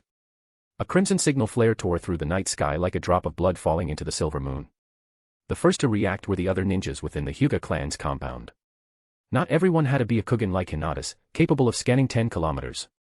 The average Byakugan had a maximum range of only about 1 kilometer, so to ensure full coverage, patrols were divided into sectors. Under the cold glow of the moon, as the mist thickened, the Hyuga clan's ninjas turned their gazes toward the direction of the signal flare, only to be met with the horrifying sight of hundreds upon hundreds of chakra fluctuations. How is this possible? Has the village been invaded by enemies? Why are there so many enemies? How did they even get in? The Hyuga clan's members were in an uproar. Sweating profusely, they fired off more signal flares while their team leaders led them to intercept the intruders. Whoosh! Whoosh! Whoosh! Countless signal flares shot into the night sky like fireworks, bursting in brilliant explosions. When Kakashi, who was closest to the Hyuga clan's compound, saw the first flare launched into the sky, he immediately mobilized the Umbu's ninjas from the first division to reinforce the Hyuga clan. However, as soon as he entered the Hyuga clan's compound, Kakashi discovered that the entire area was shrouded in thick mist. This is Kirigakuru's ninjutsu. Kakashi had fought against Kirigakuru's ninjas many times during the Third Great Ninja War, so he was naturally familiar with Kirigakuru's ninjutsu. As he led Yamato and the other Umbu's members toward the origin of the first flare, they saw Hamon and 2 other Hyuga clan's ninjas engaging shadowy figures in the mist. Without hesitation, Kakashi drew his tanto and flashed forward. With a single slash, he bisected one of the figures, only for it to dissipate like smoke. Not real. Not even shadow clones. Kakashi immediately retreated to Yamato's side, both now on high alert. Where's the real enemy? Kakashi's Sharingan was hindered by the mist, forcing him to rely on the Hyuga clan for intel. I don't know. The Hyuga clan's ninjas, who had once countered Kirigakuru's hiding in the mist technique during the war, were now drenched in sweat, frantically attacking the phantoms. Not shadow clones. And not genjutsu either. Sensing something deeply wrong, Kakashi moved beside Hamon. Haha. Hamon, who was around Kakashi's age, panted heavily, veins bulging around his temples from the Byakugan strain. His face twisted in confusion as more and more figures emerged from the mist. Why? Why can't the Byakugan distinguish these illusions? And why are there so many of them? Through his Byakugan, Kamen found the entire compound was swarming with enemies, hundreds, thousands, an endless tide. Under the cover of the hiding in the mist technique, the Hyuga clan's members couldn't tell which were real and which were mere phantoms. Go to the main family's meeting hall. Now. Hamon grabbed Kakashi's arm urgently. Kakashi's eyes widened. If the Byakugan was being fooled by these illusions, then the real enemy must be Dash. Let's go. Kakashi called out to Yamato and immediately rushed towards the depths of the Hyuga clan's compound. Along the way, Kakashi saw the shadowy figures in the mist attacking them. Kakashi, Yamato, and other Umbu's ninjas did not dare to underestimate the enemy and fought back cautiously, only to find each enemy was but an illusion that would shatter like glass upon contact. During this time, Kakashi also found several Hyuga clan's ninjas lying on the ground. Among the chaos, Kakashi spotted several unconscious Hyuga clan's ninjas. Kneeling beside one, he checked their pulse, still alive, just knocked out. Shura. What is your purpose? Beneath his white cat mask, Kakashi's face was drenched in cold sweat. Chapter 115, Chapter 115 Enemies You Can't See with Byakugan. When the first signal flare exploded over the Hyuga clan's compound, Hiruzen immediately led the main force into action. Clad in his combat attire, Hiruzen dashed across the rooftops of the village, followed closely by the members of the Umbu's 3rd Division and elite ninjas such as Hayashi, Shikaku, and Inoichi. It can be said that most of the Jonin in Konoha village had been mobilized, forming a formidable unit. However, Hiruzen was not careless, he had kept a portion of the forces in reserve. Should any other location come under attack, reinforcements would be ready to deploy. Whoosh! Whoosh! Whoosh! One after another, signal flares shot into the night sky, bursting into crimson sparks. So many flares. Hiruzen's aged face beneath his helmet grew solemn. Hokage-sama. An Umbu's ninja wearing an animal mask arrived from the direction of the Hyuga clan's compound, kneeling on the rooftop before Hiruzen. Hiruzen stopped and asked, "What is the situation at the Hyuga clan's compound? Has Shura appeared?" From the moment the first signal flare was launched until now, only a few minutes had passed. Yet there were no explosions or signs of ninjutsu being used, which puzzled Hiruzen. A dense mist has enveloped the Hyuga clan's compound. The Umbu quickly reported, hundreds of enemies are attacking from within the mist. The division captain has already led reinforcements there. Mist. The first sentence of the report made Hiruzen, along with Shikaku and Hayashi, tense. Given the current time and weather, natural mist was impossible. This could only mean the mist was the enemy's doing. And a large-scale mist technique inevitably reminded them of Kirigakure's hiding in mist technique. Shura could use Kirigakure's ninjutsu. Moreover, the enemy has significant numbers. Shikaku asked, glancing toward the Hyuga clan's compound. Had Shura brought a large force? Or was he using shadow clones or similar techniques? Our priority is to get there as quickly as possible. Hayashi urged anxiously, his voice tense. Go. Hiruzen shouted in a deep voice and rushed out first. The other ninjas followed swiftly. At this time, in the Hyuga clan's compound, the mist had already spread to the meeting hall. The 4 elders of the main family and their relatives were being protected by the branch family's ninja led by Hizashi. The 4 elders of the Hyuga clan had also activated their Byakugan and saw dozens of figures in the mist approaching them. How is this possible? The elders were filled with disbelief. How could so many enemies break into the Hyuga clan's compound? How had they bypassed Konoha's village barrier? How had they evaded so many patrol squads? What about the patrol teams of branch family's ninjas in the compound? Why hadn't they stopped them? Countless questions flooded the elders' minds. Hizashi. One of the elders roared angrily at Hizashi, "What are you waiting for? Stop them now. Protecting the main family is the branch family's duty." Even as the head of the branch family, Hizashi was nothing more than a subordinate in the eyes of the main family's elders. Hizashi had long been accustomed to the arrogant tone of these elders. He just frowned and led the branch family's ninjas forward to engage the enemy. Byakugan. Hizashi activated his Byakugan to its fullest, observing the chakra pathways of the figures in the mist. Then, Hizashi concentrated his chakra into his palms, advancing with the gentle fist taijutsu. But when his strikes landed on the enemies, there was no physical impact, not even the dispersion of shadow clones. Instead, they simply dissipated into mist. What? Hizashi was stunned. He struck left and right, quickly clearing the surrounding figures. Damn it. These things aren't even human. They're not shadow clones either. What the hell are these? The other branch family guards also noticed the eerie nature of these shadowy figures. Their full-powered gentle fist strikes felt as though they were hitting cotton, their concentrated chakra and focus simply dissipated into nothingness, leaving them disoriented. Tap. Tap. Just as Hizashi was still trying to make sense of the situation, the sound of footsteps echoed from the direction of the meeting hall's main entrance. Hizashi focused his Byakugan, but all he saw were 2 fallen Hyuga clan's members. There was no sign of any enemy, not even those strange figures from before. Tap. But the footsteps continued, slowly closing in. Hizashi, the branch family guards, and the main family's elders strained their Byakugan, but they couldn't detect anyone inside the hall. Dash. One by one, the branch family guards collapsed before their eyes. It was as if the enemy was completely invisible, undetectable even by the Byakugan. Boom. The ceiling of the meeting hall suddenly shattered as Hiruzen, wielding the transformed Enma, landed amidst the dust and debris. At the same time, Kakashi and Yamato arrived, bursting in through the main entrance. Konoha's elite ninjas such as Hayashi, Shikaku, and Inoichi landed one after another and swiftly took their positions, weapons drawn as they all focused in one direction. Hisashi. Where are the enemies? After landing, Hayashi looked around with his Byakugan but did not find any enemies. Hayashi. Hiruzen blinked, then pointed his staff toward the spot where the Hyuga clan's members had fallen. What are you talking about? Shura is right there. What? Hayashi's entire body stiffened, his Byakugan following the direction of Hiruzen's staff, yet he saw nothing. Kakashi, Yamato, and the other Umbu's ninjas moved in, surrounding Shura with their blades drawn. Hisashi and the Hyuga clan's members could only watch in stunned silence as the Umbu and the Hokage reacted with such tension toward empty air. Cold sweat dripped down their foreheads. Why? Why can Hokage-sama and the others see him, but we can't? At this moment, Shikaku seemed to realize something and said to Hayashi, Hayashi, deactivating your Byakugan. Upon hearing this, Hayashi immediately deactivated his Byakugan. As his vision returned to normal, his eyes widened. There, in the center of the Umbu's encirclement, stood a masked figure clad in black robes. Shura. Hayashi gritted his teeth, his entire body trembling. What kind of ability was this? A Kekkei Genkai? Or something else? Hisashi, the branch family guards, and the main family elders also deactivated their Byakugan. And now, they could see it. Standing nonchalantly in the middle of the Umbu's encirclement, his foot resting on an unconscious branch family's ninja, was Shura. His white three-eyed fox mask gleamed ominously, his black cloak adorned with mysterious patterns fluttering slightly.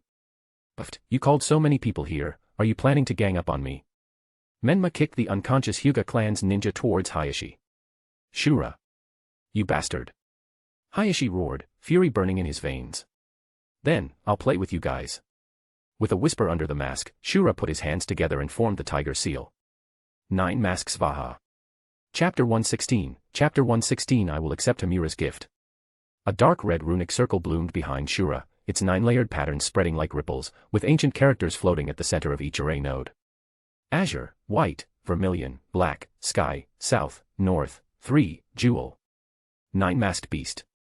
As Shura whispered, 9 summoned creatures wearing eerie masks emerged from the array. Tsuryu and Byakko, who were the first to appear, charged straight toward the Umbu's ninjas surrounding Shura. Their massive bodies and tiger paws struck with overwhelming force, making ordinary ninjas hesitate to engage head-on. Even Kakashi, blocking Byakko's giant paw with his kunai, was sent flying several meters by the sheer impact. Genbu, its body like a 100-ton truck, crashed toward Hiruzen and the others nearby. Multi-size technique. Choza roared, instantly expanding his body into a giant using the chakra stored within him. This advanced form of the multi-size technique could even contend with a tailed beast in size. The enlarged Choza rushed straight at Genbu, pressing his massive palms against the tortoise's head in an attempt to halt its charge. But the moment he made contact, Choza only felt an overwhelming force slam into him, pushing him relentlessly backward. Boom. Genbu sent the giant-sized Choza crashing through the meeting hall's wall, leaving behind a gaping hole amid shattered debris and swirling dust. Only the shocked Shikaku and others were left in the rubble and dust. Choza. Shikaku and the others, who were about to rush to his aid, suddenly caught a flash of red streaking toward them from the corner of their eyes. They barely dodged in time. Whoosh. Suzaku's crimson shadow grazed Shikaku's sleeve as it passed, but one Umbu's ninja wasn't so lucky, its talons pierced his shoulder, dragging him screaming out of the hole and into the sky. Shadow imitation technique. Shikaku immediately tried to ensnare the beast with his stretching shadow. The black threads barely brushed against its feathers but were just a fraction too slow.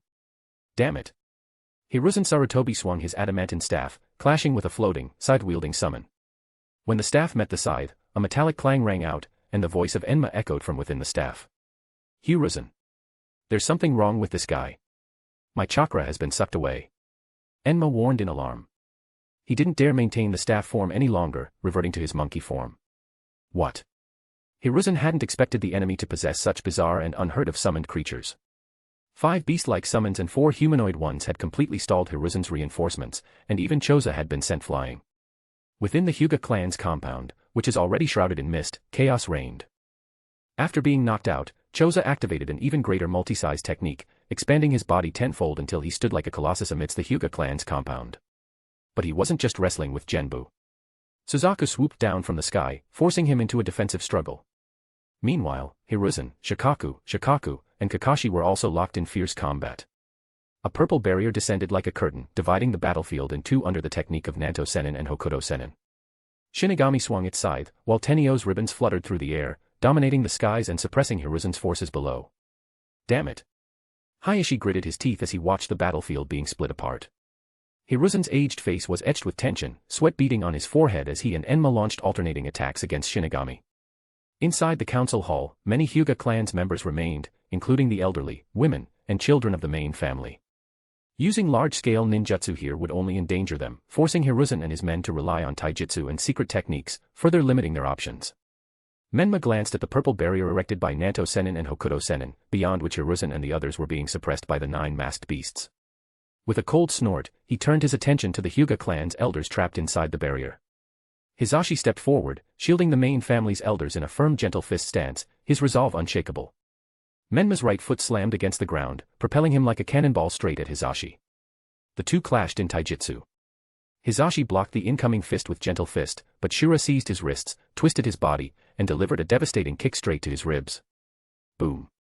Hizashi was sent flying meters back, slamming into the wall before collapsing unconscious. 8 trigrams vacuum palm. The 4 Hyuga clan's elders attacked simultaneously, channeling chakra into their palms for a gentle fist attack. Shura tilted his mask slightly, a dark red chakra swirling in his left eye beneath the white 3-eyed fox mask. In an instant, the 4 Hyuga clan's elders lost sight of Shura's figure, their chakra-charged palms left flailing in confusion. Boom. The next moment, Shura suddenly appeared beside one of the Hyuga clan's elders, slamming the old man's face into the floor with a sickening crunch of bone against wood. Before the other elders could react, Shura seized 2 more by their collars and yanked them together, their skulls collided with a brutal crack, teeth and blood spraying through the air. The last Hyuga clan's elder closed his eyes, relying purely on his sense to strike at Shura's location. Menma leapt up, driving his foot down onto the elder's skull like a pile driver, smashing him face first into the ground with crushing force. In just a few dozen seconds, the battle within the barrier was over.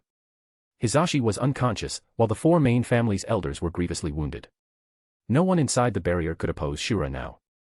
From outside the barrier, Hayashi watched in helpless fury as he fought alongside Hiruzen against Shinigami and Tenio. I will accept Hamura's gift. Menma stepped off the elder's back and took out a glass tube, then mercilessly plucked out the elder's Byakugan with his bare hands. Earguard dash.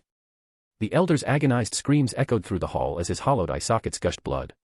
Shura dropped the pure white eyeballs into the tube, where they floated eerily in pale green preservation fluid. After putting it away, Menma took out another glass tube and moved to the next elder. Shura. Hayashi hurled a kunai, but it clattered uselessly against the purple barrier. 2 fox-masked summoned creatures wielding ornate staves maintained the barrier, leaving Hayashi and the other Konoha's ninjas powerless to stop the gruesome harvest. One by one, the 4 elders' Byakugan were ripped out, their empty sockets weeping rivers of crimson as their screams filled the chamber. Hiruzen hadn't expected the enemy to dismantle 4 Hyuga clan's elders and Hizashi, an elite jonin, so effortlessly. Even the weakest among them were special jonin, yet Shura had crushed them in mere seconds. No choice now. Shadow clone technique. Hiruzen formed the hand seals, and 4 shadow clones appeared beside him. The 4 shadow clones plus Hiruzen's main body quickly formed hand seals. Lightning release, thunderclap. Water release, water dragon bullet. Earth release, earth dragon bullet. Fire release, flame bullet. Wind release, cyclone. 5 elemental ninjutsu erupted from multiple angles, bombarding Shinigami and Tenio in a desperate bid to break through their defenses. Chapter 117, Chapter 117 Arrogant Shura. Wood release, thorn killing technique. On another part of the battlefield, Yamato swiftly formed hand seals, and thick wooden spikes erupted from the ground, coiling like venomous snakes toward Byakko, who is engaged in combat with Kakashi.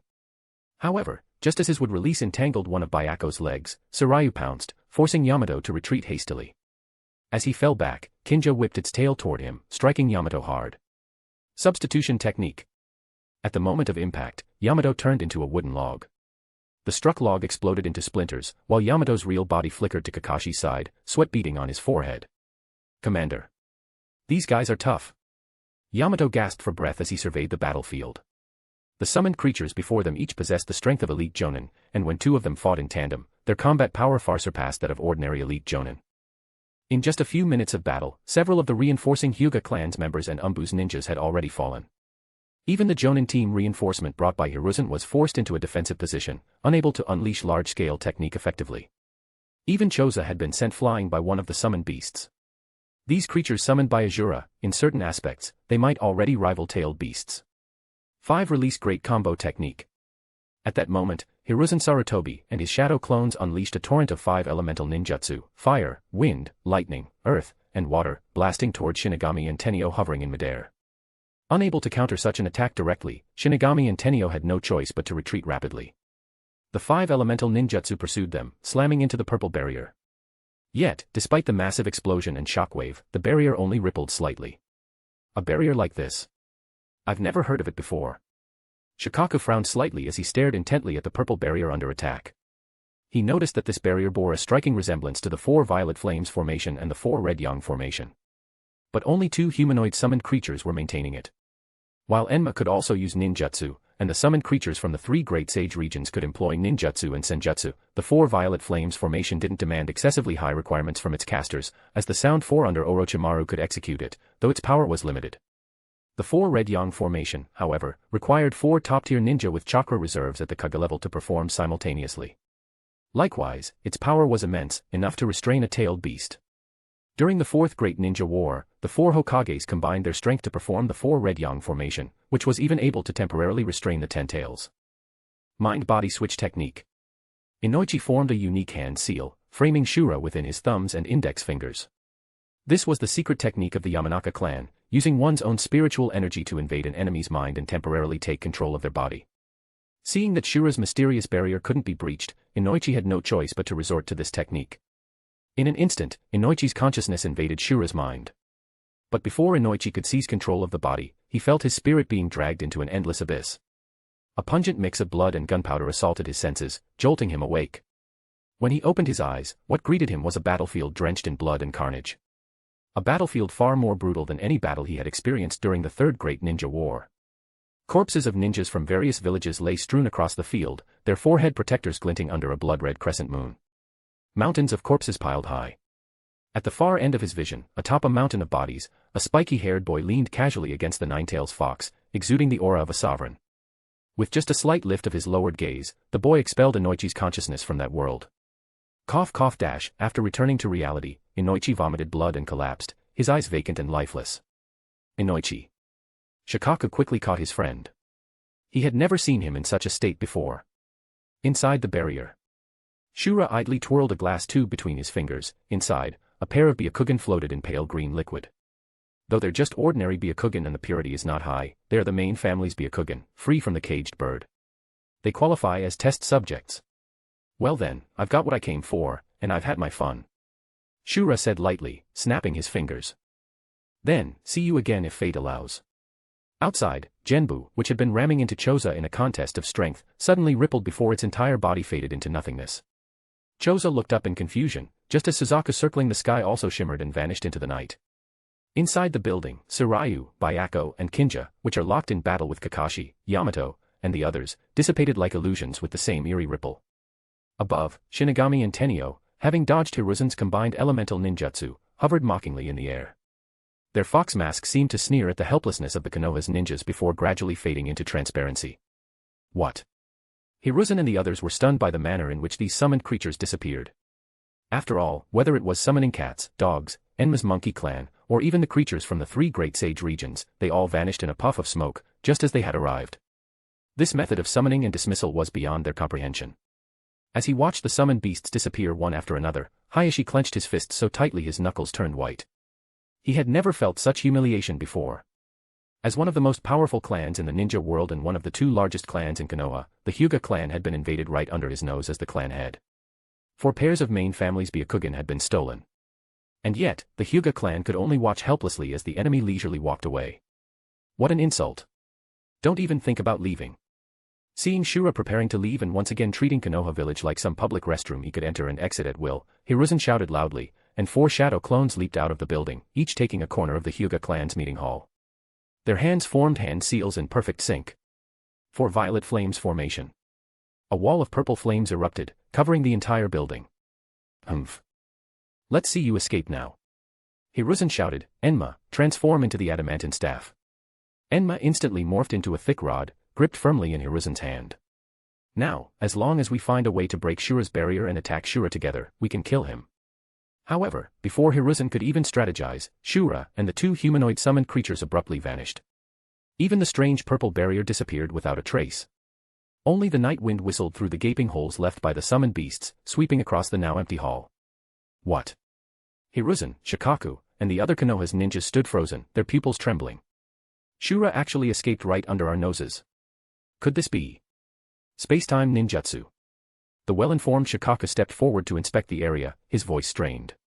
Hearing that Shura might have used space-time ninjutsu, Hiruzen and the others finally understood why Konoha's village barrier had been useless against him. If that was the case, then they couldn't blame the barrier team for negligence. Notify the barrier team immediately. Have them investigate. After making sure that the enemy had left, Hiruzen planted the adamantine staff into the ground, gritting his teeth as he issued the order. Yes. Chapter 118, Chapter 118 The Day of Disgrace for the Hyuga clan. With Shura's departure, the mist that had enveloped the Hyuga clan's compound gradually dissipated, leaving behind a scene of devastation. The destruction caused by Choso's battle with the enemy-summoned creatures was mainly concentrated around the main family's assembly hall. Fortunately, the damage was not too severe. Notify the medical division immediately to treat the injured. After confirming that the enemy had really left, Hiruzen dismissed Enma's summon and gave orders to the Umbuz ninjas. Yes. Several Umbuz ninjas vanished in an instant. While Hiruzen directed the Konoha's ninjas in cleaning up the battlefield, Hayashi approached the elders of the Hyuga clan's main family. These elders had watched Hayashi grow up, and though they often gave him a hard time, they were still his kin. Now, seeing the four main family's elders groaning in pain on the ground, Hayashi, as the clan's head, was filled with guilt and self-reproach. Are you all right? Hayashi then turned to his wife and daughter. Under the protection of the branch family guards and the main family's elders, they were unharmed. Even the young Hinata was chewing on something, her white eyes curiously scanning the surroundings, even showing a hint of disdain toward the main family's elders. We're fine, thanks to Hisashi and the elders' protection. Hayashi's wife replied, holding Hinata while glancing worriedly at Hisashi, who remained unconscious in the corner. As Hiruzen's orders were relayed, more Konoha's ninjas arrived at the Hyuga clan's compound. Though Hayashi considered this incident the greatest disgrace the Hyuga clan had suffered in centuries, with so many injured, including four main family's elders and branch family's head Hisashi, keeping it under wraps was impossible. However, Sarutobi Hiruzen also took into consideration the Hyuga clan's reputation, so he only summoned special jonin and above to contain the information. Soon, the ninjas from Konoha's medical division arrived at the scene. They immediately sent Hisashi, the main family's elders, and other injured Hyuga clan's members to the hospital. Hokage-sama. Shikaku approached Hiruzen, who was discussing the attack with Hayashi, and reported, the medical division has taken in all the injured. The good news is there were no fatalities, but 37 were wounded, 30 of them Hyuga clan's members. Among them, the four elders are the most severely injured. Upon hearing this, Hayashi's face darkened, his brows furrowing tightly. Hiruzen reassured him, at least there were no deaths. That in itself is a relief. Compared to the heavy casualties of the Nine-Tails attack years ago, Shura's two appearances in the village, both in the Hyuga clan's compound, had resulted in no deaths and limited injuries, which somewhat eased Hiruzen's burden as the leader. Otherwise, Danzo would surely have seized the opportunity to criticize him. But the Hyuga clan has lost 4 pairs of Byakugan. Hayashi gritted his teeth, his expression terrifyingly grim. These stolen eyes belonged to the pure Byakugan of the main family, unlike the branch family's eyes, which were sealed by the caged bird cursed seal and would self-destruct upon removal. He recalled the most brutal period of the Third Shinobi World War, when Kirigakuru's Ao had stolen a Byakugan from a main family's heir, marking the Hyuga clan's greatest humiliation in nearly a century. Originally, the main family's elders had planned to issue a 30 million bounty through the black market to destroy Ao's stolen eye.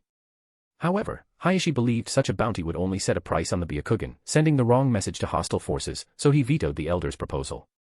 But now, 4 main family elders had their Byakugan stolen right from the heart of the heavily guarded Hyuga clan's compound. What a shame and humiliation this is. Hiruzen glanced at the ruined assembly hall, recalling Shura's mention of Hamura's gift in both the notice and the battle just now. What's more surprising is that when Hayashi just arrived to provide support, he couldn't see Shura with his Byakugan.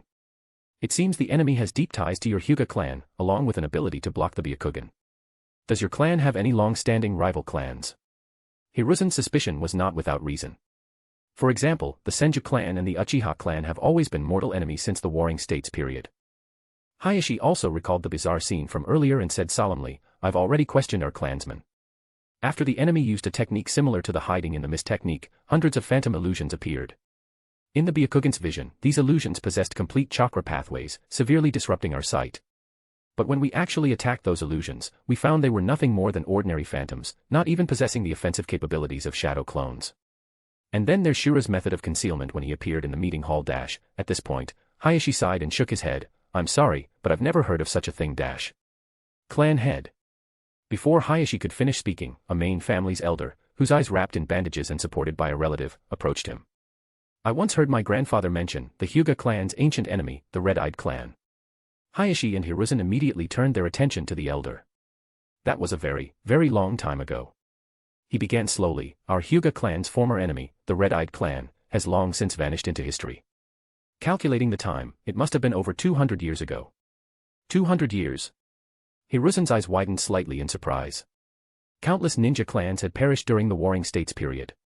Those that survived to the present either had once glorious ancestors or, like the Ino-Shikacho alliance, relied on unbreakable bonds. However, Dojutsu Kekki-Genkai were indeed quite rare. Currently, the most famous Dojutsu Kekki-Genkai in the ninja world were the Byakugan and the Sharingan. What was the surname of this Red-Eyed clan? And what special abilities did they possess? Though Hiruzen was known as the Professor for his mastery of ninjutsu, his knowledge of history from over a century before the village's founding was limited. The Hyuga clan's elder shook his head. The clan's historical records might contain some information about the Red-Eyed clan, but I have nearly forgotten the stories my grandfather once told. I only vaguely remember that the Red-Eyed clan's dojutsu was once the natural counter to our Byakugan. Natural counter to the Byakugan. Hayashi's pupils contracted slightly. As the clan's head, he had never been aware of this history. Most likely, because this clan was wiped out over 200 years ago, so it's no longer mentioned within our clan. The elder explained. Chapter 119, Chapter 119 Hisashi's Bold Gamble. The Konoha hospital had become somewhat busy after taking in over 30 injured individuals. Hisashi, who was placed in a private room, had actually regained consciousness long ago. He simply didn't want to open his eyes.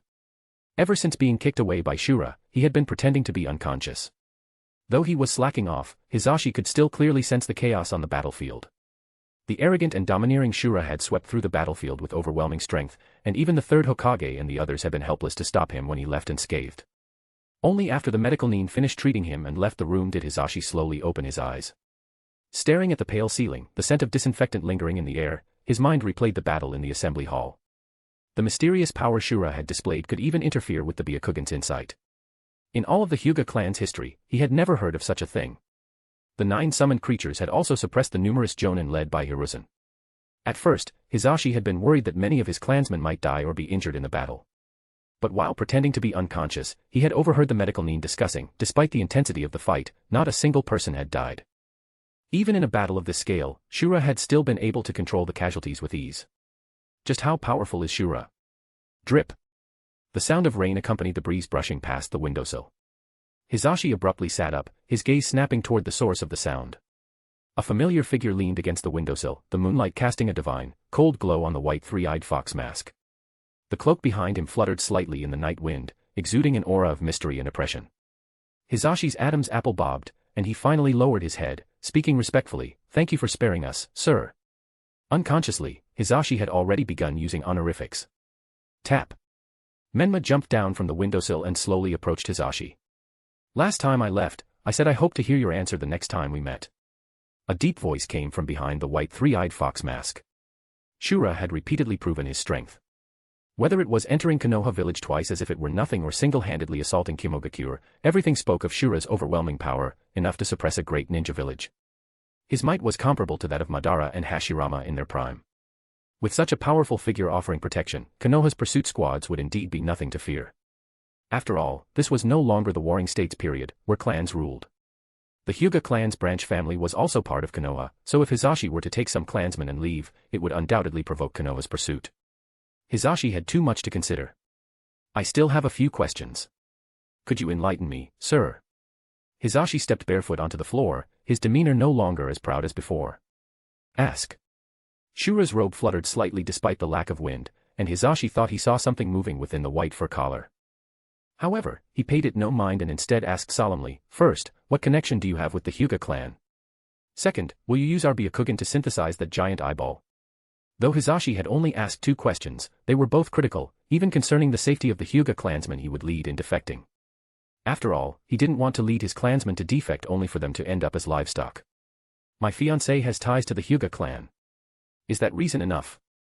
Menma slightly raised his head, the white three-eyed fox mask staring straight at Hisashi. A faint red light seemed to flicker in the hollow eye sockets. Hisashi's breath hitched. In an instant, countless possibilities flashed through his mind. Was Shura's fiancée also a member of the Hyuga clan's branch family? Was that why he understood the Hyuga clan so well?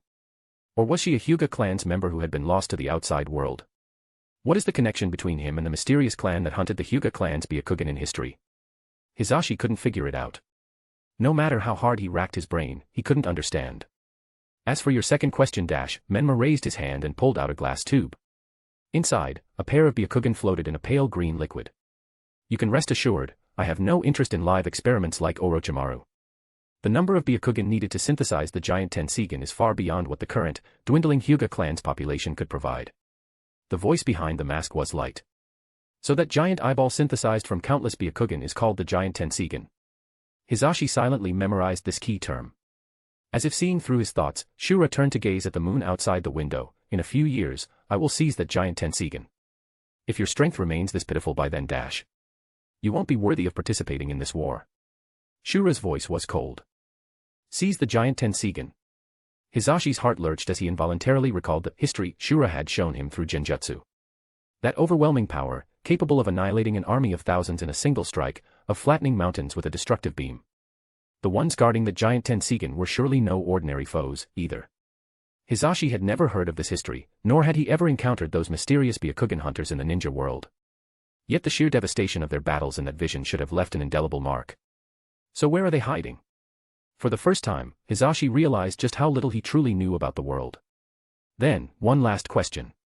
Hisashi took a deep breath, his white eyes fixed on the mysterious pattern on Shura's cloak, and asked, the upheaval in the land of bears, which is now called the land of stars, and the drastic changes in Hoshigakure. That was your doing, wasn't? The turmoil in the land of bears and Hoshigakure was no secret among the great ninja villages. Especially for someone like Hisashi, who is a branch family's head of one of the great shinobi clans and also the younger brother of the Hyuga clan's head. When news broke last year that the daimyo and nobles of the land of bears had been slaughtered by Hoshigakure, Hisashi had already suspected. Shura does have such ability. He can control a ninja village and destroy the ruling class of a country. But what is his true goal? Correct. Since he intended to kidnap a portion of the Hyuga clan's branch family with him, Menma saw no need to hide it from Hisashi. If you're asking for my purpose, unifying the ninja world and ending this farcical extension of the warring states period. Is that reason enough? Senju Hashirama ended the chaotic era of warring ninja clans. He clearly had the power to destroy other nations and ninja villages and completely unify the ninja world, but he didn't do it. That was his greatest mistake, his most foolish decision. Just think about it. If Senju Hashirama had unified the ninja world back then, would there have been 3 great ninja wars? Hisashi felt as if struck by lightning. Shura's rhetorical question opened a door to an entirely new perspective. Following this line of thought, if, after the warring ninja clans had formed ninja villages and ended the warring states period, Hashirama had taken the final step and unified the ninja world. Yes, conflict and death might still have existed, but it wouldn't have been like now, 3 great ninja wars in just 50 years, each with casualties far surpassing the clan wars of the past.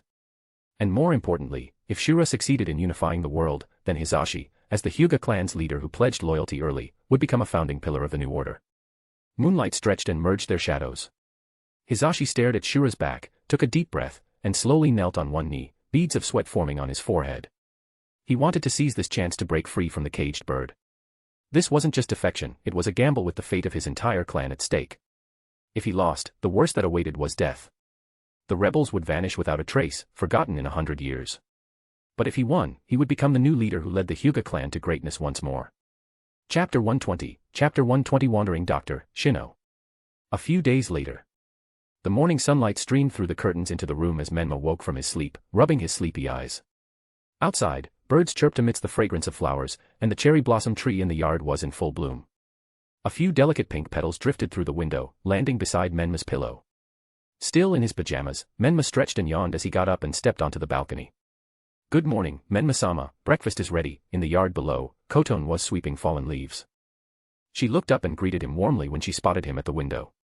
Okay, Auntie Koton. Menma replied simply, his voice still laced with drowsiness. After washing up, he changed into casual clothes and headed downstairs from his bedroom on the 2nd floor. In the kitchen, Yuzu had already set out breakfast, the steaming dishes giving off an enticing aroma. Menma sat down to enjoy his meal. Once finished, he instructed the 2 servants, no need to prepare lunch for me today. With that, he headed out for a walk. Menma's house was on the same street as the Hyuga clan's compound. As soon as he stepped outside, he spotted 2 branch family guards stationed at the main entrance of the Hyuga clan's compound. Since the attack a few days ago, the Hyuga clan had strengthened their security. Previously, they hadn't even stationed guards at the main gate. Though several days had passed, the incident hadn't caused much of a stir in the rest of Konoha village.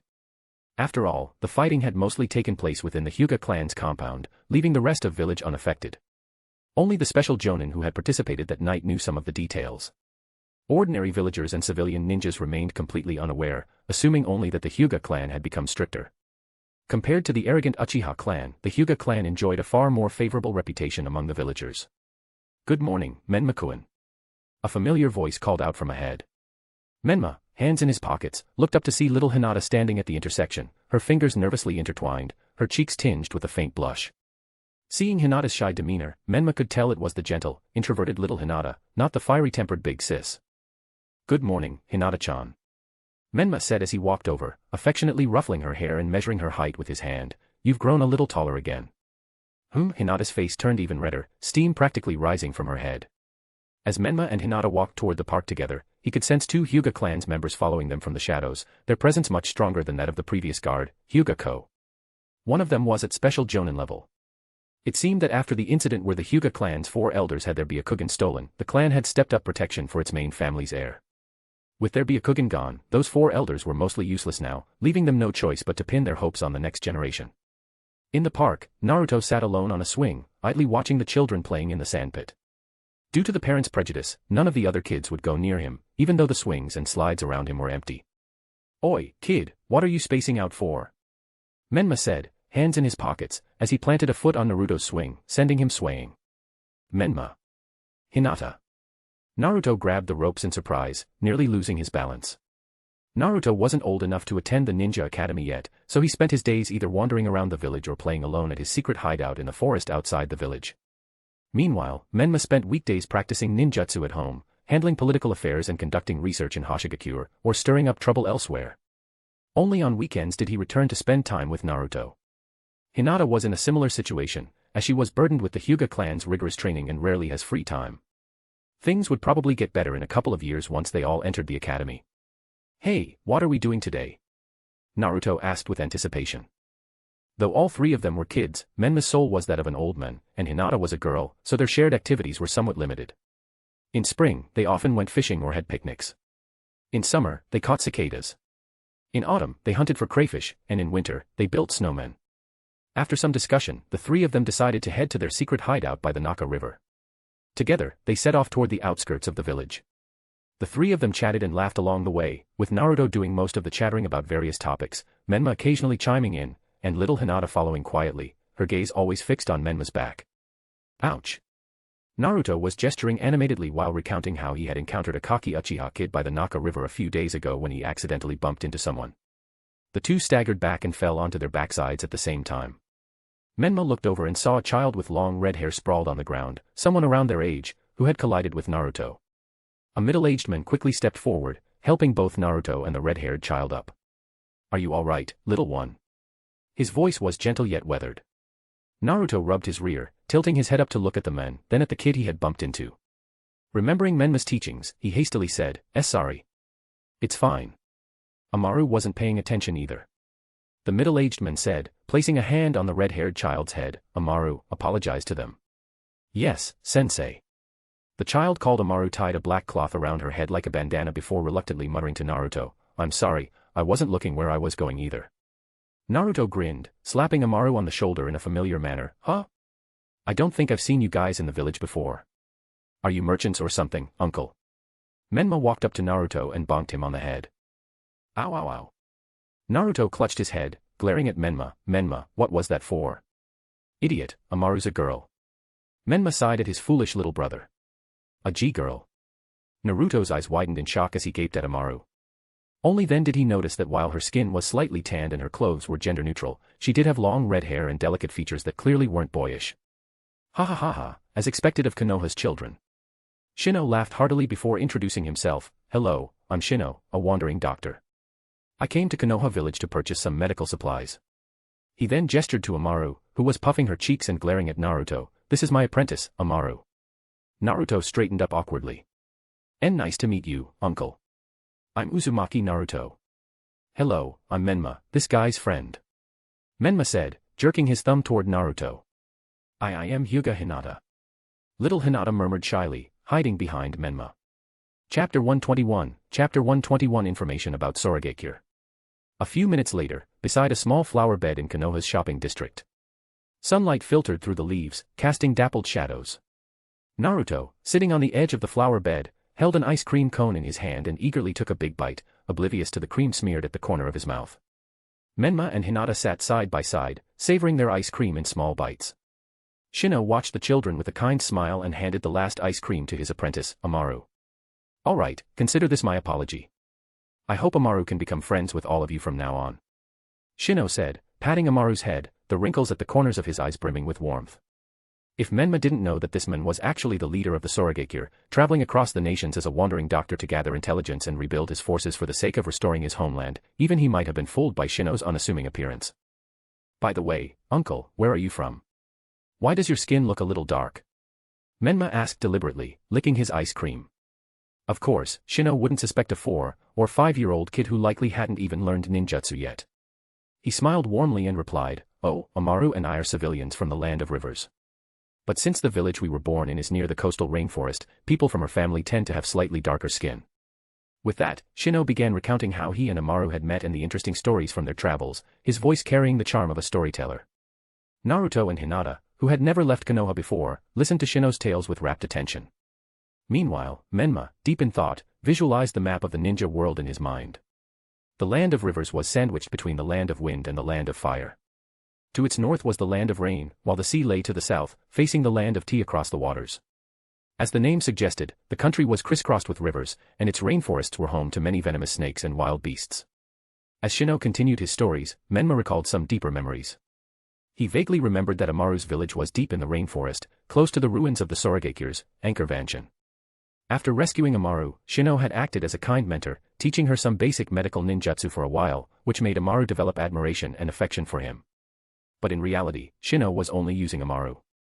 When the time was right, he sent Soragekure's ninjas to attack her village and abduct the villagers to serve as nourishment for the Zero Tails. Shino faked his death using the body revival technique, took control of the Zero Tails, and engaged in a fierce battle with Naruto. Later, Sasuke, who arrived on the scene, used Chidori Senbon to seal Shino's chakra points, causing the body revival technique to fail and turning him into an old man. The now elderly Shino used the fortress's mechanisms to escape Naruto and Sasuke's pursuit, merged with the Zero Tails to become its Jinchuriki, and activated the anchor mansion's giant cannon, obliterating an entire mountain range with a single shot. In the end, Naruto used Nine-Tails Chakra to make the Zero Tails explode from within, then finished it off with Shadow Clone technique and his signature, Guts Raisnon. By the way, I remember that the Zero Tails was also something Shino stole from Konoha. As more memories surfaced, Menma's frown deepened. And the body revival technique and body enhancement technique, weren't those also stolen from Konoha by Shino? It seems Shino also had some kind of deal with Orochimaru. I remembered in the movie, Orochimaru sent Sasuke to track down and capture Shino. So, is Shino here in Konoha right now to steal ninjutsu and the sealing scroll containing Zero Tails? While eating the ice cream that Shino treated him to, Menma was thinking about how to trick this old man into giving him the base of Soragekure. If he recalled correctly, Soragekure was made up of exiled ninjas who lived on ship-like vessels, drifting across the open sea as they gathered strength for revenge. That was why, after their country and clan were annihilated in the Second Great Ninja War, it took over 20 years for Soragekure to reappear in the world. And they even launched a direct aerial assault on Konoha, catching the village completely off guard. Soragekure's warships, flight ninja tools, and kunai launchers are all excellent pieces of technology, not to mention the anchor mansion. Especially the kunai launcher. Though bulky like a light machine gun, it uses magazine-fed ammunition and operates in full auto mode, making it usable even by ordinary people. The flight ninja tools could probably be modified into something resembling aircraft. As for the energy source, he thought he could look into Jello stones, which contain vast amounts of chakra and can even be mass-produced. Menma now knew where the ruins of Soragekure Anchor Mansion was located. Knowing that Amaru was born in the primeval rainforests of southern Land of Rivers, near the border with the Land of Fire, all he had to do was send shadow clones to conduct a large-scale search using Mind's Eye of the Kagura. Half an hour later, Shino stood up, brushing the stray leaves off his knees, and said to Menma and the others, "Well, it was a pleasure meeting you all today. I should head to the hospital now to catch up with some old friends." Though Shino was a wandering doctor, he visited Konoha village frequently and had some connections with medical nin at Konoha Hospital due to his expertise in medical ninjutsu. In the original movie, when Soragekyu's ninjas launched their aerial assault on Konoha village, causing massive civilian casualties, Shino had been lurking in the village all along. The medical nin at Konoha Hospital were somewhat familiar with him. "Take care, uncle." Amaru. Naruto had a very good impression of this uncle. After all, he was one of the few who showed him no hostility. Shino waved back at Naruto with a smile. Amaru stuck her tongue out at Naruto playfully. Menma and Hinata also stood up to bid farewell to Shino and his apprentice, Amaru. Menma also secretly marked their chakra signatures. From now on, as long as they were within a certain range of his mind's eye of the Kaguya, he could track their movements. Southwest of the Land of Rivers, in the forests bordering the Land of Wind. The campfire cast flickering shadows on Hikari's pensive face. The half-burnt grilled fish in her hand gave off a charred smell, a far cry from the delicious aroma of Menma's cooking. Nanashi-sama. 5 Hoshigaku's ninjas landed beside the campfire, kneeling on one knee. Seeing Natsuhi and Harubi coming back, Hikari set down the fish and turned her gaze to them. "How is the investigation going?" "We've confirmed that the Katabami gold mine is under the control of the Kurosuke clan. To avoid alerting them, our team hasn't approached the mine directly but has been gathering intel from nearby villages," Natsuhi reported, lifting her head slightly. For this mission, Hikari was leading the team, with Natsuhi and Harubi each commanding a team of 3 chunin who had excelled in training. Their mission is to take away the Kurosuke clan headed by Kurosuke Raiga, who were entrenched in the Katabami gold mine. If Raiga proved impossible to bring back, they were permitted to eliminate him, so long as they secured the lightning blades, Kiba and some members of Kurosuke clan. Chapter 122. Chapter 122. Hikari is very angry. At the foot of the Katabami gold mine, there was a small, modest town. Harubi, along with 3 other Hoshigaku's ninjas, disguised themselves as passing travelers and entered the town first to gather various pieces of intelligence. Meanwhile, Hikari, accompanied by Natsuhi, walked slowly, gradually approaching the outskirts of the town. "Ah!" Hikari murmured, stopping in her tracks as her gaze fell on a 2-story building by the roadside with a sign that read, "Curry of Life Shop." The aroma of curry drifted through the wind, tantalizing her appetite. "Nanashi-sama, shall we settle here for now?" Natsuhi stepped forward and asked respectfully. "Let's take a look inside." Hikari replied calmly. She was utterly confident in her own strength. If they happened to encounter members of the Kurosuke clan here, it would only mean bad luck for the other side. "Yes." Natsuhi followed closely behind her. As the cloth curtain swayed, an elderly woman with glasses emerged, carrying a bucket of water, preparing to sprinkle some on the road to settle the dust.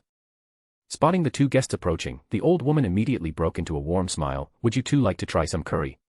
Natsuhi stepped forward and engaged in conversation with Sancho. "Granny, do you have any specialties you'd recommend?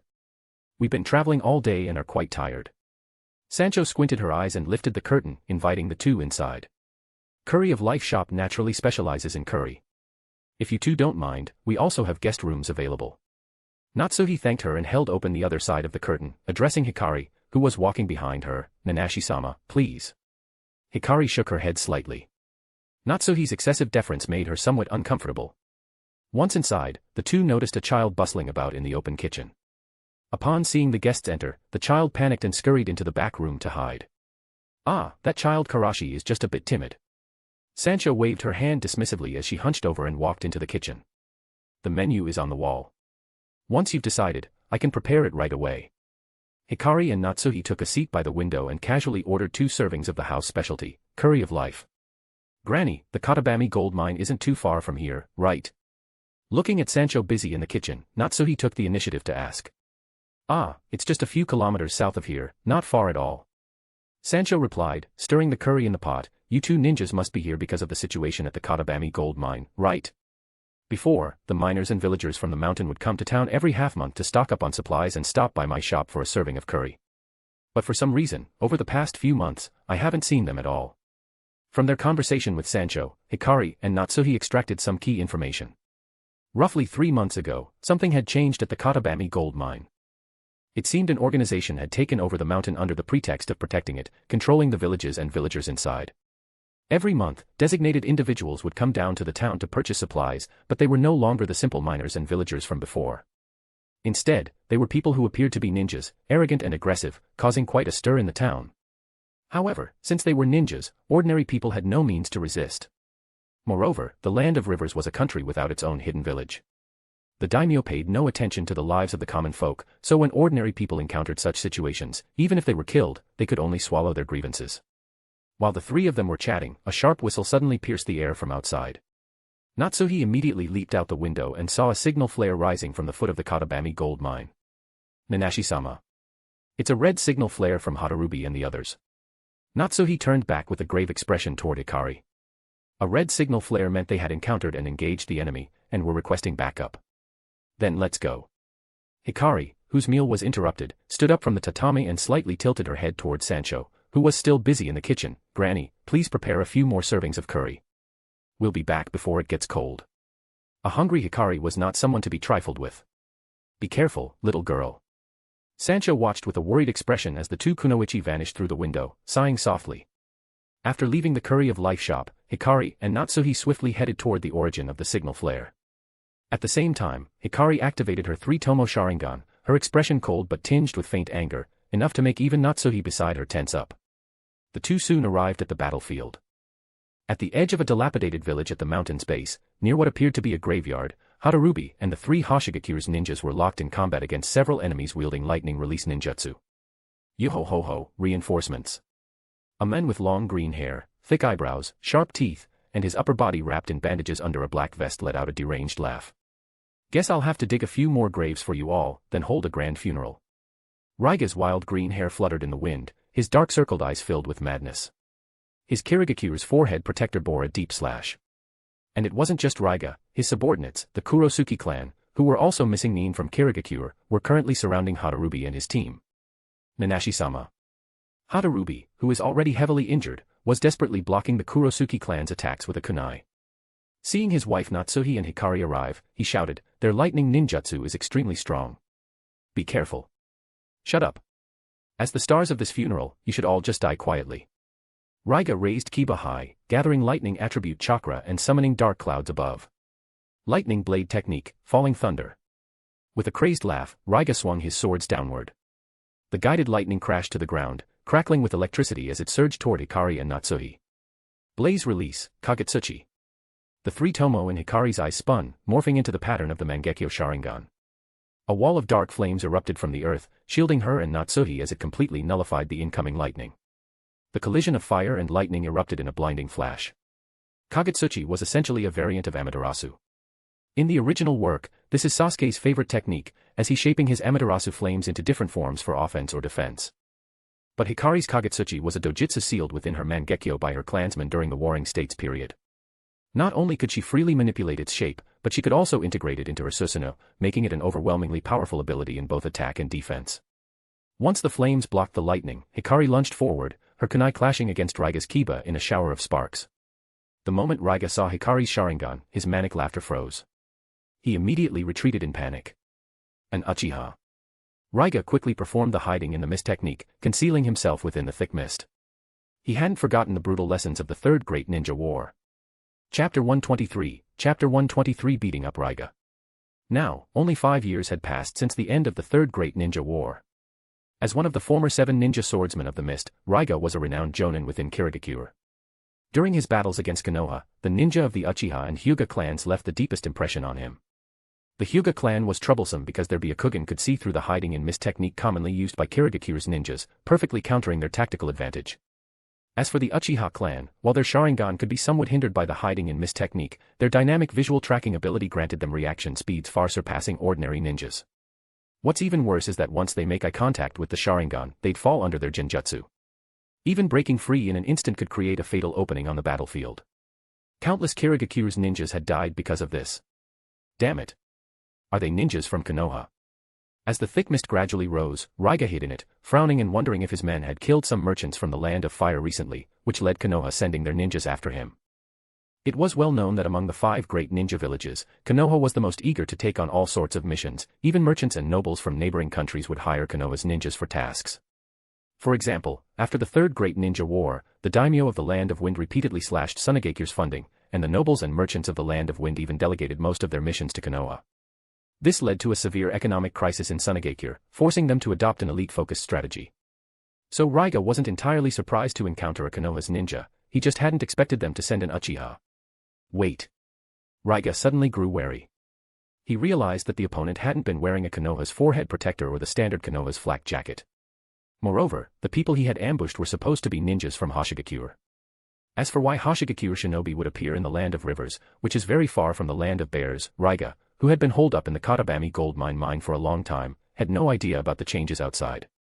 Meanwhile, Hikari, seeing the enemy use the hiding in mist technique, turned to Natsuhi behind her and ordered, "Go support Hatarubi and the others. Deal with their ninjas. I'll take care of Kurosuke Raiga myself." "Yes, Nanashi-sama." Natsuhi, who had been worried about her husband, immediately left in relief. Once Natsuhi was gone, Hikari crossed her arms, her Sharingan glowing red in the mist, and sneered, "Kurosuke Raiga, one of the 7 ninja swordsmen of the mist, is hiding all you're good at. Brat, you're not a Konoha's ninja." Raiga's voice echoed from all directions, distorted by the mist, making it hard for Hikari to pinpoint his exact location. "And what if I'm not? I'm just here to crush your Kurosuke clan and make you submit." Hikari replied coldly, her Sharingan scanning the surroundings. "Hahaha."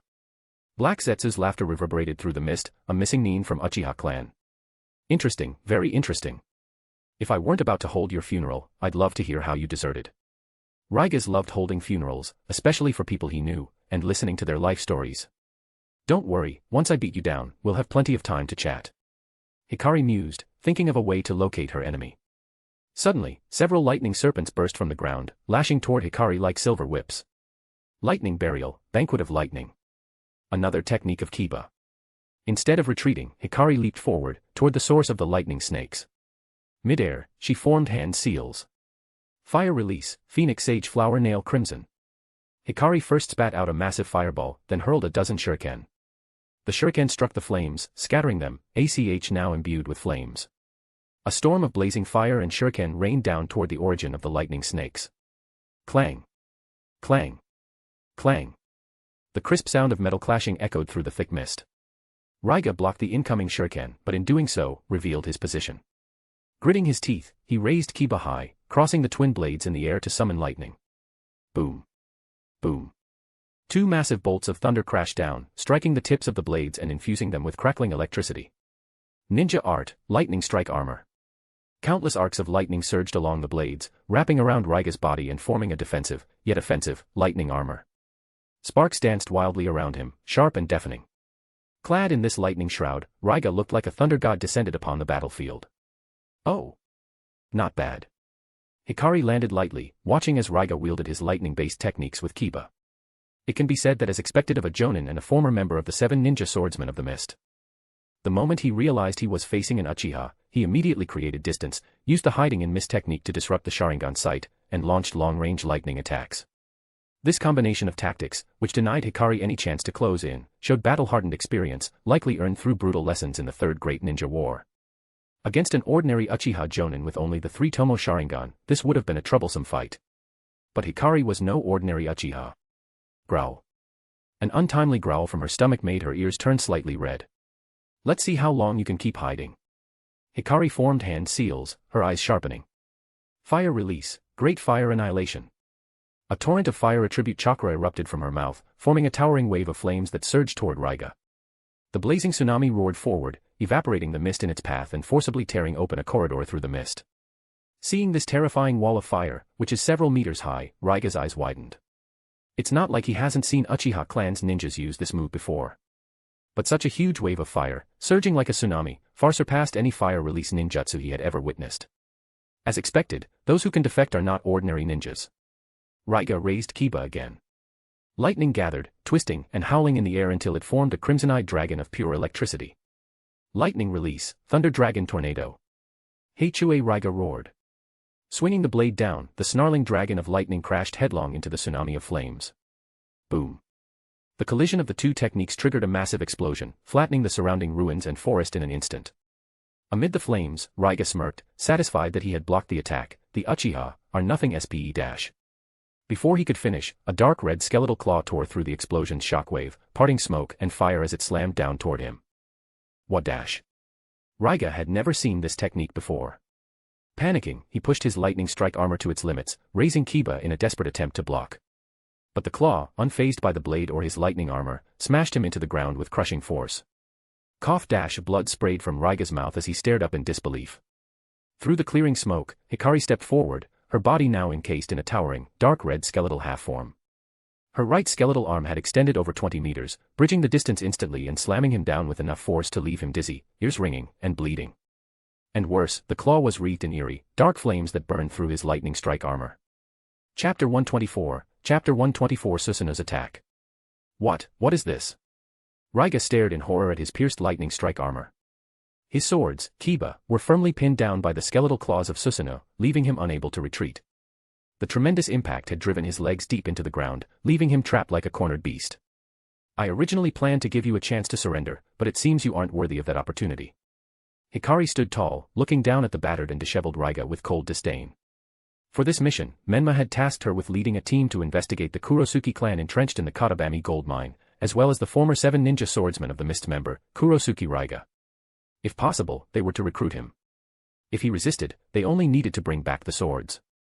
At first, Hikari had held some hope for Raiga. After all, adding a powerful ninja to Menma's forces would always be beneficial. However, after hearing from Sancho and hearing the intel gathered by Hoshigaku's ninjas from nearby villagers, she learned that Raiga frequently held forced funerals, with many villagers having lost loved ones to his senseless killings. Even for someone like Hikari, who had witnessed countless battles during the Warring States period, such bullying of the weak was utterly contemptible. Now, it's my turn to hold a funeral for you.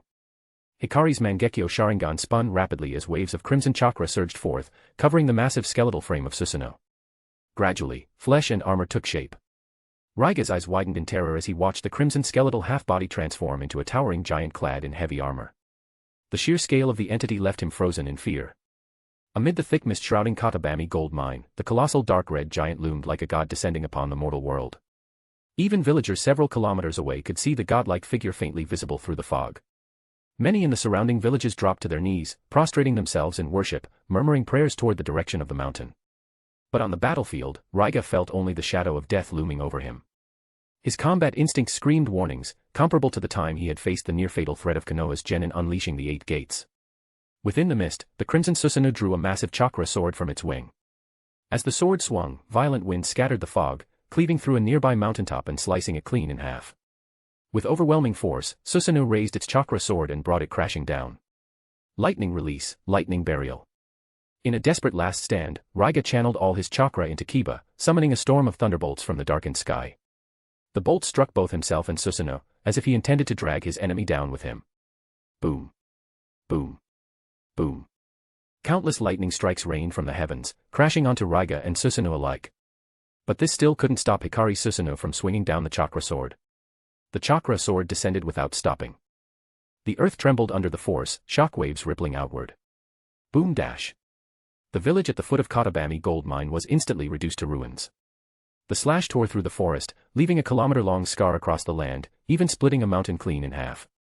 As the smoke cleared, Raiga stood, or rather, barely remained, within a massive crater.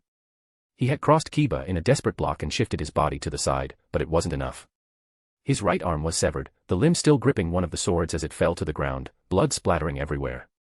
Though not dead, he had exhausted all his chakra and was no longer capable of fighting.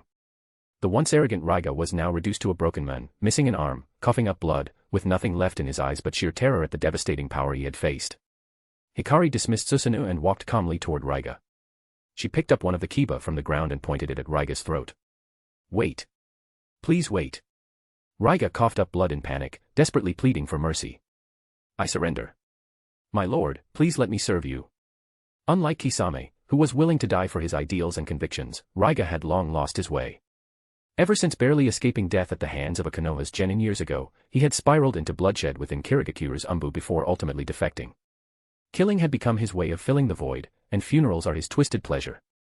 A ninja who slaughters civilians like you doesn't deserve to live. Hikari's voice dripped with disdain. She despised Raiga's so-called funerals, especially since his victims were innocent villagers. Had he at least targeted other ninjas, she might have respected him a little more. No more funerals. Since the lord doesn't like it, I'll dash. Before Raiga could finish, Hikari flicked kiba in a swift motion. A flash of steel appeared and Raiga's head flew into the air, tumbling to the ground with a dull thud. His wide, lifeless eyes stared blankly at his own headless corpse.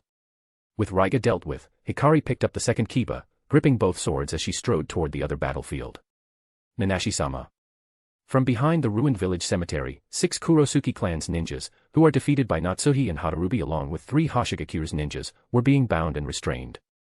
Tying them up. That's Kiba. One of the Kurosuki clan's members paled in horror at the sight of a young girl walking toward them, holding both of Raiga's swords. Where's clan head Raiga? What did you do to him? Hikari glanced at the surrounding graves before thrusting the swords into the ground in front of the 6 captured Kurosuki clan's ninjas. Kurosuki Raiga is dead. She declared coldly, now, you have 2 choices. Either relocate your entire clan to Hoshigakure, or join Raiga in his grave. Hikari then ordered one of the Hoshigakure's ninjas to retrieve Raiga's severed head from the battlefield. Moments later, a bloodied head was placed before the Kurosuki clan's ninjas. At the sight of their leader's lifeless face, the last remnants of their resistance crumbled. If even Raiga, the men who had led their defection from Kirigakure, had been killed, what choice did they have? And that towering red giant, the sheer pressure it exuded was like a rampaging tailed beast. The ninjas of the Kurosuki clan chose to surrender without much hesitation. Noon. Hadarubi and the other Hoshigakure's ninjas oversaw the Kurosuki clan's relocation while freeing the miners and villagers oppressed under their rule in Katabami gold mine. Meanwhile, Hikari, Natsuhi, and 2 lightly injured Hoshigakure's ninjas arrived at the Curry of Life shop. Granny, could you prepare a few more servings of curry and rice? Hikari's stomach rumbled uncontrollably. Sancho smiled warmly and brought out plates of freshly made curry from the kitchen. Thank you for your hard work, eat quickly. Chapter 125, Chapter 125 Hikari comes to Konoha. Wow. So spicy. So spicy. Natsuhi completely disregarded her elegant demeanor, gasping loudly as she grabbed the glass of water on the table and drained it in one go. The other 2 lightly injured Hoshigakure's ninjas cautiously picked up their spoons and took a bite. Instantly, their faces turned red, and they stuck out their tongues, overwhelmed by the heat. In stark contrast was Hikari. The girl's cheeks were slightly flushed, and fine beads of sweat dotted her forehead, yet she continued eating with obvious relish. Sancho stood kindly in the kitchen, preparing some lemon water for everyone. The essence of Curry of Life lies in its spiciness, it awakens dormant cells and revitalizes the body. Sancho explained, however, it's rare to see someone who can finish an entire plate without flinching. Another serving, please. Hikari handed her empty plate to Sancho, clearly wanting more. Sancho looked at the girl, whose cheeks flushed, forehead glistening with sweat, and a single grain of rice still clinging to the corner of her mouth, and smiled warmly as she took the plate. It seems today I've finally met one. After lunch, Hikari rented a few guest rooms to settle the injured. Natsuhi stayed behind to treat the 2 wounded Hoshigakure's ninjas. The next morning, Hikari arrived at the Kurosuki clan's village stronghold in the Katabami gold mine. At the village entrance, dozens of Kurosuki clan's members were packing their belongings, preparing for a full-scale relocation. Many of them had uneasy expressions. They had only recently followed their leader, Kurosuki Raiga, in defecting from Kirigakure. Now that Kurosuki Raiga was dead, they were being forced to move to an unknown land. Hadarubi was overseeing the relocation with several Hoshigakure's ninjas. Nanashi-sama, the Kurosuki clan's relocation preparations are complete. Hadarubi reported as he approached Uchiha Hikari. Kurosuki Buntaro greets you, my lady. A ninja from the Kurosuki clan came with Hadarubi. His forehead bore a Kirigakure forehead protector with a horizontal slash through it, and his features bore some resemblance to Raiga's. The newly appointed head of the Kuratsuchi clan knelt on one knee. My lady, I humbly request mercy for Kurosuki Raiga's wife and child. Kurosuki Raiga had a wife and child. Hikari crossed her arms and glanced toward the gathered Kuratsuchi clan's members. Yes. Buntaro replied, pointing at a woman in the early stages of pregnancy nearby. His wife is only a few weeks along. Hikari waved her hand dismissively. I have no interest in tormenting women and children. A pregnant woman and an unborn child, the pride of the Uchiha clan in her wouldn't allow Hikari to stoop to such pettiness. Thank you, my lady. Buntaro exhaled in relief. He then proceeded to report the clan's situation in detail. My lady, the Kurosuki clan consists of 58 members in total. Including myself, we have 1 jonin, 1 special jonin, 4 chunin, and 6 genin. There were 12 ninjas in total, and the others were either women and elderly people, who had no fighting ability, or children. The Kurosuki clan wasn't particularly large, but it wasn't small either. After all, not every clan was like the Uchiha clan, capable of casually fielding 10 jonin and dozens of chunin. A clan like the Uchiha clan was already the largest in the entire ninja world, capable of effortlessly annihilating small to mid-sized nations with their strength alone. The only clan that could compare to them nowadays was the Hyuga clan. The relocation of the Kurosuki clan is proceeding in an orderly manner. Having defected from Kirigakure just over 3 months ago, they had traveled light and didn't have much heavy equipment to begin with. Under Hadarubi's arrangements, the Kurosuki clan disguised themselves as a merchant convoy transporting ore and set off toward the border of the Land of Wind. From there, they would travel northward, eventually entering the Land of Stars. Nanashi-sama, won't you be traveling with us? Natsuhi, who had already entrusted the injured Hoshigakure's ninjas to the merchant convoy, asked softly as they stood atop Katabami Gold Mine's peak. No, I have some matters to attend to. You all go ahead. Hikari replied, her gaze fixed firmly eastward. As you wish, Nanashi-sama. Natsuhi bowed slightly before withdrawing. After half a year of working together, she had come to understand that this young girl possessed power far beyond that of ordinary jonin, second only to Shura in the entire Hoshigakure. Moreover, her ambiguous relationship with Shura had led the Hoshigakure's ninjas to regard her as their lady. Once Natsuhi had left, Hikari glanced in the direction where the Kurosuke clan, disguised as a merchant convoy, had departed before turning east herself. Traveling at full speed, she crossed into the land of fire in less than a day. Following her memories, she first made her way to the Uchiha clan's old ancestral lands. After Konoha's founding, the entire Uchiha clan had relocated to the village, leaving these ruins not far from Konoha completely abandoned. Wandering among the broken walls and shattered pillars, Hikari paused before a collapsed section covered in ivy, where the Uchiha clan's crest was still faintly visible. Her eyes lowered, her expression calm yet pensive. The Uchiha clan dash. During her centuries of imprisonment, her feelings toward the Uchiha had been complicated. After her parents' deaths, she had awakened the Mangekyo Sharingan.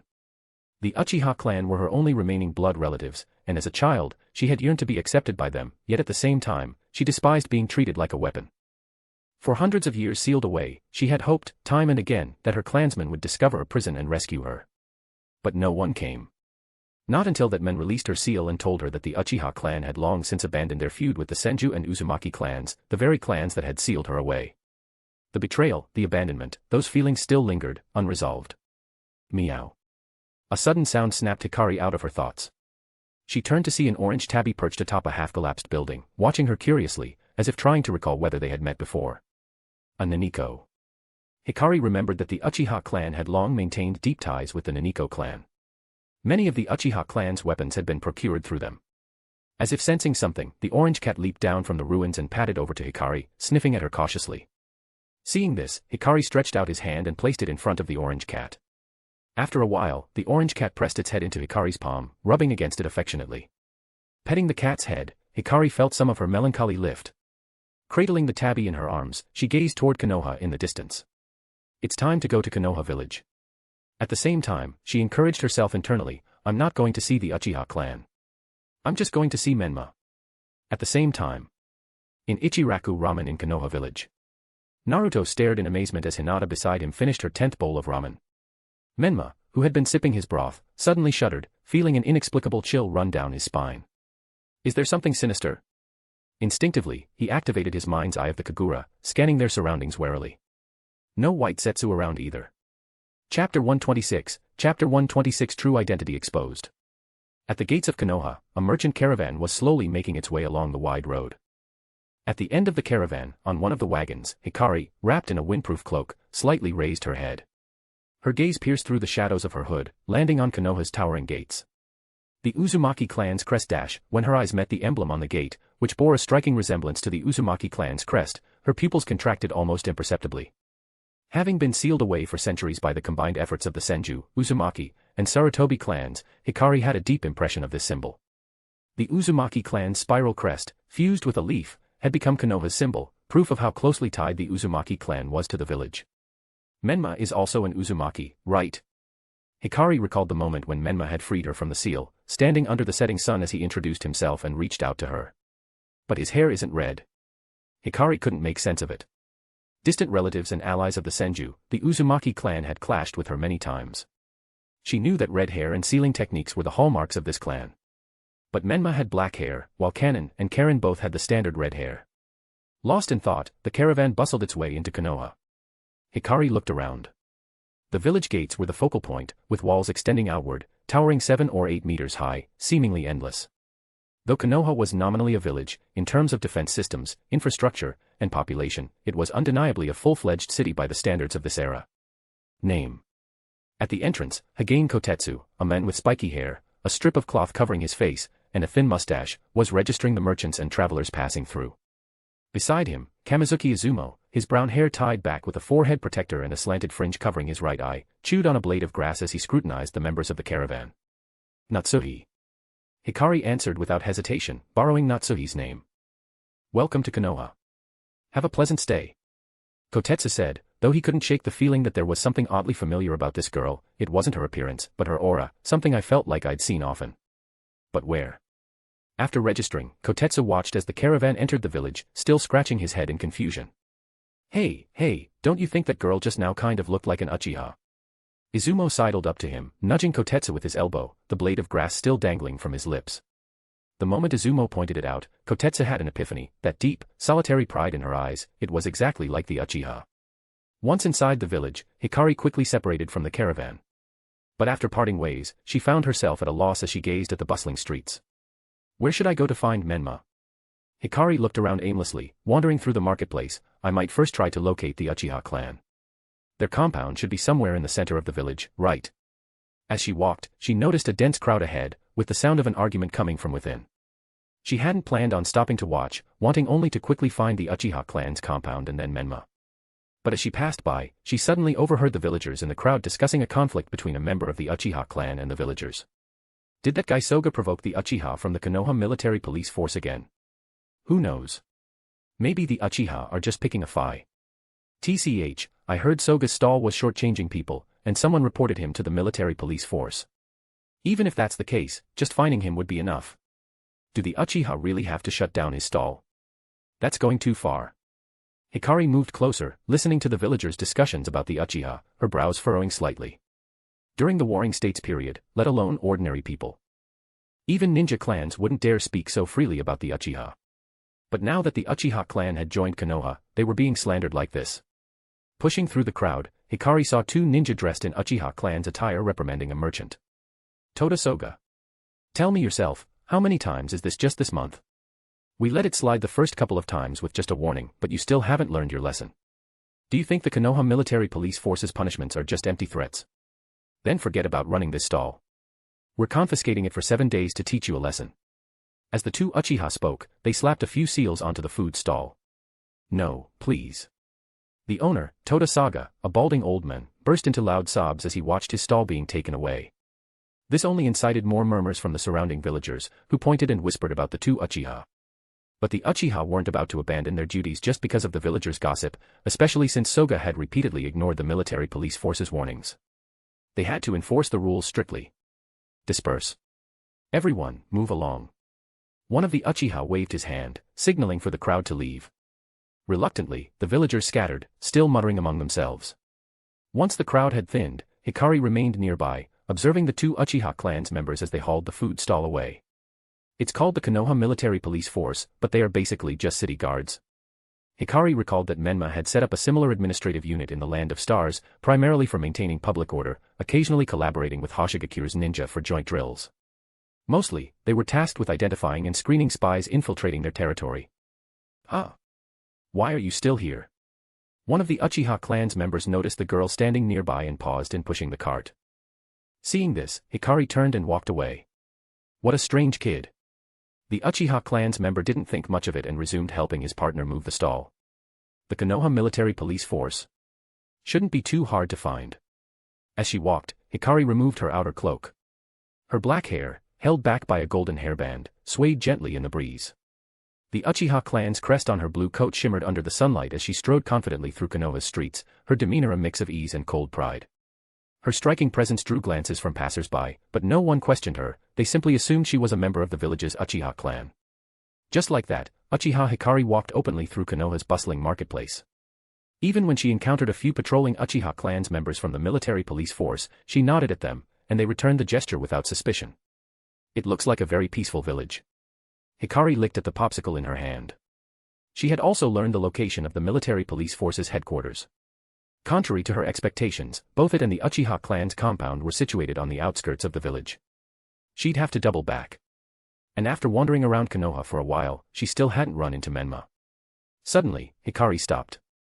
Not far away, Naruto, rubbing his round belly, bounced out of a shop.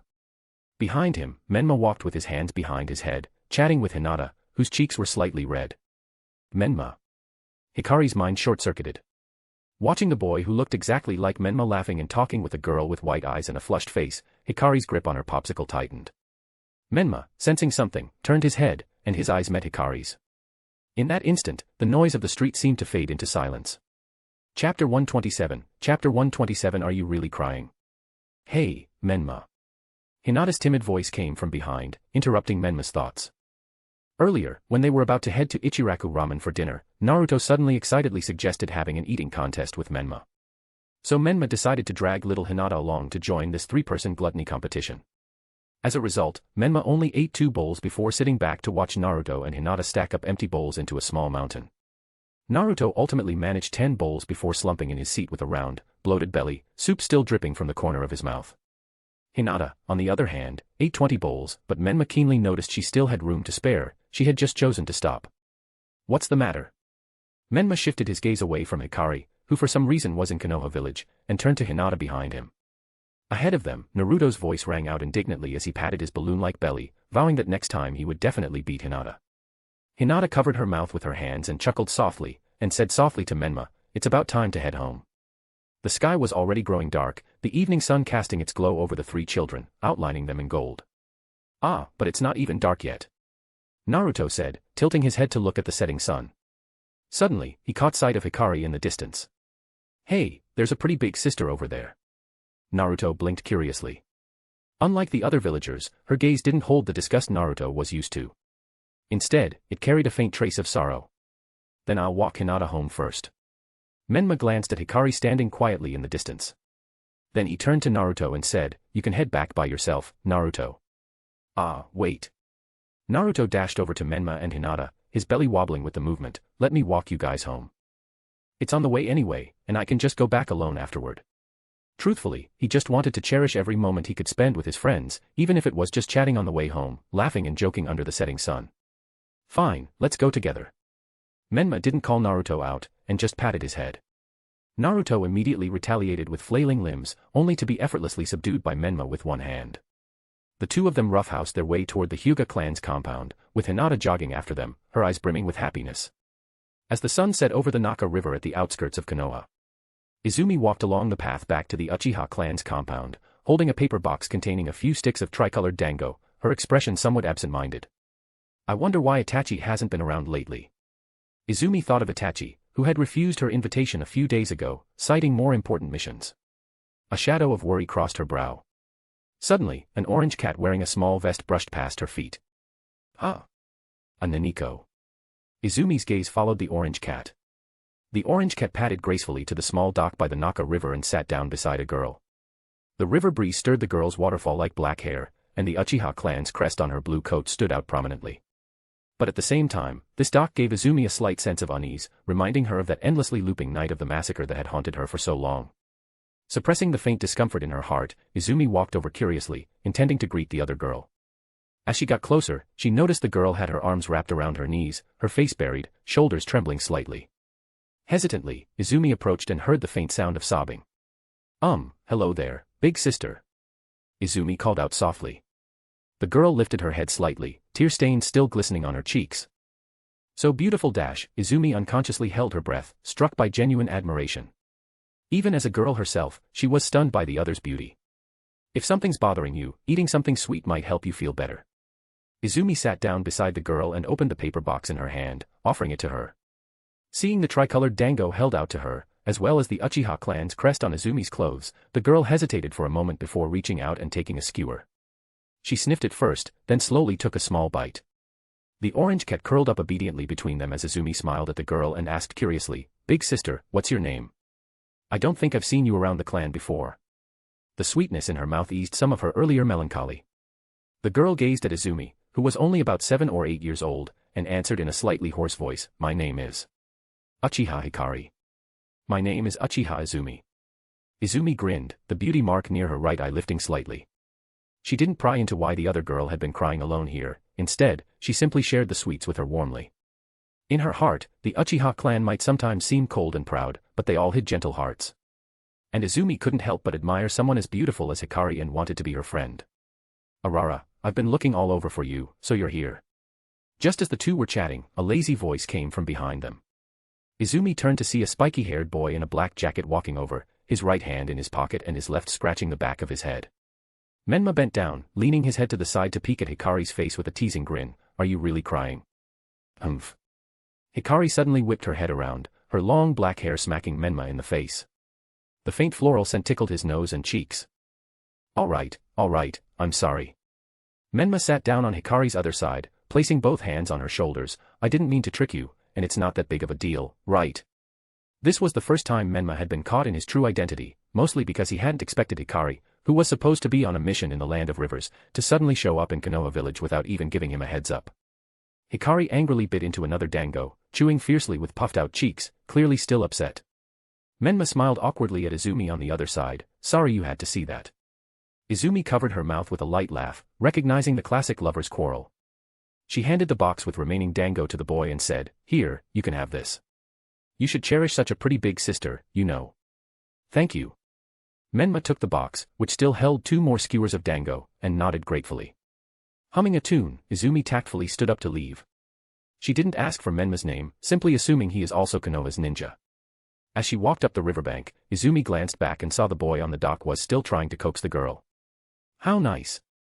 If only Itachi could dash. Izumi's thoughts drifted back to the one she admired. Meow. The orange cat, having somehow followed her, rubbed against her legs. Oh. You didn't want to be a third wheel either. Izumi crouched down, scooping up the cat and gently scratching under its chin. Chapter 128, Chapter 128 You are all my wings. By the wooden dock on the banks of the Naka River, Hikari snatched the box from Menma's hands and fiercely bit into a dango skewer.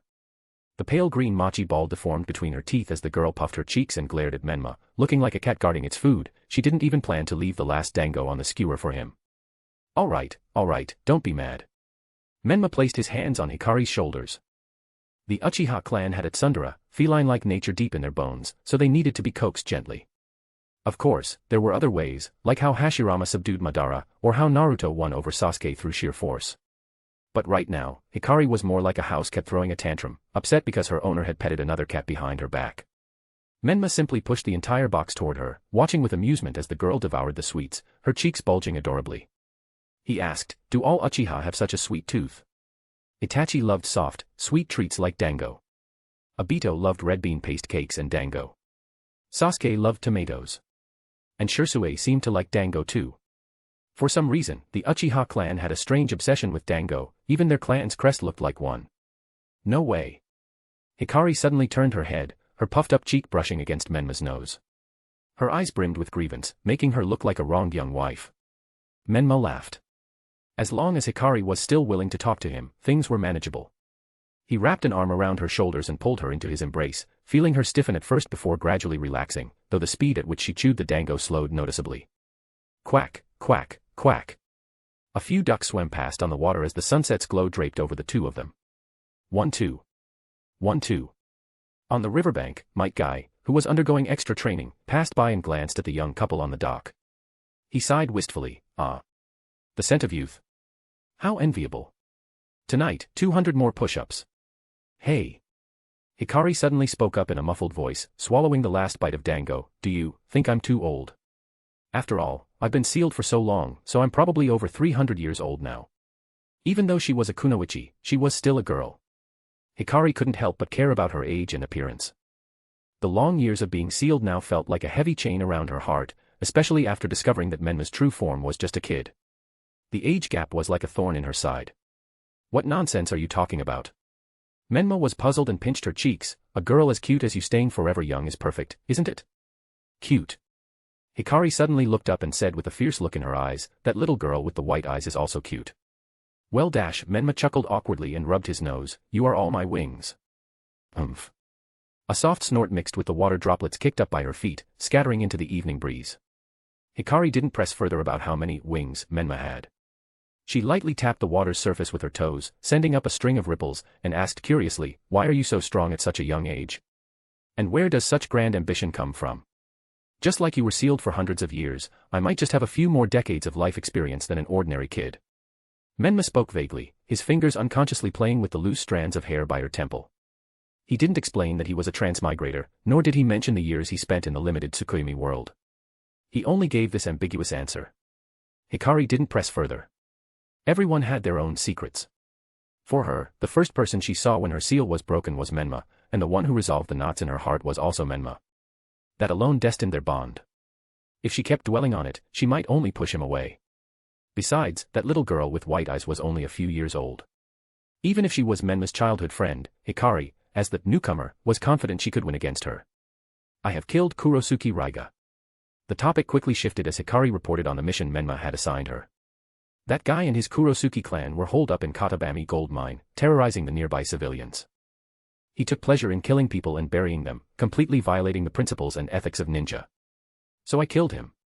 The rest of the Kurosuke clan were sent back to the land of stars by Harubi and Natsuhi. That guy deserved it anyway. Menma nodded, then tentatively reached out to pat Hikari's head, ruffling her hair. Seeing that the other party did not resist, he knew this angry little kitten had mostly calmed down. By the way, have you heard of the Land of the Sky? Menma suddenly thought of Shino and Amaru, whom he had encountered a few days ago. Katabami gold mine was also in the southern part of the Land of Rivers, near the coast. The Land of the Sky was destroyed, wasn't it? Hikari searched her memories. During the Warring States period she lived in, the Land of the Sky had been a fairly large nation with many ninjas. And since coming to the Land of Stars, Hikari had been catching up on history from the end of the Warring States period to the present, so she roughly knew about the Land of the Sky and how it was annihilated by Konoha during the Second Great Ninja War.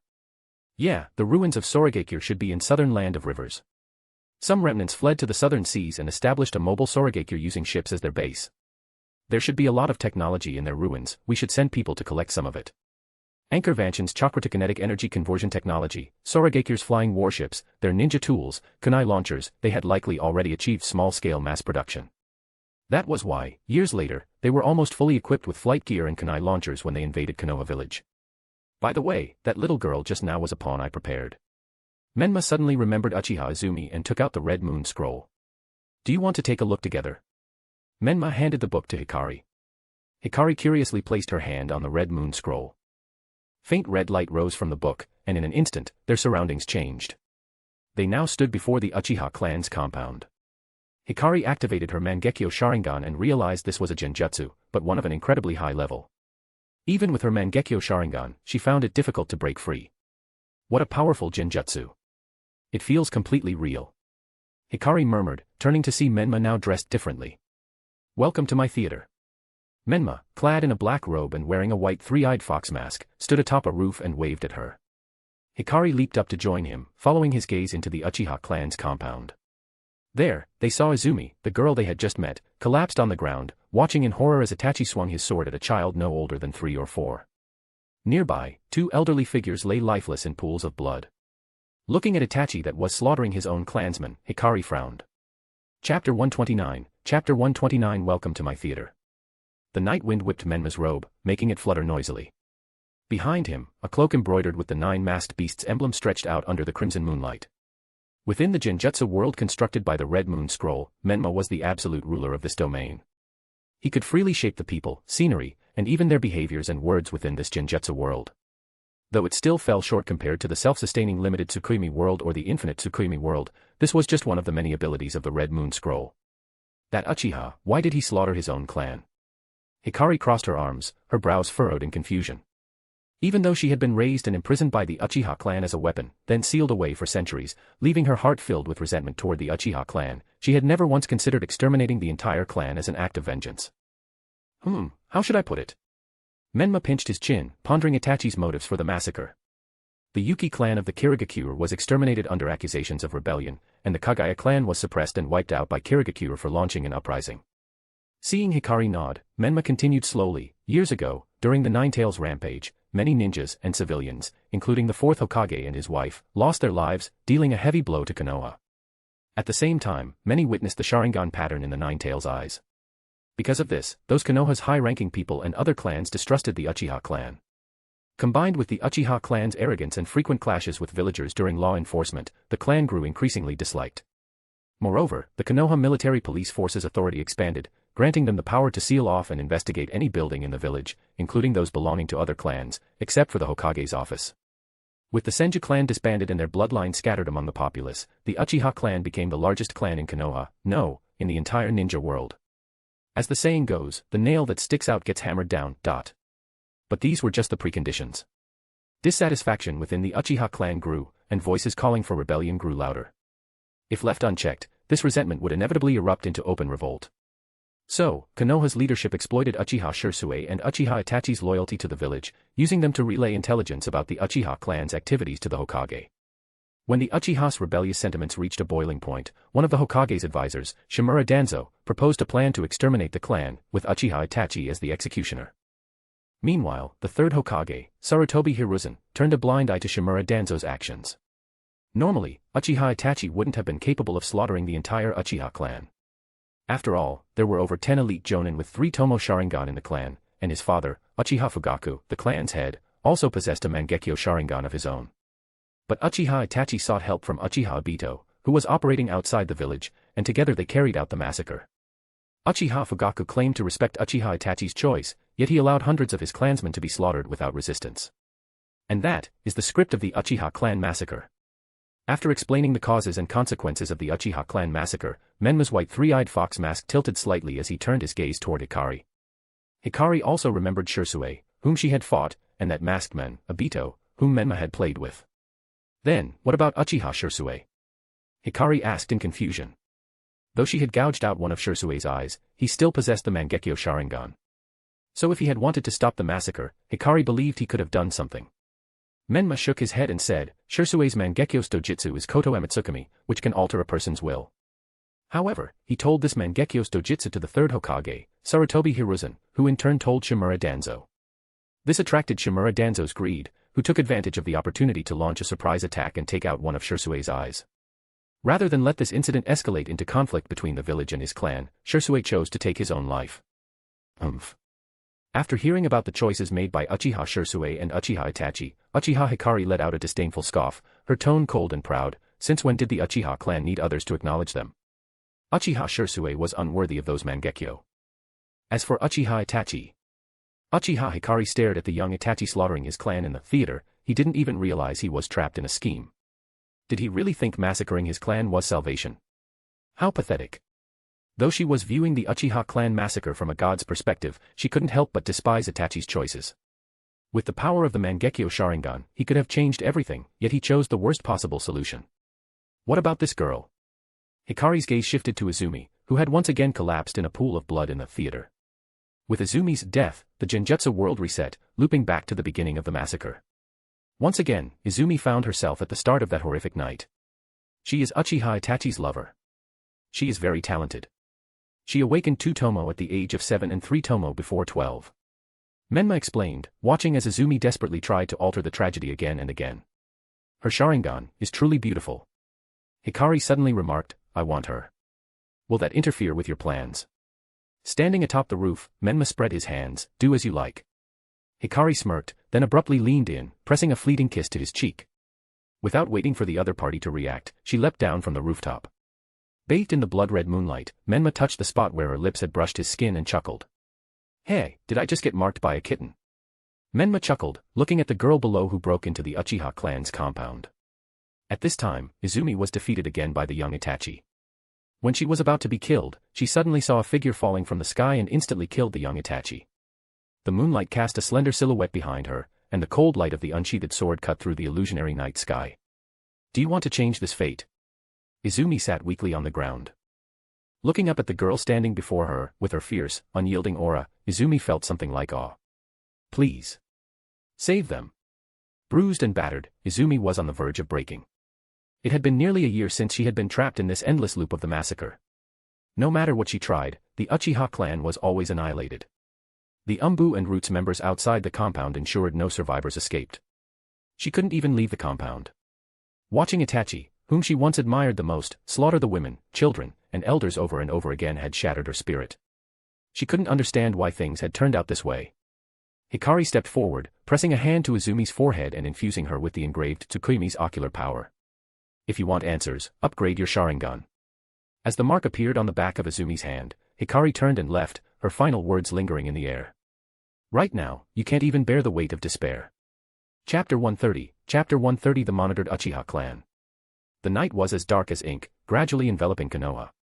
While most of the village had already fallen asleep, only a few dim streetlights dotted the darkness like solitary stars. But beneath the Hokage rock, inside the Umbu's base, the scene was entirely different.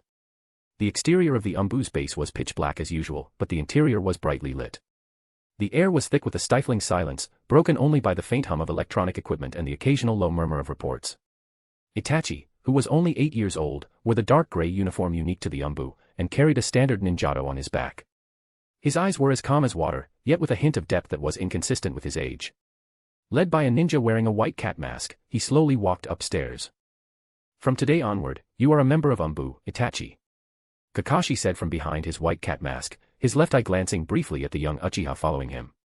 "Yes, Kakashi-senpai. I look forward to your guidance," Itachi replied in a composed tone, laced with respect.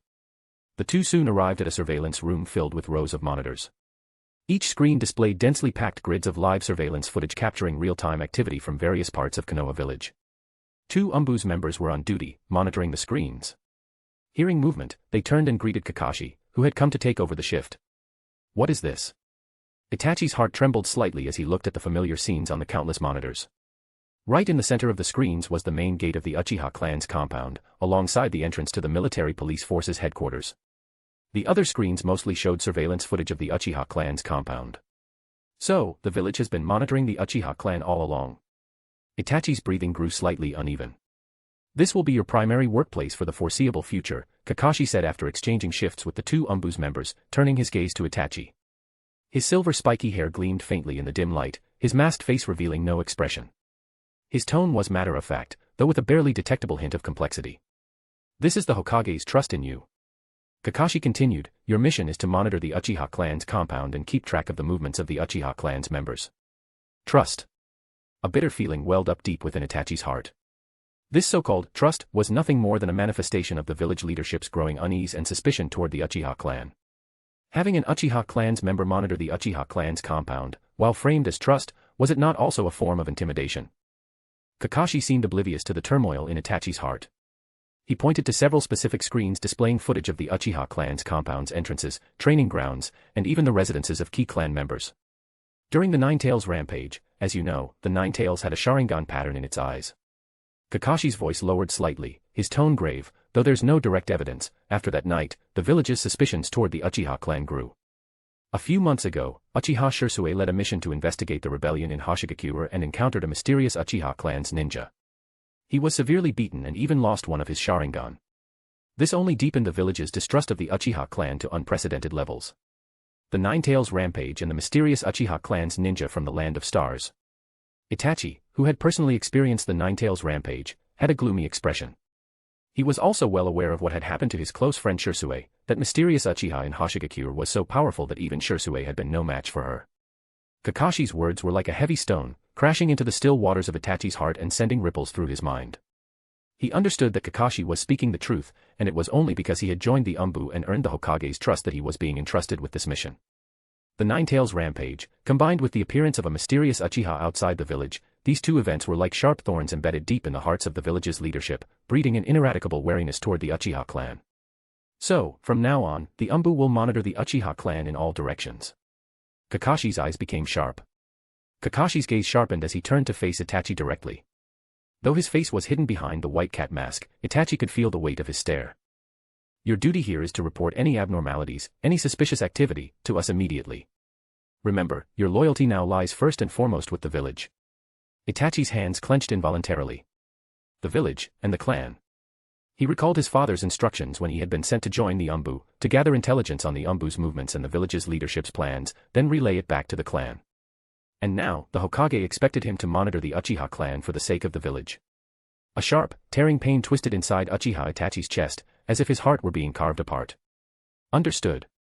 Itachi took a deep breath and calmed the turmoil in his heart. He knew this was not the time to show hesitation. For the future of his clan, for the peace of the village, to prevent something far worse from happening, he had to endure this pain. Between family and duty, he had to play his role perfectly. Silently, he walked to an empty surveillance station, his fingers gliding deftly over the mouse as he pulled up one monitoring feed after another. Images flooded the screens.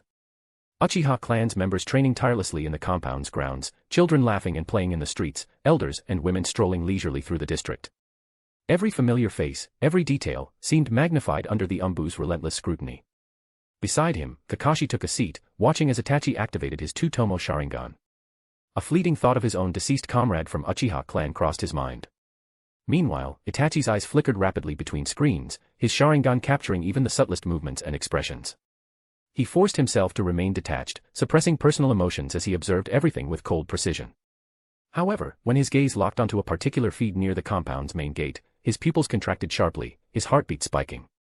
There stood a familiar figure. Uchiha Izumi. She was walking slowly toward the gate, her steps unsteady, almost hesitant.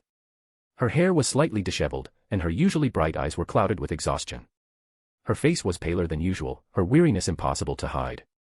Izumi paused at the entrance, tilting her head up slightly as if gathering her bearings. She rubbed her temples lightly, as though trying to shake off fatigue, but her body betrayed her exhaustion. Kakashi's voice snapped Itachi out of his thoughts. Did you notice something? Chapter 131, Chapter 131 The great-great-great-grandmother of Fugaku. Itachi's eyes instantly regained their calm. He turned to face Kakashi, who wore a white cat mask, and reported in a steady tone, Kakashi-senpai, all surveillance feeds currently show no abnormalities. Uchiha Izumi returned to the clan's compound at 21:30, appearing slightly fatigued but with no unusual chakra fluctuations. The movements of the other clansmen are consistent with their usual routines. He deliberately omitted any speculation about the reason for Izumi's fatigue, sticking only to objective facts. Kakashi nodded without further inquiry, as if he had already expected this. He stood up and patted Itachi on the shoulder, murmuring, "Stay vigilant. Don't overlook even the slightest disturbance. This village needs us to protect it." "Yes," Itachi replied with a brief nod, watching as Kakashi's figure disappeared through the door of the surveillance room. Though the Umbu surveillance room was typically manned by a pair, Kakashi's laid-back personality made it impossible for him to stay cooped up in the small room all night. Moreover, since the Hokage trusted Itachi enough to grant him access to the Umbu surveillance room, Kakashi saw no harm in giving him some time alone. Once the door closed, Itachi turned his gaze back to the ever-shifting surveillance screens. The night was deep, and the village remained asleep, but to his eyes, the air seemed to carry an intangible tension, like the scent of gunpowder.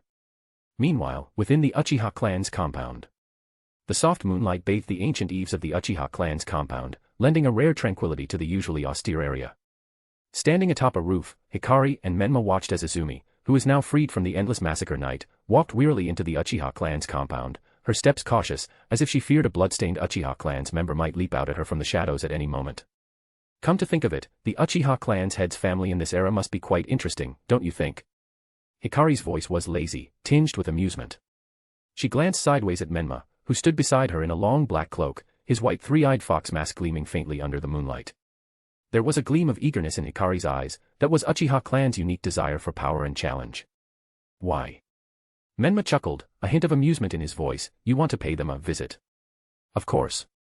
Hikari answered without hesitation, her voice light, as if she were merely planning to drop by a neighbor's house rather than the residence of the head of Konoha's most prominent clan. She knew Menma never refused such unexpected funds, and besides, she was genuinely curious about the Uchiha clan of this era, about these clansmen who shared her name and bloodline but lived on a different timeline. She was especially curious about how that man named Fugaku had raised a clan killer like Itachi, and how he had led the Uchiha clan to their doom. It's up to you. Menma replied succinctly. For him, anything that stirred the stagnant waters of the ninja world and introduced more variables was worth indulging. In an instant, their figures flickered like phantoms melting into the night. The next moment, they stood in the courtyard of Fugaku's house, which is deep within the Uchiha clan's compound. The lights inside the house were still on, warm and inviting, casting soft silhouettes through the paper screens. The door slid open with a quiet creak. It's so late, who is it? A gentle woman's voice called out. Uchiha Mikoto, dressed in a homely kimono, appeared with a kind smile, assuming it was a late returning clansman paying a visit. But when she saw the two figures standing outside, her smile froze slightly. One wore a black cloak and a white three-eyed fox mask, while the other was a strikingly beautiful young woman with an extraordinary presence. Mikoto recognized that mask immediately, as her husband's study held a wanted poster of the very same Shura. I apologize for disturbing you so late at night. Hikari's voice was cold, but carried just the right amount of politeness. As the wife of the Uchiha clan's head, Mikoto has a very strong psychological quality.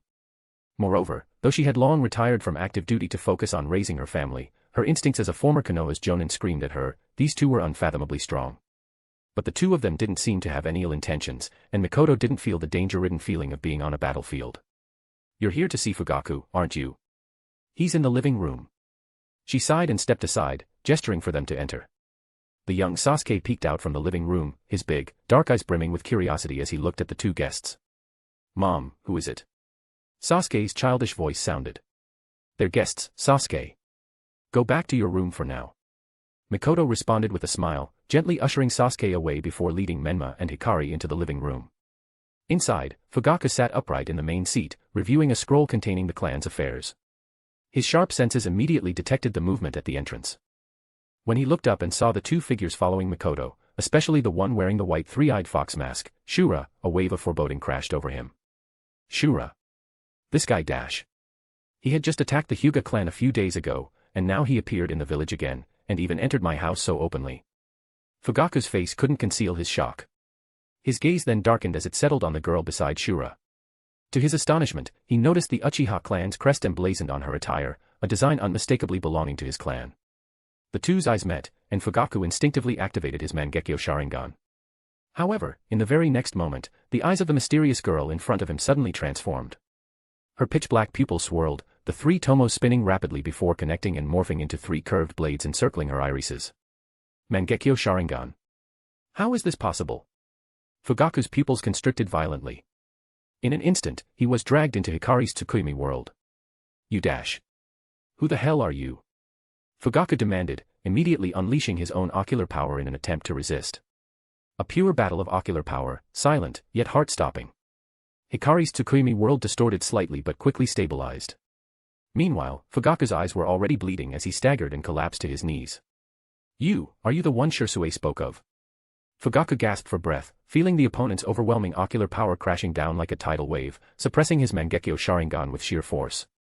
Suddenly, he recalled the mysterious enemy Shursue had encountered in the Land of Stars half a year ago. Fugaku's consciousness gradually faded into endless darkness. He didn't know how much time had passed when he opened his eyes again, only to break out in a cold sweat from shock. By then, Shura and the mysterious girl were already seated peacefully, while his wife, Mikoto, was pouring tea for them. What's wrong, Fugaku? Mikoto noticed her husband's pale expression and asked with concern. Nearby, Sasuke was playing with his toys and also glanced over curiously. Fugaku took a deep breath, his eyes still throbbing faintly. A single glance, that was all it took for him to be completely overpowered. Had the other party truly intended to kill him, he wouldn't have lived to see Mikoto and Sasuke again. That overwhelming pressure had made him feel as if he were standing before Madara himself. Who are you, really? Fugaku's gaze locked onto the girl across from him, as well as Shura, who was leisurely sipping his tea. He was certain that there was no such person in this generation of the Uchiha clan. By seniority. Hikari counted with her fingers, you should call me your great-great-great-grandmother. 300 years of time, a gap of 15 generations, an infinitely stacked lineage. Chapter 132, Why don't you dare to glare at the third Hokage? By seniority, you should call me your great-great-great-grandmother. Hikari's tone was calm, but her words struck Fugaku and Mikoto like thunder. Great-great-great-grandmother. How is that possible? Fugaku's pupils contracted sharply, unable to believe what he was hearing. When Uchiha Madara left the village, he took most of the clan's historical records and secret technique scrolls with him. Fugaku had been born just a year after Madara's departure, but he had never heard any elder mention a female Uchiha with such terrifying ocular power in the clan's history. He frantically searched through the information he knew, trying to find any trace of this girl, but there was nothing, no record of her existence whatsoever. Meanwhile, Mikoto was utterly stunned. She stared at the imposing yet dignified girl wearing clothes bearing the Uchiha clan's crest, her Mangekyo Sharingan's patterns breathtakingly beautiful. As Fugaku's wife and a former Uchiha clan's jonin herself, Mikoto understood all too well the immense pain required to awaken such eyes. Meanwhile, Sasuke, who had been playing nearby, looked up curiously at the big sister's eyes, finding them simply mesmerizing. Menma glanced down at Sasuke. At just 4 years old, Sasuke already had the makings of a little heartthrob, but his eyes still held a childlike innocence, a far cry from the cold, aloof demeanor he would later adopt in the original work. Hikaru's Mangekyo Sharingan turned back to Fugaku, her gaze carrying the authority of an elder as she spoke down to him. Fugaku, right? The head of this generation of the Uchiha clan. Menma's voice was filled with arrogance as he delivered his assessment. Your Mangekyo's power is decent, but your will is weak, lacking resolve.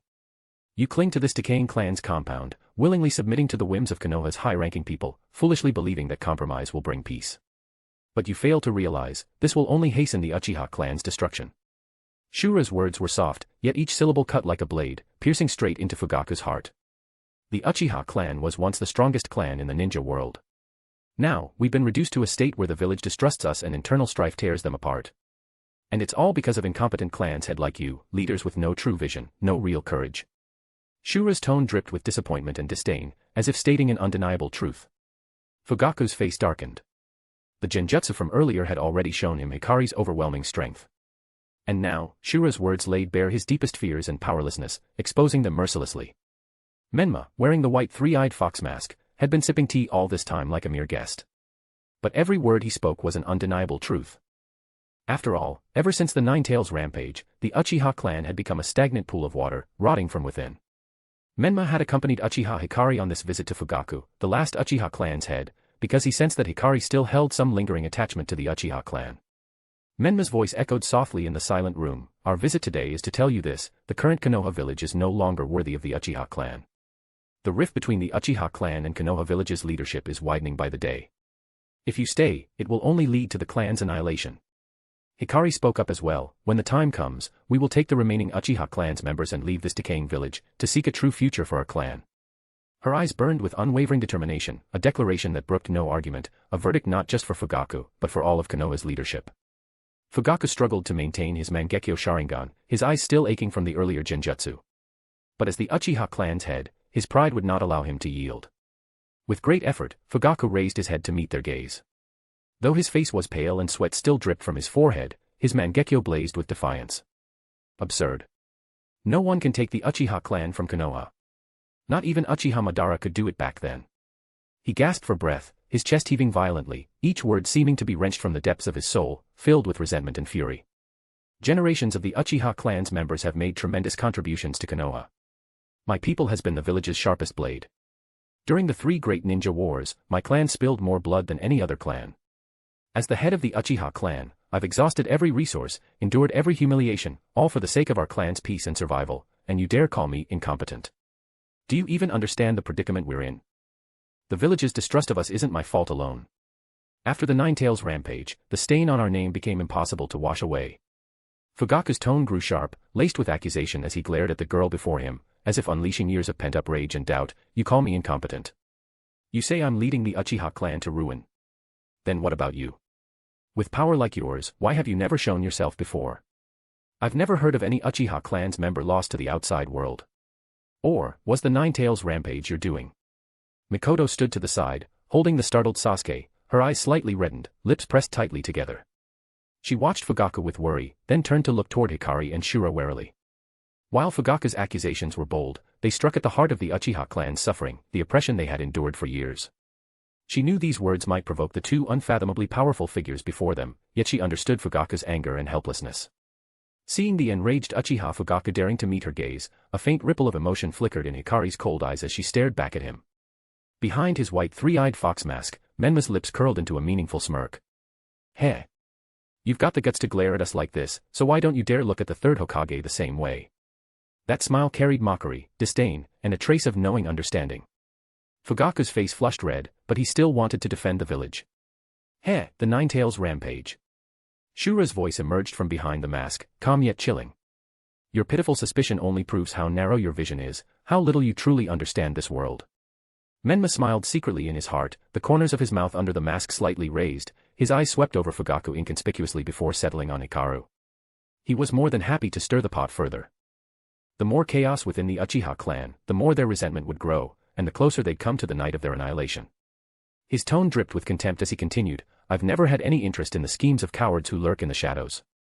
As for the mastermind behind the Nine-Tails Rampage, of course we know. But even if I told you, what could you do?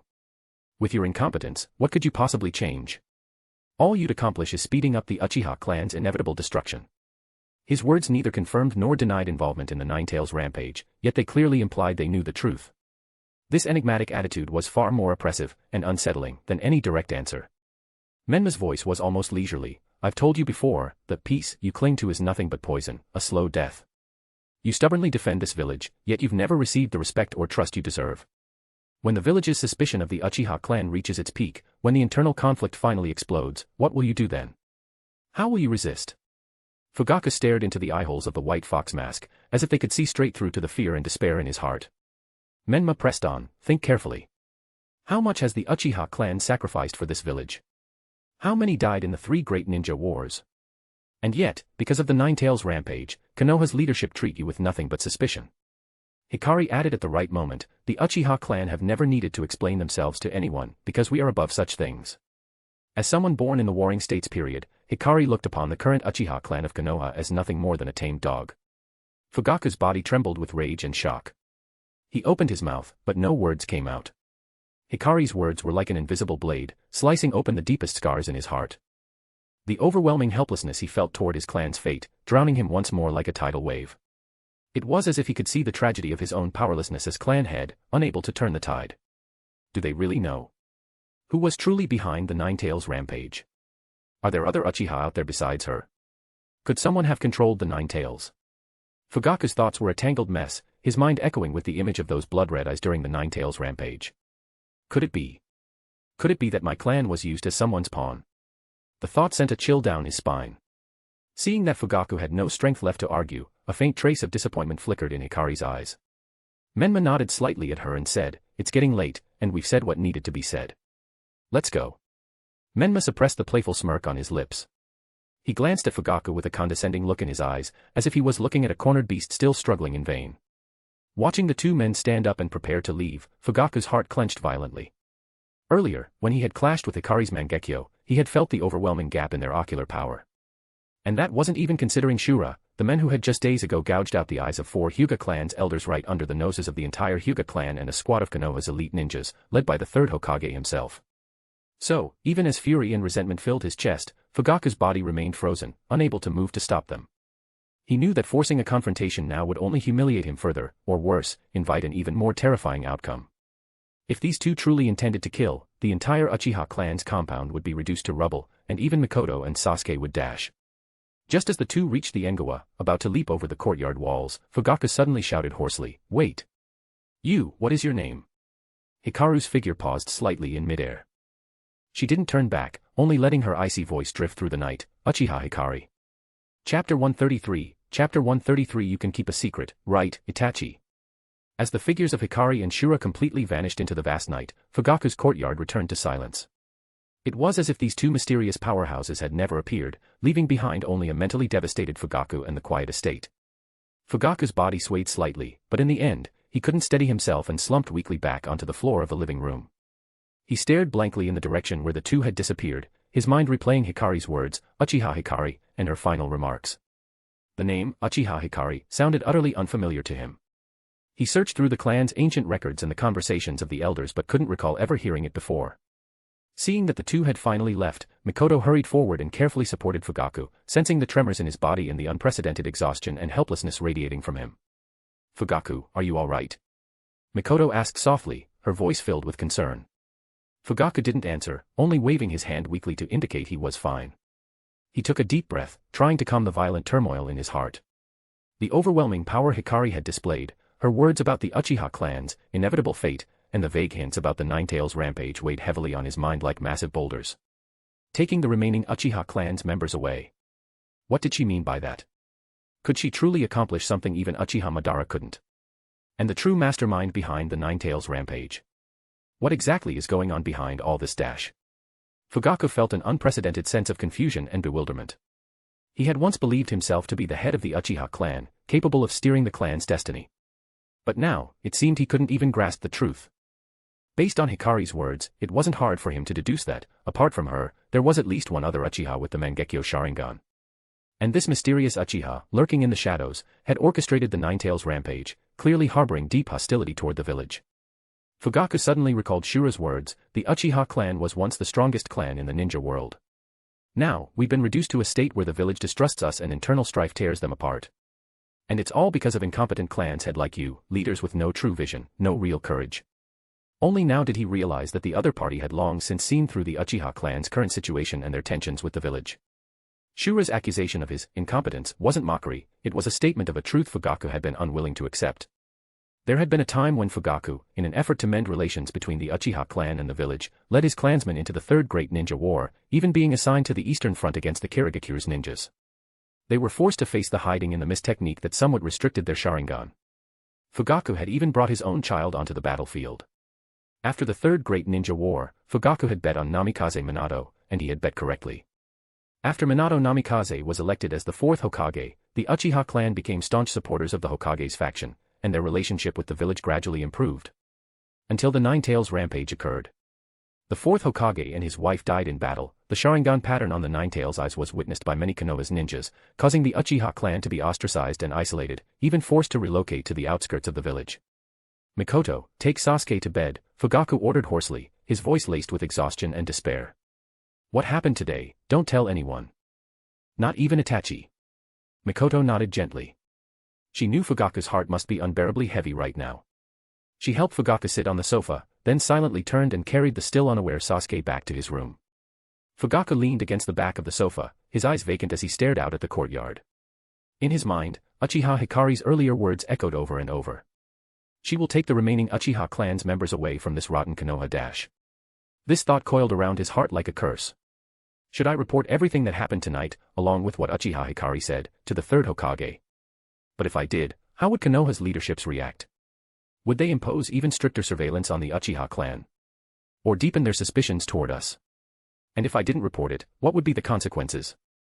His indecisive nature plunged Fugaku into unprecedented turmoil and agony. The night seemed to grow even darker. The next morning. The first rays of sunlight slanted through the windows of Fugaku's house, spilling onto the living room floor, dispelling some of the night's chill, but it does nothing to lift the heavy gloom in Fugaku's heart. He remained in the same position he had collapsed into the night before, slumped on the sofa, his eyes bloodshot. Scrolls of clan records lay scattered across the coffee table in front of him, silent witnesses to his sleepless torment. A faint air of melancholy lingered in the room. Uchiha Hikari. Uchiha Hikari. The name echoed relentlessly in Fugaku's mind. However, even after scouring the few remaining ancient texts in his home, he found no trace of her. Should I go investigate the stone tablets at the Naka shrine? Fugaku had always believed that, as the Uchiha clan's head, his duty was to protect the clan, even if it meant enduring humiliation, just to secure a chance at survival for his people. He had painstakingly maintained relations with the village, even recommending his eldest son, Itachi, to join the Umbu as a bridge for communication and negotiation. However, the appearance of Hikari and Shura had been like a brutal wake-up call, shattering all his efforts and hopes in an instant. It was as if the entire Uchiha clan was being secretly manipulated and guided by an unseen, unfathomable force, one whose very existence he couldn't even confirm. The true mastermind behind the Nine-Tails Rampage is deliberately driving a wedge between the Uchiha clan and the village dash. Fugaku's thoughts were a tangled mess. He had never felt so powerless before. If Hikari's words were true, then everything he had believed in, everything he had fought for, had been nothing but an illusion. He thought of the Yuki clan and the Kaguya clan that were exterminated in Kirigakure. It was said the Yuki clan had been accused of plotting a rebellion and were slaughtered under the 4th Mizuki's orders. The Kaguya clan had actually risen in revolt, inflicting heavy damage on Kirigakure before being crushed by a combined force of the Mizuki's faction and the village's other ninjas, their entire clan exterminated. Now, within the Uchiha clan, radical voices calling for rebellion were growing louder. If I couldn't suppress them dash. The faint clinking of dishes came from the kitchen. Mikoto was preparing breakfast. Soon, the rich aroma of miso soup and grilled fish filled the air, bringing a touch of warmth to the mundane rhythm of daily life. However, that warmth couldn't reach Fugaku's frozen heart. The front door slid open quietly, and a calm figure stepped inside. It was Itachi, who had just returned from a mission. He was wearing an Umbu's attire, and although he wasn't wearing a mask, he carried a faint, chilling aura. "You're back just in time. Breakfast is ready," Fugaku said, looking at his eldest son's slightly weary face with a surge of complicated emotions.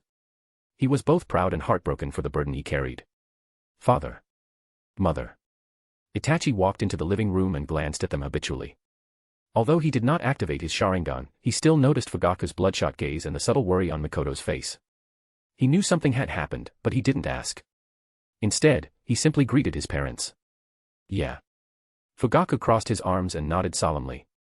"Ni-san. Come play." The 4-year-old Sasuke came toddling into the room on unsteady legs. Seeing his little brother, Itachi forced a tired smile and gently scooped up the boy as he lunged for him. "Let's eat," Mikoto said, setting the breakfast dishes on the table. "Yes, mother." Itachi carried Sasuke toward the dining area. Sasuke clung to his brother's neck, his voice soft and full of childish adoration as he whispered, "Ni-san, last night, there were 2 really weird people here. One was super pretty and had the Sharingan like us, and the other wore a fox mask. It was so weird." Itachi's gentle expression instantly sharpened. His arms around Sasuke tightened slightly. Deep within his pupils, a Tsutomu Sharingan flickered to life for a split second before vanishing. A beautiful Uchiha. And a mysterious person with a fox mask dash. Itachi's gaze shifted toward his father in the living room. Though Sasuke's voice was quiet, Fugaku had heard him clearly. Facing his eldest son's questioning look, Fugaku let out a deep sigh, his eyes heavy with complexity. It was Shura, and the powerful individual Shisui encountered in the Land of Stars. She called herself Uchiha Hikari. Shura and Uchiha Hikaru. They actually came to our house. Itachi's mind reeled in shock. As an Umbu, he had spent the entire night monitoring the Uchiha clan, and yet these two individuals, whom Konoha's leaderships considered extreme threats, had infiltrated the Uchiha clan's head's residence without anyone noticing. And from the looks of it, Shura hadn't attacked the Uchiha clan the way he had the Hyuga clan. But how did these two mysterious enemies come together? Could it be that Shura is the mastermind behind the rebellion in Hoshigakure? That girl, Uchiha Hikari, had taken Shisui's Sharingan. Now she had come to their home. What was her goal?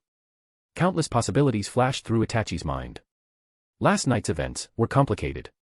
Those two are unfathomably strong, especially the one who calls herself Uchiha Hikari. Her ocular powers far surpass mine. Fugaku paused, his voice low and grave. For now, do not report this to the village, and do not let anyone else in the clan know. The village already distrusts the Uchiha clan. If they learn that unknown, powerful Uchiha have appeared, it will only deepen their suspicions, and could lead to consequences we can't predict. I need time to investigate Shura and Uchiha Hikari's true identities. Until then, keep this a secret. He stared at Itachi, his eyes filled with the helplessness of a clan leader and the hope of a father. Itachi, you're in Umbu now. You must understand the importance of weighing the consequences. I hope you can understand my position. Keeping this hidden is to buy time, for the Uchiha clan, and for the village. If handled poorly, we could end up like the Kaguya clan. Itachi, still holding Sasuke, fell silent. He knew about the Kaguya clan's fate, how they had rebelled against Kirigakure and been utterly annihilated in retaliation. Looking down at Sasuke's innocent face, then meeting Fugaku's exhausted yet pleading gaze, Itachi wrestled with an internal storm. On one side, family bonds, his father's plea, and the future of the Uchiha. On the other side, his loyalty to the village, his duty as an Umbu, and his mission to protect Konoha's peace. He deeply understood his father's fears and also understood his father's painstaking efforts to conceal the truth. Understood, father. Itachi suppressed his unease and pretended to agree. Seeing this, Fugaku nodded, then called his family to breakfast. The miso soup steamed on the table, and Sasuke's laughter filled the dining room. Itachi mechanically chewed his rice ball, the grains turning tasteless in his mouth. Out of the corner of his eye, he saw his father's forced composure. He also knew that this was no small matter. If he concealed this matter and things spiraled out of control, the consequences would be unimaginable. After breakfast, Fugaku changed into his flak jacket and left for the military police force's headquarters under the watchful eyes of his wife and children. Once Fugaku was gone, Mikoto busied herself with chores, playing with Sasuke so he wouldn't disturb Itachi's rest. But shortly after Fugaku left, when Itachi returned to his bedroom, he formed a hand seal and created a shadow clone, which stayed at home and slept. Meanwhile, his main body slipped out the window, vanishing like the wind as he raced toward his closest friend's home. Itachi was a little confused and wanted to hear the opinion of his best friend. Chapter 134, Chapter 134 Hiruzen, Itachi, you've done well. The warm morning sun, carrying the moisture of dew, quietly spilled over Konoha village. Yet, at this moment, Itachi could not enjoy the tranquility of dawn like an ordinary boy. His figure moved like the wind as he sprinted swiftly across the rooftops of the clan district, his footsteps heavy, just like his heart. That heaviness did not stem solely from the exhaustion of a sleepless night, but also from the unease brought by Hikari and Shura's secret visit the previous night. And his father's plea, which is laden with desperation and helplessness. Concealing the existence of those two mysterious, immensely powerful individuals, whose intentions toward Konoha were unknown, was undoubtedly a betrayal of his duty as a ninja, as an Umbu, and of his core mission to protect the village's peace. But would revealing the clan's secrets to the village's leaderships trigger unforeseen consequences, pushing his already precarious clan one step closer to the abyss? The 8-year-old Uchiha Itachi was very confused. He needed someone to confide in, someone who could understand him and offer him the right guidance. Uchiha Shisui. Shisui's residence was as neat and simple as ever. He knocked lightly on the door, using a coded signal only a ninja would recognize. Soon, the door opened silently, revealing Shisui's face. He was slightly surprised at first, but quickly settling into calmness.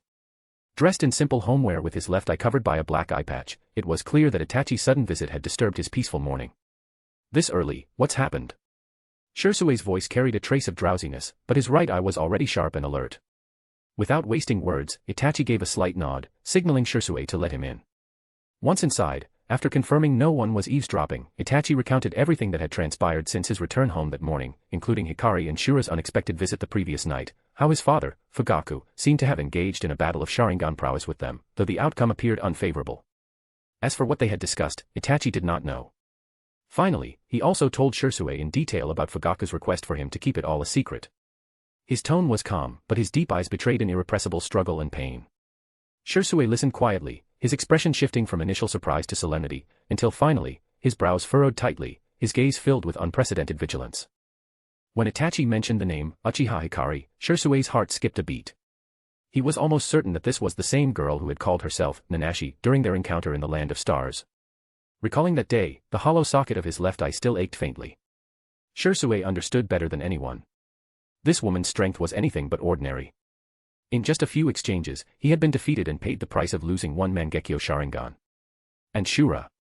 He repeatedly appeared within Konoha village, attacking the Hyuga clan twice, and just days ago, gouging out the eyes of 4 Hyuga clan's elders. Though Shisui had been stationed on the village's outskirts at the time, responsible for patrols and security under Fugaku's orders and thus absent from the battle in the Hyuga clan's compound, many jonin had participated, including some close to Shisui, who had shared details of that day's events. She's actually working with Shura dash. And the two of them sought out Fugaku-sama dash, Shisui murmured to himself, his voice tinged with worry. He walked to the window, his remaining right eye gazing into the distance as his thoughts raced. Itachi, you made the right decision. Shisui turned to look at him, his eye filled with affirmation and understanding. I know how hard this is, torn between the bonds of family and your father's request on one side, and the safety of the village on the other. But you must understand, the appearance of Uchiha Hikari and Shura has far exceeded what our Uchiha clan alone can handle. Though Shisui had never fought Shura directly, the fact that the latter could freely enter and leave Konoha village and Kimogakure unchallenged made it clear, this was likely another powerhouse on par with Uchiha Madara. However, in this era, there is no one as strong as the god of ninja, who can suppress him. Their very existence is a tremendous challenge to Konoha village. No, to the entire ninja world's current order. Shisui paused, his tone growing even graver. Fugaku-sama asked you to conceal this out of a desire to protect the clan. He fears escalating tensions and suspicion, pushing the Uchiha clan into an even worse position. But precisely because the enemy is so powerful, we absolutely cannot hide this. If the village leadership remains unaware, and the situation spirals out of control, it will be a disaster for all of Konoha, and the Uchiha clan will be the first to suffer. Shisui stepped closer to Itachi, a trace of doubt in his eyes. For some reason, I've always felt they aren't the masterminds behind the Nine-Tails Rampage. I suspect there are other mysterious shinobi lurking in the shadows. Hikari's arrogance had left a deep impression on Shisui, and he still didn't know her true identity or origins. To him, she seemed like a girl around his own age, meaning she would have been even younger during the Nine-Tails Rampage. Finally, Shisui gently patted Itachi's shoulder. We need the village's strength to investigate this further. By reporting to Hokage-sama, you're not just fulfilling your duty to Konoha, you're acting for the sake of the clan's future. Itachi looked at Shisui, and the weight in his heart eased slightly. His dear friend's understanding and support gave his tormented mind a moment of peace. He knew that he was not an outlier in the Uchiha clan, and Shisui had the same idea as him. I understand. Itachi nodded, his gaze firm once more. After parting with Shisui, Itachi's figure blurred into motion, streaking straight toward the Hokage's office. When he stood before Hiruzen, the air in the room was thick with the scent of tobacco and ink. He incorporated Shisui's words into his report, emphasizing the urgency and gravity of the matter. Hiruzen listened in silence, his eyes deep and unreadable, the embers in his pipe flickering faintly. Ha-dash. As Itachi finished, Hiruzen exhaled a slow stream of smoke, his voice low and weathered by time. Itachi, you've done well. Your judgment was correct, it reflects both your loyalty to the village and your care for your clan. Hiruzen slowly stood up and walked to the window, gazing at the village gradually bathed in morning light. His voice was filled with a hint of worry, yet also filled with the calmness of a wise man. We can now be certain that Shura and this, Uchiha Hikari, are the masterminds behind the rebellion in Hoshigakure and the upheaval in the Land of Bears. As for Shura, his methods are enigmatic, his strength unfathomable. Even Kimogakure has suffered at his hands. He gathers powerful individuals, topples nations, and establishes new ones. What is his true goal? Hiruzen's eyes sharpened. The battle from days ago was still fresh in his mind. Shura hadn't even fought personally, merely using an unknown dojutsu to disrupt the Hyuga clan. Those 9 mysterious summoned creatures alone had pinned down Hiruzen and Konoha's elite ninjas, allowing Shura to pluck the Byakugan from 4 Hyuga clan's elders right before their eyes. And Uchiha Hikari. Hiruzen was half convinced she might be some secret descendant of Madara. If it weren't for the information reported by Shisui that the other party was not very old, Hiruzen might have suspected that she was the one who caused the Nine-Tails Rampage a few years ago. Shura and Uchiha Hikari's emergence had given Hiruzen a new perspective. Perhaps the Uchiha clan truly hadn't been involved in the Nine-Tails Rampage after all. Turning back to Itachi, his gaze was filled with trust and expectation. Itachi, you must take part in the follow-up to this matter, discreetly monitor whether Shura and Uchiha Hikari have deeper ties to the Uchiha clan. At the same time, surveillance on the Uchiha must be intensified. But remember, all of this must be done in secret. We cannot risk unnecessary panic or escalation. Understood. Itachi knelt on one knee, the shadows beneath his eyes deepening with silent sorrow. Chapter 135, Chapter 135 Orochimaru's research results. Since Itachi informed Hiruzen that Shura and Hikari had visited Fugaku, nothing major has happened. After Itachi joined the Umbu, Kakashi was mainly responsible for leading his actions. He would also monitor the Uchiha clan, and any radical voices within the clan would be reported to Hiruzen. Although Shisui had lost one of his Mangekyo Sharingan, he remained an elite Jonin. Moreover, because he was more inclined to ease the tensions between the village and the Uchiha clan compared to other Uchiha clan's members, Fugaku increasingly valued him. Days passed like this, with Menma frequently traveling between Konoha and the Land of Stars, occasionally hanging out with Naruto and Hinata. However, he learned something from Hinata, that her mother seemed to be pregnant again. It seemed that because Hinata's dual personality was unstable, Hayashi was concerned. Additionally, after the Hyuga clan's main family's elders had their eyes taken by Shura, they had mostly retired, leaving the Hyuga clan's main family in low spirits. As a result, Hayashi decided to have another child, hoping for a boy. If the child turned out to be a boy with a good personality, he could inherit the position of the Hyuga clan's head. Little Hinata didn't understand these things, but big sis Hinata knew very well. Although she had a younger sister, Hanabi, in the Limited Tsukuyomi World, she still felt somewhat unhappy about it. Today, Menma was conducting various experiments in the capital of the Land of Stars, as usual. Alright, it's very stable now. From now on, you can move around the capital's vicinity. But if you experience any discomfort, remember to tell me immediately. Menma said, wearing a white lab coat and a white mask, as he put away the testing equipment in the medical lab. Thank you, sir. Gata got up from the hospital bed, happily buttoning up his shirt. After nearly half a year of experiments, Gata, who had been injected with the bloodline gene-regulating serum, showed stable physical traits. Menma decided to let him walk under sunlight. Wait another 6 months, then select 3 more clansmen to inject with the bloodline gene-regulating serum. Menma took off his mask and said to Gata, no need to rush and take your time. At this rate, in a few more years, your entire clan should be able to walk under the sun. The Iburi clan pledges eternal loyalty to you, Shura-sama. Gata exclaimed emotionally, kneeling on the ground. After sending Gata away, Menma changed out of his lab coat and headed to Kanen's house. Now, Kanen's home had become something of a daycare center. Apart from Karen, Kimimaro, and Haku also lived there, all taken care of by Kanen. Before Menma could even get close, he noticed a thick mist surrounding Kanen's house. Soon, he spotted Kimimaro and Haku engaged in a combat drill within the mist. Meanwhile, Karen sat on the engawa, munching on snacks while curiously watching the sparks flying within the fog. Though she didn't have the Byakugan, she could vaguely make out some silhouettes.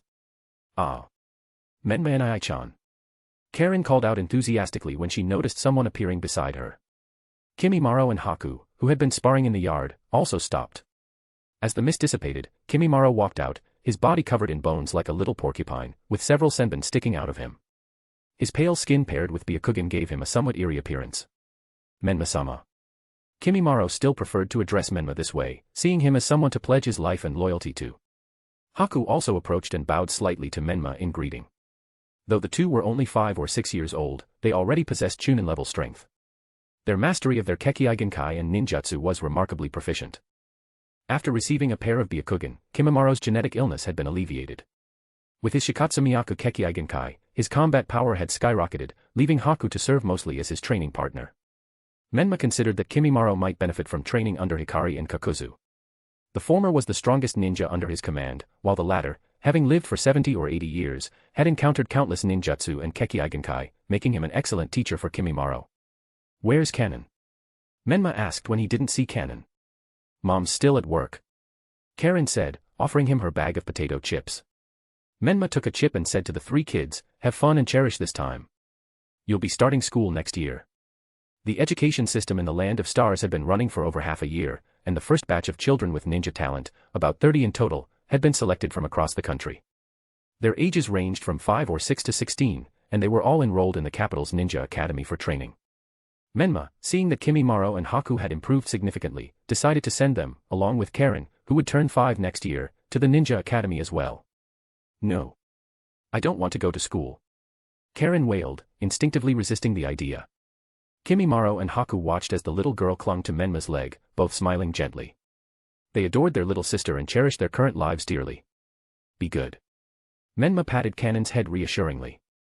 In the evening, Kanon returned home from work, bringing groceries to prepare a lavish dinner.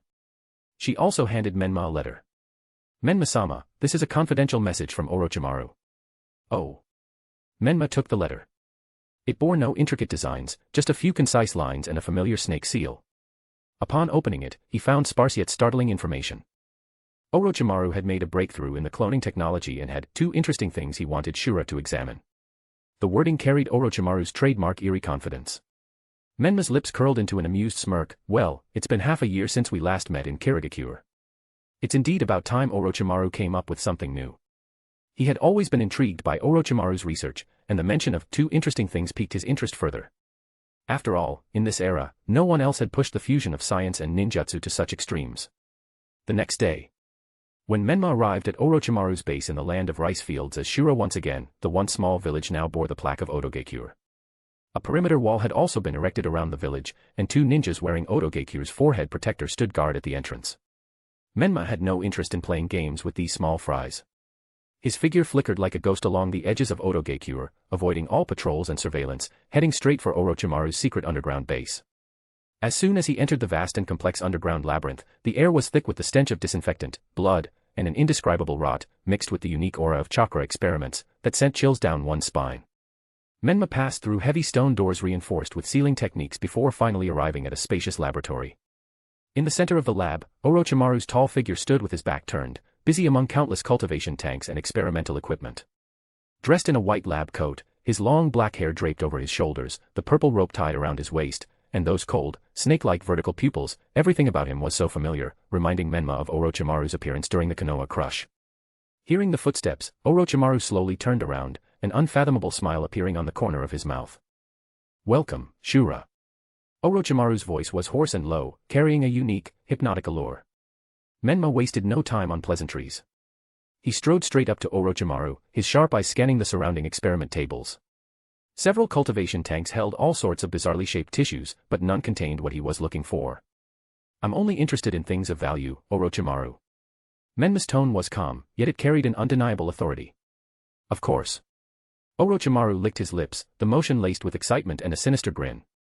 He led Menma to a row of glass cultivation chambers. Inside, the liquid was a pale green, bubbles continuously rising, and suspended in the center were pairs of crimson eyeballs, faintly bearing the pattern of Tomo. Sharingan. Menma's pupils contracted slightly. Though these eyeballs were still in the cultivation stage, the clearly visible one Tomo pattern and the unique In attribute chakra's fluctuations confirmed their identity. Correct. These are the results of my latest research, cloned Sharingan. Orochimaru's voice carried a trace of barely concealed pride.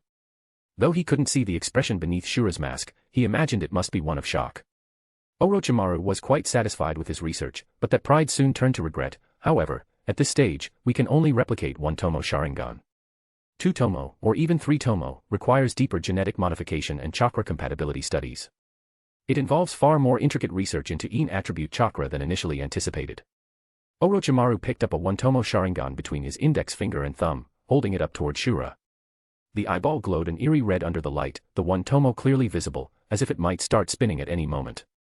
Even if they're only 1 Tomo, being able to mass-produce them on a small scale is already a qualitative leap. Menma praised. Truly, as expected of Anti-Snake. Combined with the Kekkei Genkai activation technique he had mastered, Menma could create an army capable of utilizing the basic abilities of the Sharingan. This would undoubtedly be a massive addition to the power system of the Land of Stars. If the Sharingan could be cloned, what about the Byakugan? The Akagan? Or even the Ketsuryugan? These Dojutsu Kekkei Genkai belong to only 4 clans in the entire ninja world, with the Akagan-wielding Red-Eyed clan and the Ketsuryugan-wielding Chinoi clan having dwindled to single-digit numbers. Just imagining the Land of Stars deploying large numbers of Sharingan, Byakugan, and Akagan's users in a few years made Menma eager to see the reactions of the other villages. Oh, right, where was the Chinoi clan again? Menma couldn't quite remember, was it from a movie or one of Sasuke's novels? With these 10 pairs of one-tomo Sharingan, you should be able to accomplish quite a bit. Of course, as part of the deal, you'll need to provide me with some live samples of the Uchiha, particularly cell tissue from ninja with powerful dojutsu. Orochimaru's sharp gaze bore into Shura's white three-eyed fox mask, as if trying to peer into his thoughts. The mask revealed nothing of Shura's expression. A cold voice emerged from beneath it. Is this what you call a major breakthrough?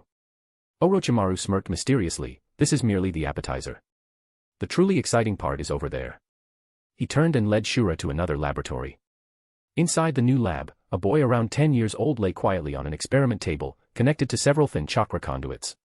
The boy had delicate features, pale skin, and tightly shut eyes, as if he were merely asleep. His name is Shin. A very special test subject. Orochimaru's voice lowered slightly, carrying an almost fanatical excitement, his tongue even flicking out unconsciously. Shin. The name triggered a memory in Menma. If I recall correctly, wasn't this guy a villain or something? Orochimaru continued his introduction. I found him by chance. His body possesses an almost perfect biological adaptability, and no matter what organ or Kekkei is transplanted into him, there is absolutely no rejection. I've experimented with implanting cells from various Kekkei into his body, and the results were astounding. He's like a living, perfect vessel capable of bearing anything. As Orochimaru explained, Menma finally remembered. Uchiha Shin. One of Orochimaru's former test subjects.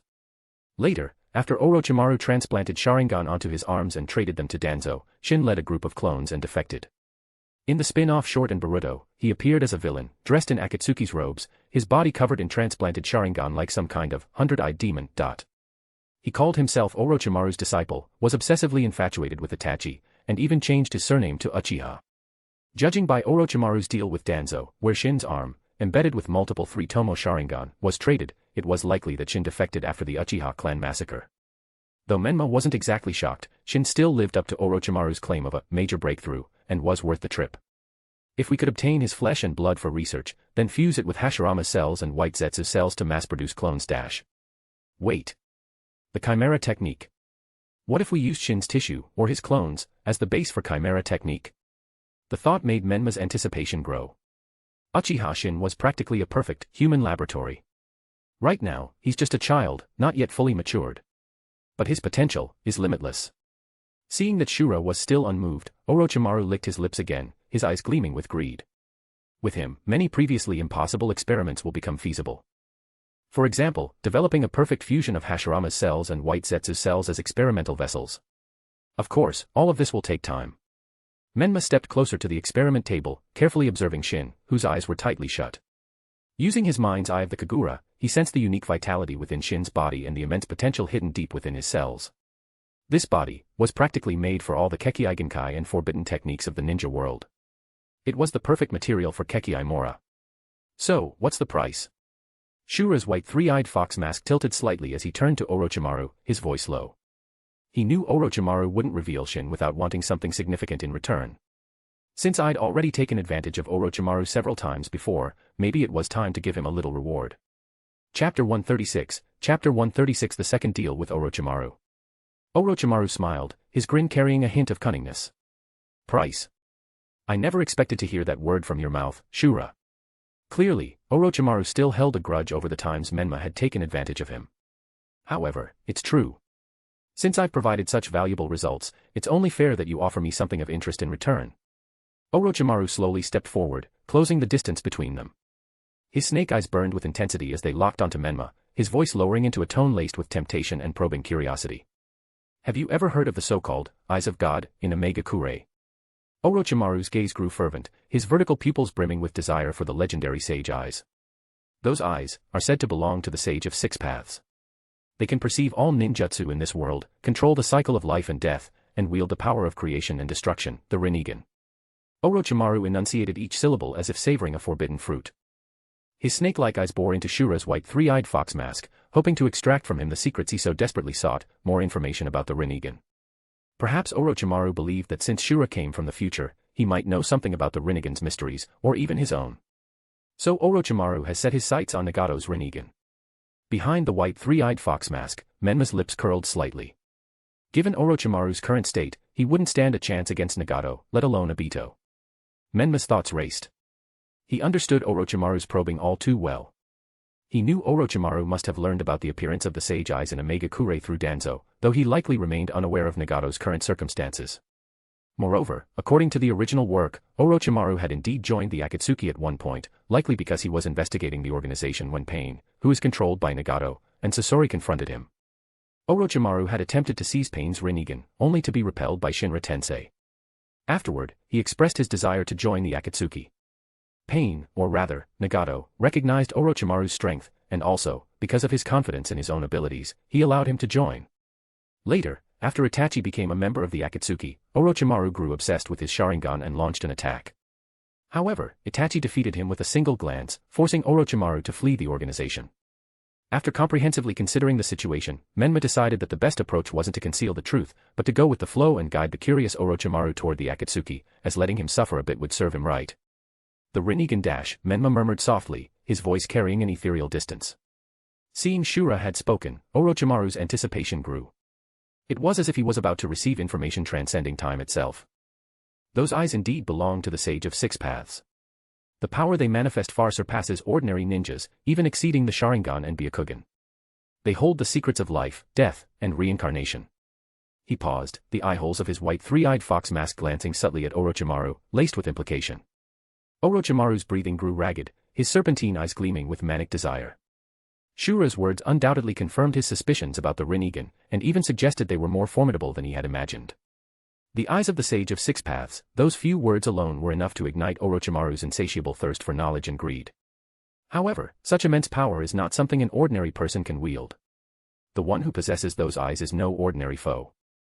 Menma's tone suddenly became serious. With a mix of warning and mockery, he added, Orochimaru, let me give you some advice. When facing the wielder of those eyes, tread carefully. In your current state, you stand no chance against them. Orochimaru's expression darkened slightly. He recalled his past battle with Shura, how the latter had merely summoned two summoned creatures to protect the Iburi clan while effortlessly defeating him with the Flying Thunder God technique and an unfamiliar ninjutsu resembling the Reiznan, a technique developed by Minato. Furthermore, according to intelligence from his spies in Konoha, Shura had recently ambushed the Hyuga clan's compound, gouging out the Byakugan from several elders. Even his former teacher, Sarutobi Hiruzen, leading a team of elite ninjas, had failed to stop him. This was a testament to Shura's overwhelming strength. If even the Azura spoke of the Rinnegan's wielder with such caution, Orochimaru couldn't help but feel a sliver of wariness. Meanwhile, Menma observed Orochimaru's excited expression and continued, of course, you're free to try. With your abilities, even if you realize it's beyond your reach, you'll always find a way to escape unscathed, won't you? Menma's words carried an unmistakable implication. Menma knew Orochimaru's character, he was greedy and yet valued his life. Even if he warned him against it, Orochimaru would still attempt to probe the Rinnegan's power himself. By offering both temptation and caution, Menma was essentially endorsing Orochimaru's plans. A complex smile spread across Orochimaru's face, one filled with excitement at receiving guidance and an insatiable hunger for the unknown. I heard that a few months ago, you attacked the Hyuga clan's compound and took away the Byakugan from several elders. Does the Byakugan possess powers similar to the Sharingan? Orochimaru abruptly shifted the topic. This not only showcased the intelligence network he left within Konoha, but also revealed his curiosity about the Byakugan. During his time in Konoha, Orochimaru had always kept an eye on both the Byakugan and the Sharingan. However, because the Uchiha clan had produced immensely powerful ninjas like Madara in recent decades, and had a clear evolutionary path, his focus had leaned heavily toward the Sharingan. In contrast, the Hyuga clan's branch family's members were bound by the caged bird, making it far more difficult to obtain a pure Byakugan compared to the Sharingan. Moreover, the Hyuga clan had never produced any truly legendary figures. Yet, Shura had visited the Hyuga clan twice, and during the second raid, he had extracted the Byakugan from 4 elders of the main family. If a time-traveling shinobi like Shura was targeting these eyes, Orochimaru couldn't help but be intrigued. I warned you before, don't get too close to Danzo. Menma gave a warning first. The fact that Orochimaru knew the exact number of Byakugan taken suggested Danzo had provided the information. Otherwise, even with his spies in Konoha village, Orochimaru wouldn't have known such precise details about the battle. Then, Menma said, the 4 remaining Dojutsu Kekkai Genkai clans in existence today are all connected to the Sage of Six Paths. If you're interested, once I've successfully cloned the Byakugan, you can exchange something of value or technology for it. 4 Dojutsu Kekkai Genkai clans. All linked to the Sage of Six Paths. Orochimaru's pupils constricted slightly as he carefully dissected the information hidden within Shura's words. Orochimaru was growing increasingly excited. Every conversation with Shura was packed with intelligence he had never encountered before. The more Shura revealed his deep understanding of the ninja world, the clearer it became just how much Orochimaru still had to explore. Now, since we're discussing transactions, I believe I've shown enough sincerity. Menma changed the subject and returned to the main topic of the deal. I want a sample of Shin's clone cells, along with the 10 One-Tomo Sharingan and the related cloning technology. Those were part of our previous deal. As for the cell tissue of a powerful Uchiha, I'll deliver it to you in due time. Menma does not have the cells of the Uchiha clan's ninja now, so he probably has to go back and ask Hikari to provide some skin samples later. No problem. Orochimaru licked his lips and agreed without hesitation. By the way, I've nearly exhausted the white Zetsu cells. I'll need another adult-sized white Zetsu. Orochimaru's gaze burned with renewed intensity. After a year of research, he had only scratched the surface of the white Zetsu cells.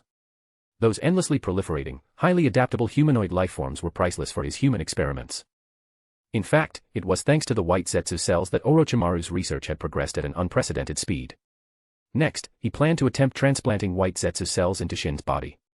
However, his current stock was almost depleted.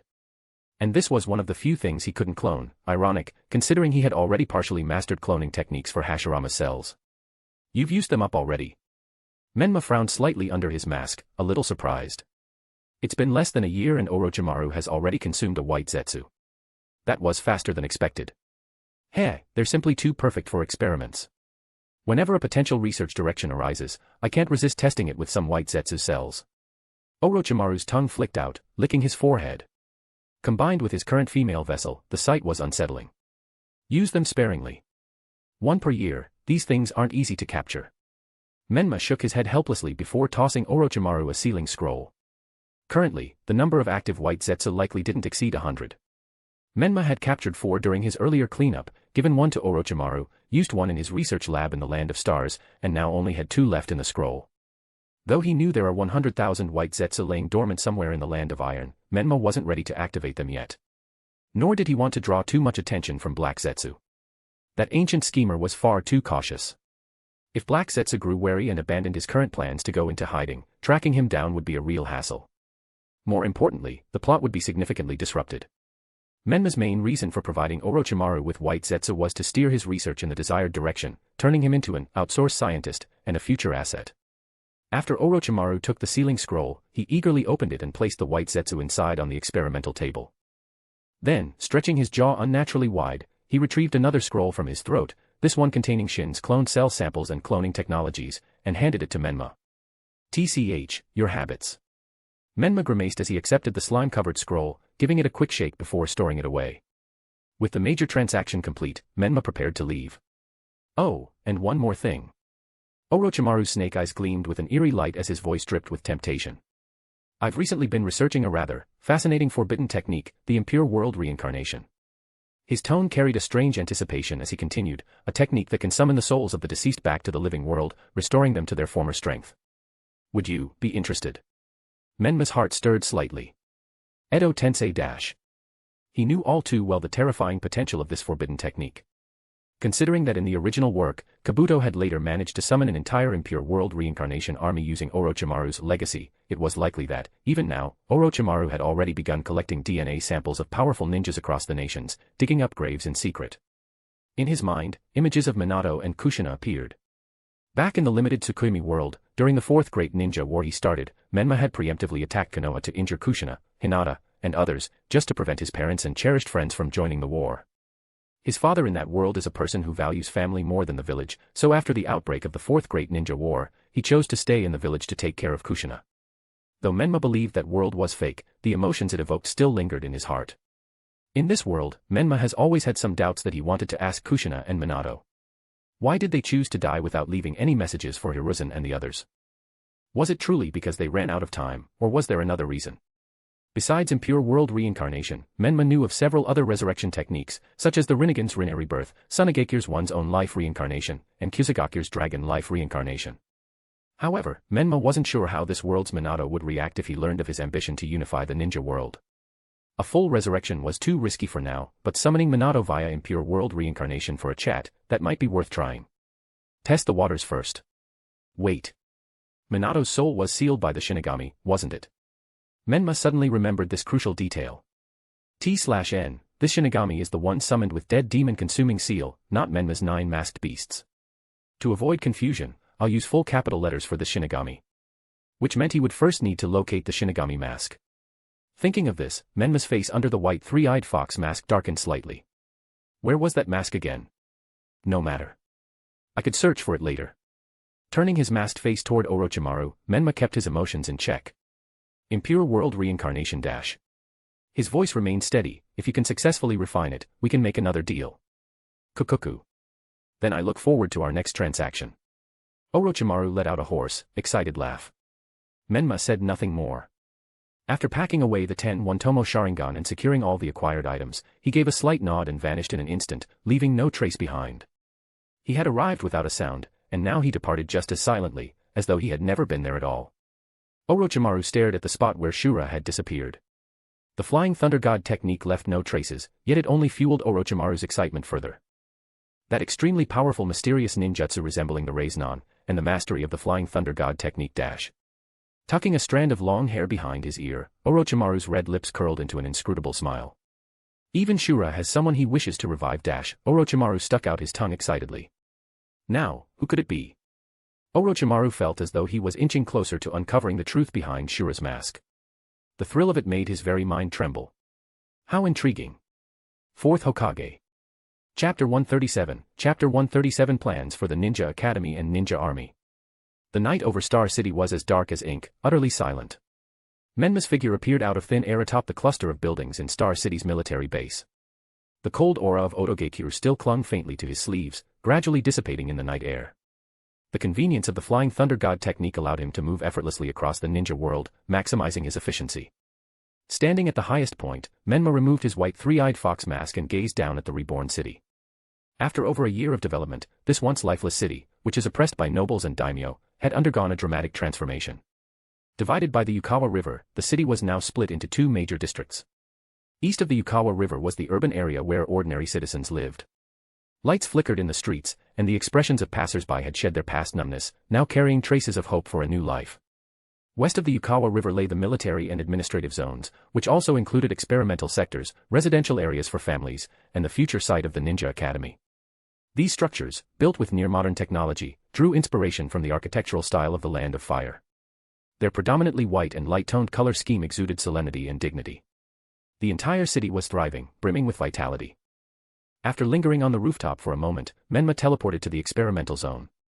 Most of the laboratories in this area were underground, connected by elevators and passageways. When Menma arrived at a certain laboratory on the 3rd underground floor, a group of shadow clones in white lab coats were busy conducting research with various experimental equipment. Each of them had their own role, overseeing scientific research across all industries in the Land of Stars, even handling national administrative affairs and the future education system. As soon as Menma's main body appeared, the shadow clones immediately stopped their work and turned to look at him in unison. These are the latest research findings obtained from Orochimaru. Menma handed over samples of Shin's clone cells and a scroll containing cloning technologies for the Sharingan to one of the shadow clones specializing in biological research. He instructed his shadow clones, analyze the technology as quickly as possible and begin mass cultivation. Focus especially on Shin's cells, study their rejection-free properties. Strive to achieve perfect transplantation and replication of Kekkei Genkai. Also, don't stop researching the Sharingan. Aim to advance to the 3-tomo stage as soon as possible. The shadow clones' eyes gleamed with excitement. They took the samples and scroll and immediately threw themselves into the intense task of analysis. Menma nodded in satisfaction. With the assistance of these shadow clones, his faction could develop in all aspects, and the research in ninjutsu technology would far surpass that of the 5 great ninja villages. In comparison, the Akatsuki was still operating in the shadows, unable to even eliminate Hanzo the salamander. After delivering the materials to the shadow clones in the laboratory, Menma left and headed to his residence in the residential area to rest. Since he frequently traveled between Konoha and Land of Stars, he naturally had his own small house in Star City, right next to Kanon's house. You're back. The moment Menma landed in the courtyard, the sliding door of the Engawa opened from inside. Dressed in a kimono, Hikari sat on the tatami, half of her body tucked under a kotatsu, leisurely watching TV. When she saw Menma return, the corners of her lips curled up slightly, unable to hide her joy. Yeah. Menma sat down on the Engawa. A faint, pleasant aroma drifted from the living room. Originally, Menma had only treated this place as a temporary stop, a place to rest, living alone, with Kanon occasionally coming by to clean. But some time ago, Hikari had insisted on moving in. Though they stayed in separate bedrooms, sharing the same roof had given the house a much livelier atmosphere. Menma couldn't help but feel a sense of warmth. Having a woman at home really made a difference. "I'll warm up some food for you." Hikari rose from the kotatsu and headed to the kitchen. Listening to the sounds from the kitchen, Menma stepped into the living room and sat on the tatami, sliding his legs under the kotatsu.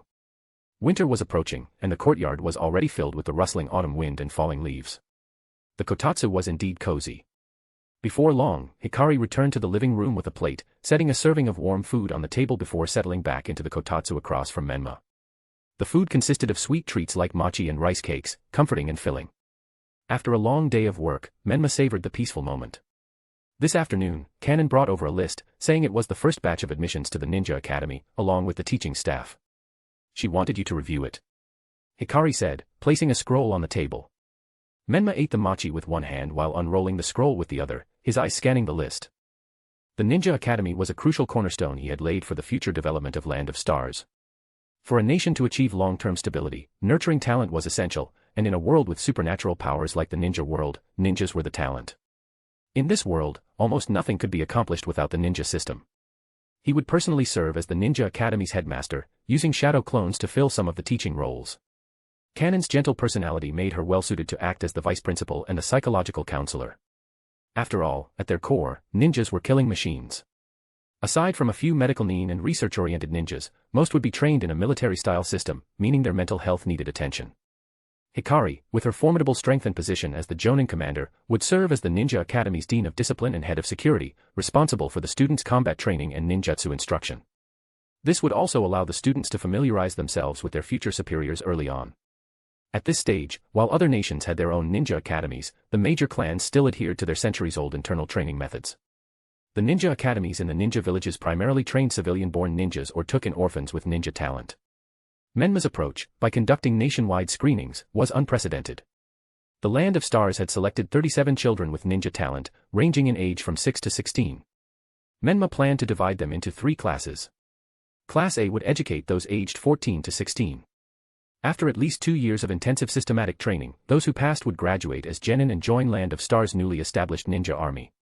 Class B would educate those aged 10 to 13. After at least 3 years of intensive systematic training, graduates would also become genin and enter the ninja army. Class C would educate those under 10. After at least 5 years of intensive systematic training, graduates would become genin and join the ninja army too. Beyond these initial 37 students, schools across Land of Stars continued to report new children with ninja talent. Each year, these children would be sent to the Ninja Academy for advanced training. Future students would undergo a 6-year standardized curriculum, with exceptionally talented individuals allowed to graduate early. The former Hashigakure would fade completely into history, replaced by Land of Stars ninja army. Once scientific ninja tools entered mass production, even individuals with minimal chakra could become genin, forming the basic soldiers of the ninja army, achieving qualitative change through quantity. In addition to within the Land of Stars, Menma had also ordered his subordinates to issue some missions to traveling merchants. If they discovered children or orphans with ninja talent in other nations, they could bring them to the Land of Stars in exchange for rewards from the government. For those with families, relocation to the Land of Stars would be subsidized, allowing them to settle and build new lives. With so many small nations surrounding the Land of Stars, some plagued by chaos, famine, and disasters, this policy would greatly attract talented children from neighboring lands. Menma's finger traced the names on the list one by one, until it suddenly stopped on one particular line. An orphan from Kumamoto City, Land of Stars. Kabuto. Chapter 138, Chapter 138 Kabuto, the spy lurking in the Land of Stars. In the Star City, inside the Ninja Academy's dormitory. After the dormitory manager blew the lights-out whistle, the noise of the day gradually quieted down. 11-year-old Yakushi Kabuto sat on his bed, flipping through a basic book on medical ninjutsu under the faint moonlight streaming through the window.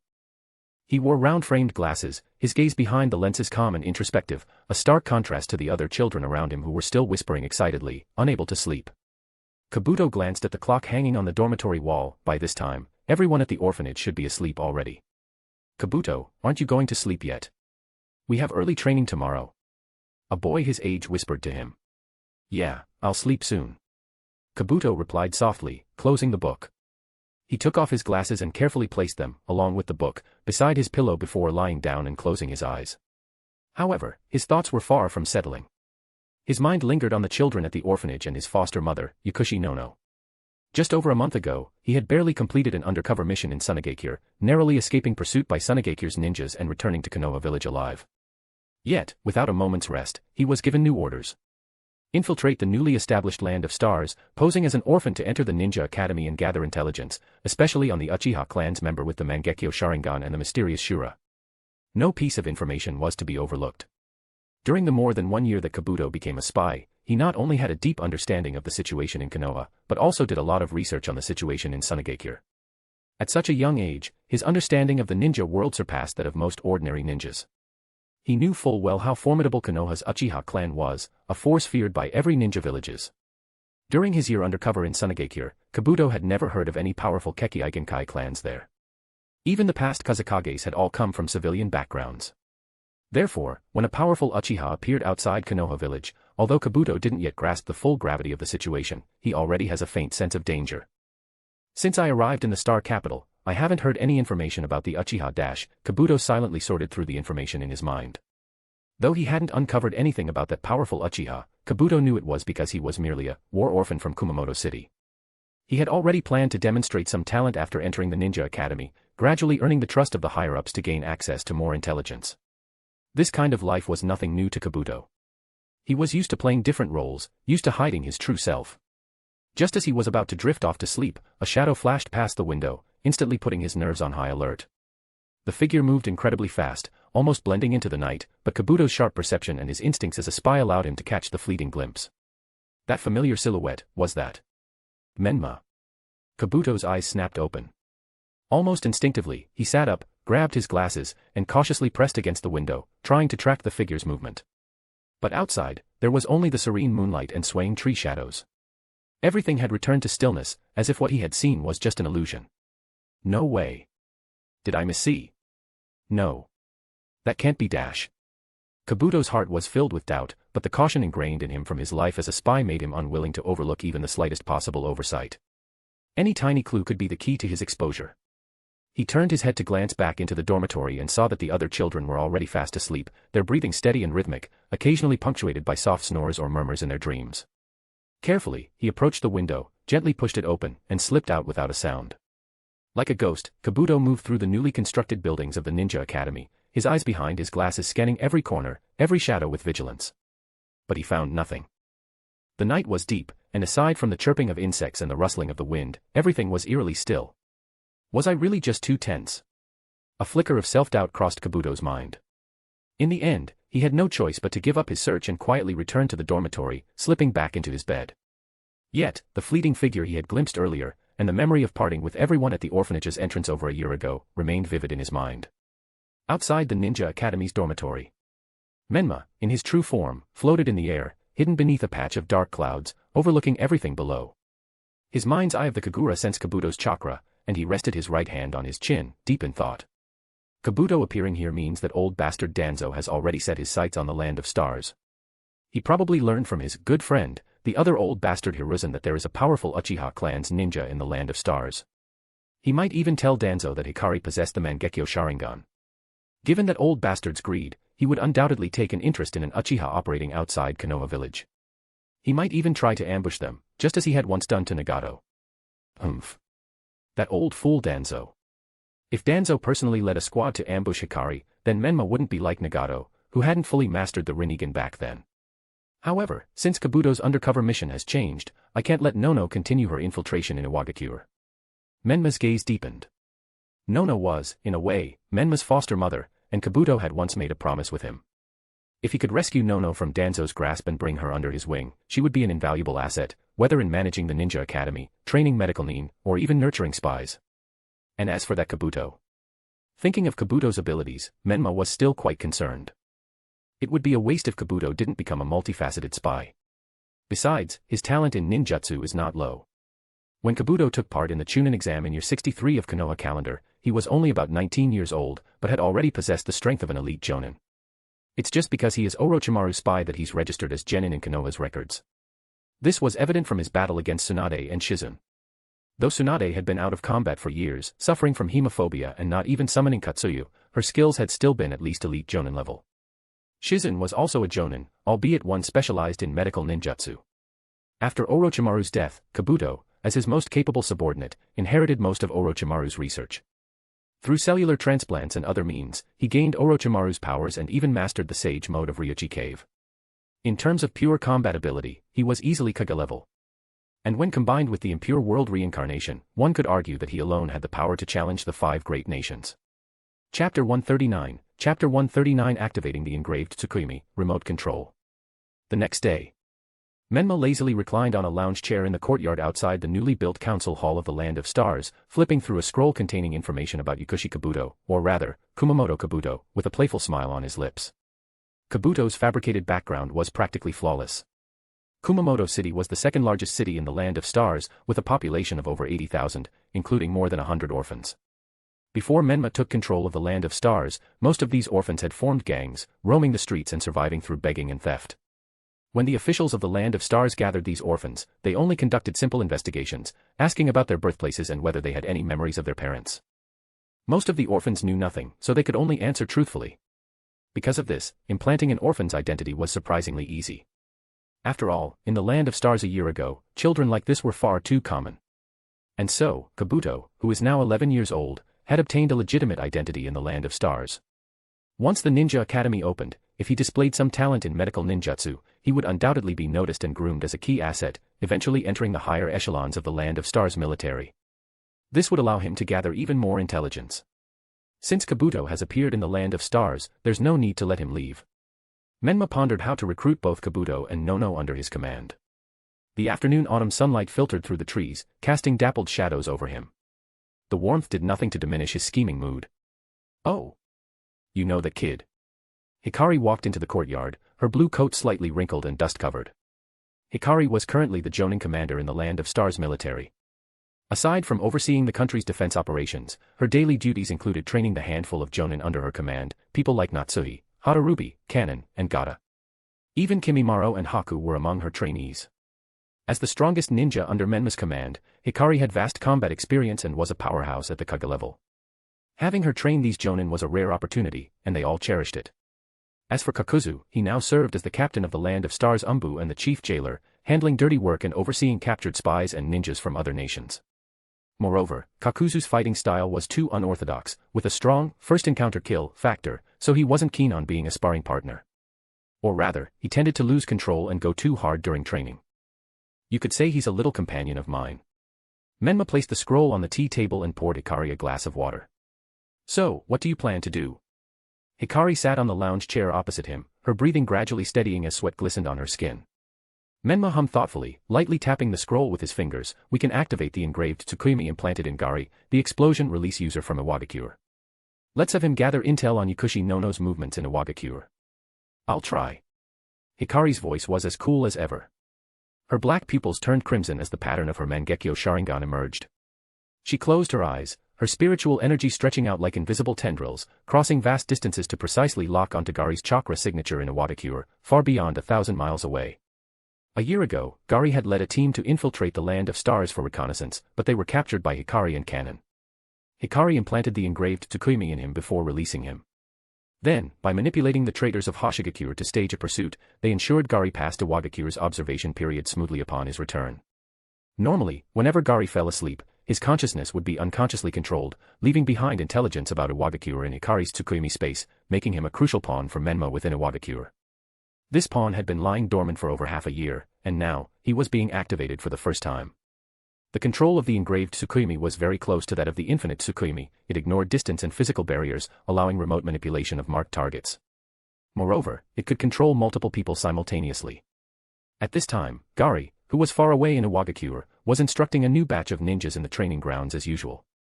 His frame was somewhat lean, his face gaunt, with a spiky hairstyle. He wore the standard Iwagakure's Jonin uniform, his right sleeve missing, and the village's forehead protector tied around his arm. At the moment Hikari activated the engraving, her Mangekyo's pattern appeared on the back of Gari's hand, and his body stiffened abruptly. Gari's consciousness plunged into darkness, as if an icy flood had instantly shattered his mental defenses. As an elite Jonin of Iwagakure, Gari couldn't put up even the slightest resistance.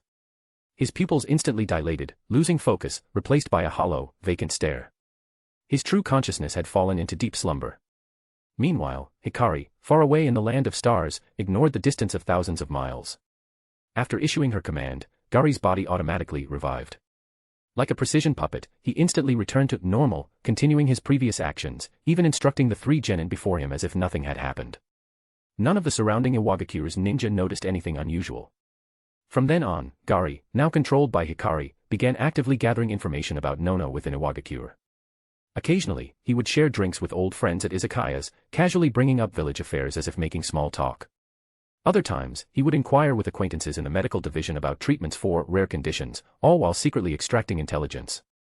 Soon, he uncovered information about a kunoichi who might be Nono under an alias. Suzuhara Nanigashi, a wandering ninja who joined Iwagakure a year ago, skilled in medical ninjutsu. She had previously wandered across the land of Earth before being recruited into Iwagakure. Ninja villages often recruited wandering ninja like her. Most were remnants of minor clans from the Warring States period who, for various reasons, hadn't joined any great ninja villages. Others were defectors from certain ninja villages or civilians who had somehow learned chakra manipulation. Most were genin level, a few had chunin level skills, and only a rare handful reached jonin level. Naturally, ninja villages prioritized recruiting such talents. After all, ninja were mercenaries by nature, using their own ninjas for missions required weighing losses, and injuries or exhaustion meant downtime. In contrast, recruited wandering ninja were far more expendable. And many wandering ninja, seeking survival in this already turbulent world, actively sought to join ninja villages for protection, though doing so required paying a price to truly integrate. Hey, Yoshikawa, have you seen that woman, Suzuhara Nanigashi, lately? The medicine she prescribed me is almost out. In the izakaya, Gaari took a sip of sake, feigning casualness as he asked a familiar face beside him. Oh, you mean that chunin named Suzuhara AI from the medical division? The ninja named Yoshikawa laughed, scratching his head. I think she was dispatched to support the border near the Land of Rain. Recently, ninjas from Omegakure have been acting crazy, stirring up trouble along the border. A lot of our guys got poisoned, so the medical division sent several teams. TCH, Tsuchikage-sama really knows how to use people, huh? Sending newcomers on such a shitty mission. Gaari clicked his tongue twice. Deep down, however, he had already relayed this information through the engraved Tsukuyomi, transmitting it thousands of kilometers away to the land of stars. Hikari quickly passed the intel to Menma. Chapter 140, Chapter 140 Hirako. Suzuhara Nanigashi. Menma rubbed his chin thoughtfully. Hikari nodded. According to the intel obtained by Gaari, this wandering ninja joined Iwagakure a year ago. She specializes in medical ninjutsu. While not particularly outstanding, she's still one of the rare talents among wandering ninjas. The timeline also matches what you mentioned. Then let's arrange for Gaari to bring her back. Menma said, rising from his reclining chair. He prepared to head to the land of Earth personally to pick her up. He shook the back of his right hand. I'll leave the communication to you. Mm. Uchiha Hikari nodded, watching as Menma vanished from the courtyard. The land of Earth. Inside Iwagakure, the controlled Gaari accepted a mission outside the village at the mission hall. Since the Third Great Ninja War, where 10,000 Iwagakure's ninja clashed with the Third Raikage, Iwagakure had suffered heavy losses. To preserve the village's manpower, Inoki often outsourced high-difficulty missions to the Akatsuki. However, this was only a portion of their missions. As the military force of the Land of Earth, Iwagakure still bided its time, steadily increasing both the quantity and quality of its ninjas. Whether recruiting wandering ninjas or hiring the Akatsuki, the goal was to minimize casualties among Iwagakure's native ninjas, allowing them to grow stronger. Thus, it wasn't as if Iwagakure's ninjas no longer carried out missions, otherwise, how would they sustain themselves? After accepting the mission, Gaari trudged out of Iwagakure, which is surrounded by towering rocky mountains. The world outside the village wasn't much different, barren lands with a heavy, desolate feel.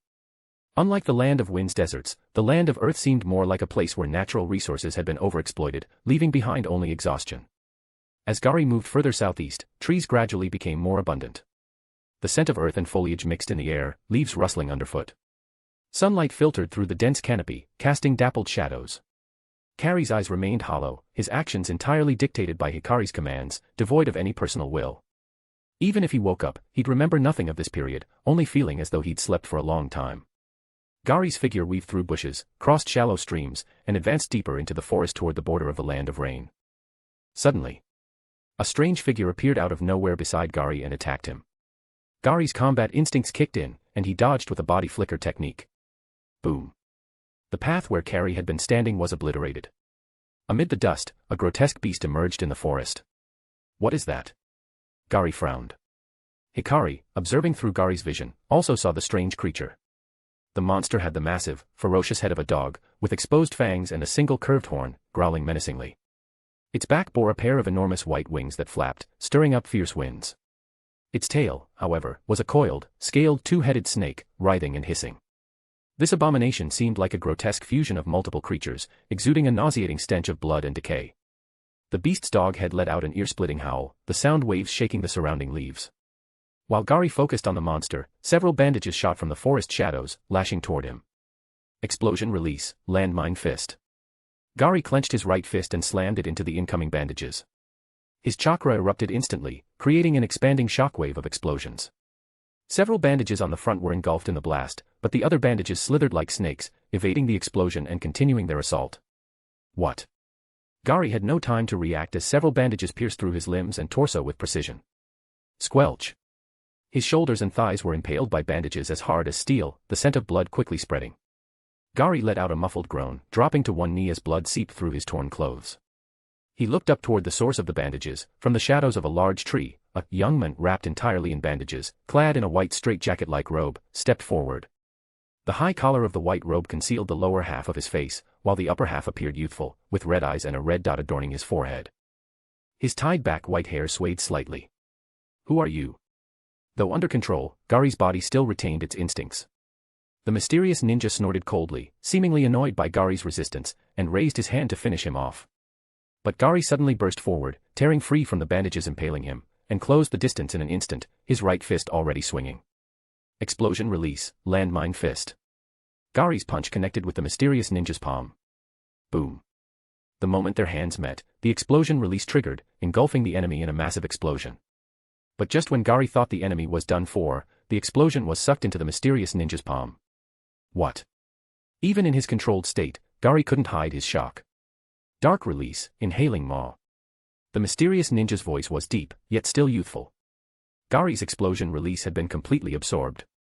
Only now did Gary notice that there are two strange, glowing red patterns on the enemy's palm, resembling overlapping slits. The next instant, the bandages covering the mysterious ninja lashed out like snakes, wrapping around Gary like a mummy. Immediately, Hikari's remote control over Gary grew sluggish, until finally, she lost all connection. Heh.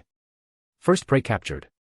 The mysterious ninja looked down at the unconscious Gary, a satisfied chuckle muffled beneath his bandages. Flap. The grotesque summoning beast landed beside him, kneeling obediently. The white-haired ninja leaped onto its back, carrying the bandage-bound Gary, and soon vanished into the depths of the forest. Moments later, by the time Menma, wearing his white three-eyed fox mask, arrived, all that remained were scattered bloodstains and chaotic chakra traces. Hikari, is this the place? The faint glow of the seal on his hand pulsed as Menma communicated with Hikari, who is still back in the land of stars. Yes. The attacker was a white-haired ninja who looked like a young man, with a bizarre summoning beast dash. Hikari relayed the details of Gary's ambush. A white-haired boy wearing a white straitjacket, with red eyes, using bandages as a means of attack, a dark-release ninjutsu that can absorb other ninjutsu, and a strange summoning beast. So. Hirako had made his move. Menma's voice was calm, laced with amusement and understanding. Just in time, I was just wondering where to find him. The white three-eyed fox mask was raised, and his mind's eye of the Kaguya was activated. Chapter 141, Chapter 141 Menma vs. Hirako. Standing atop a large tree, Menma's short black hair fluttered slightly in the wind, the hem of his robe billowing, while the cloak adorned with the pattern of the 9 masked beasts fluttered behind him. He closed his eyes, his sensory perception spreading like an invisible tide, surging outward from him, sweeping across the vast forests, trickling streams, and human settlements. With the mind's eye of the Kaguya operating at full capacity, the world in his consciousness shed its form, leaving only countless flickering dots of chakra, bright and dim. He was searching, filtering through countless chaotic traces, precisely capturing the faint, familiar chakra signature of the Iwagakiru's explosion release user, Gary. Found it. Finally, Menma's mind's eye of the Kaguya tracked the chakra to a rugged, lifeless mountain terrain. The chakra was as weak as a candle flickering in the wind. A faint smile curled at the corner of Menma's lips as his figure blurred, transforming into a streak nearly imperceptible to the naked eye, darting swiftly toward the location locked by his senses. Meanwhile, Hirako was in high spirits. Riding atop his chimera beast, carrying the unconscious Gary, he swiftly advanced along a mountain path shrouded in enormous shadows. The explosion release Kekiigenkai Gari was like a sweet lure, stirring the greedy cravings of his chimera technique. Soon, this power would become part of him, becoming another stepping stone toward his goal of becoming the perfect immortal ninja. As he rounded a rock pillar shaped like a beast's fang, the chimera beneath him suddenly stopped. On a strange rock in front, a figure suddenly stood there. Clad in a black robe that fluttered in the rising wind, a white three-eyed fox mask covered most of his face, revealing only short black hair. The figure stood there silently, as if he had existed on that rock since the dawn of time, soundless, yet exuding a pressure that froze the air, precisely blocking Hiroko's path forward. Hiroko's heart lurched violently, a chill creeping up his spine. Alertness instantly replaced his earlier ease as he scrutinized the uninvited guest. That distinctive black robe, the white three-eyed fox mask. A name that had stirred storms of bloodshed across the ninja world in recent years flashed through Hiroko's mind. Shura. Hiroko's voice was dry, his red pupils contracting slightly, carrying a barely perceptible tension. Though he had been secluded in his lab researching the Chimera technique, he wasn't completely ignorant of the outside world. Shura's attacks on Konoha and Kimogakure, even the 70 million Ryo bounty placed on him by Kimogakure, were some of the biggest news in the ninja world in recent years. Hiroko's mind raced, trying to deduce why this infamous figure had appeared near his hideout. The fact that this man could infiltrate two great ninja villages as if they were nothing proved his terrifying strength. Meanwhile, Hiroko's Chimera technique was still incomplete, as he had only absorbed Storm Release and Dark Release so far. If a fight broke out now. Across from him, Menma's gaze felt tangible, piercing through the mask and settling on Hiroko's youthful face.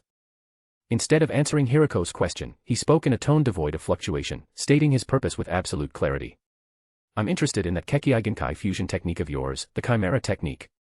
Shura's voice wasn't loud, but it carried an undeniable weight, striking Hiroko's eardrums with precision. Hiroko's pupils shrank to pinpricks. A surge of cold fear and fury instantly seized him. The Chimera technique is his biggest secret, the core of his ambition to become the perfect immortal ninja. How did Shura know about it? What are you talking about? I don't understand. Hiroko nearly shrieked, trying to deny it, but the panic in his voice completely betrayed him. A crushing sense of crisis gripped his heart like a cold hand. Without hesitation, his survival instincts took over. Tear him apart. Hiroko roared loudly, yet his body swiftly leaped backward with Gari in tow, showing no intention of staying even a moment longer. The terrifying reputation and mystery surrounding Shura made Hiroko, who had yet to fuse multiple Kekkei, act with extreme caution. Roar dash. With an ear-splitting bellow, the massive chimera beast surged forward like a moving mountain of flesh, its monstrous form wreathed in a foul, blood-tinged wind as it lunged violently toward Menma. Faced with an assault that would shatter the nerves of even a jonin, Menma didn't so much as flicker an eyelid. He simply formed a single-hand seal. 9 Mask Svaha dash. His low voice resonated like an incantation. A dark red runic circle rose beside him, forming an intricate array. The black character glowed brightly, carrying the briny scent of the sea and an overwhelming, crushing pressure. Genbu. Roar dash. A deep, ancient roar, as if from the abyssal depths of the ocean, shook the entire valley. A monstrous figure, which is far larger than the chimera, resembling a colossal tortoise, burst forth from the black array. Its shell was like a mountain of jagged reefs, its head raised high, cold reptilian eyes locking onto the charging chimera. The chimera's talons slashed viciously toward Genbu's head, slicing through the air with a piercing screech. Genbu didn't dodge. Instead, its massive head swung with terrifying force, smashing into the talons like a battering ram. Boom. The impact was like a war drum, sending shockwaves ripping outward, kicking up dust and debris. The chimera shrieked in pain as its talons were violently knocked aside. At the same time, the chimera's doghead seized the opportunity, jaws gaping wide as it unleashed a torrent of scorching flames, a molten breath attack, straight at Genbu's enormous body. Genbu's massive frame lowered slightly, its 4 limbs anchoring firmly into the earth. Facing the oncoming inferno, it simply raised its head higher, mouth opening wide as an icy, viscous, high-pressure water surge erupted forth like a bursting dam, morphing into a roaring water dragon that collided head-on with the flames. Water Release, Water Dragon Bullet Technique. Hiss dash. Blazing flames and freezing water cannon clashed violently in midair. An ear-piercing shriek of steam exploded outward, scalding white mist billowing like an explosion, instantly engulfing the area in a thick, roiling mist. Within the dense white mist, only flashes of blue and red could be seen, accompanied by the thunderous sounds of collision, the tearing of scales, and the agonized roars of beasts. The battle between the two titans had turned the entire region into a chaotic war zone.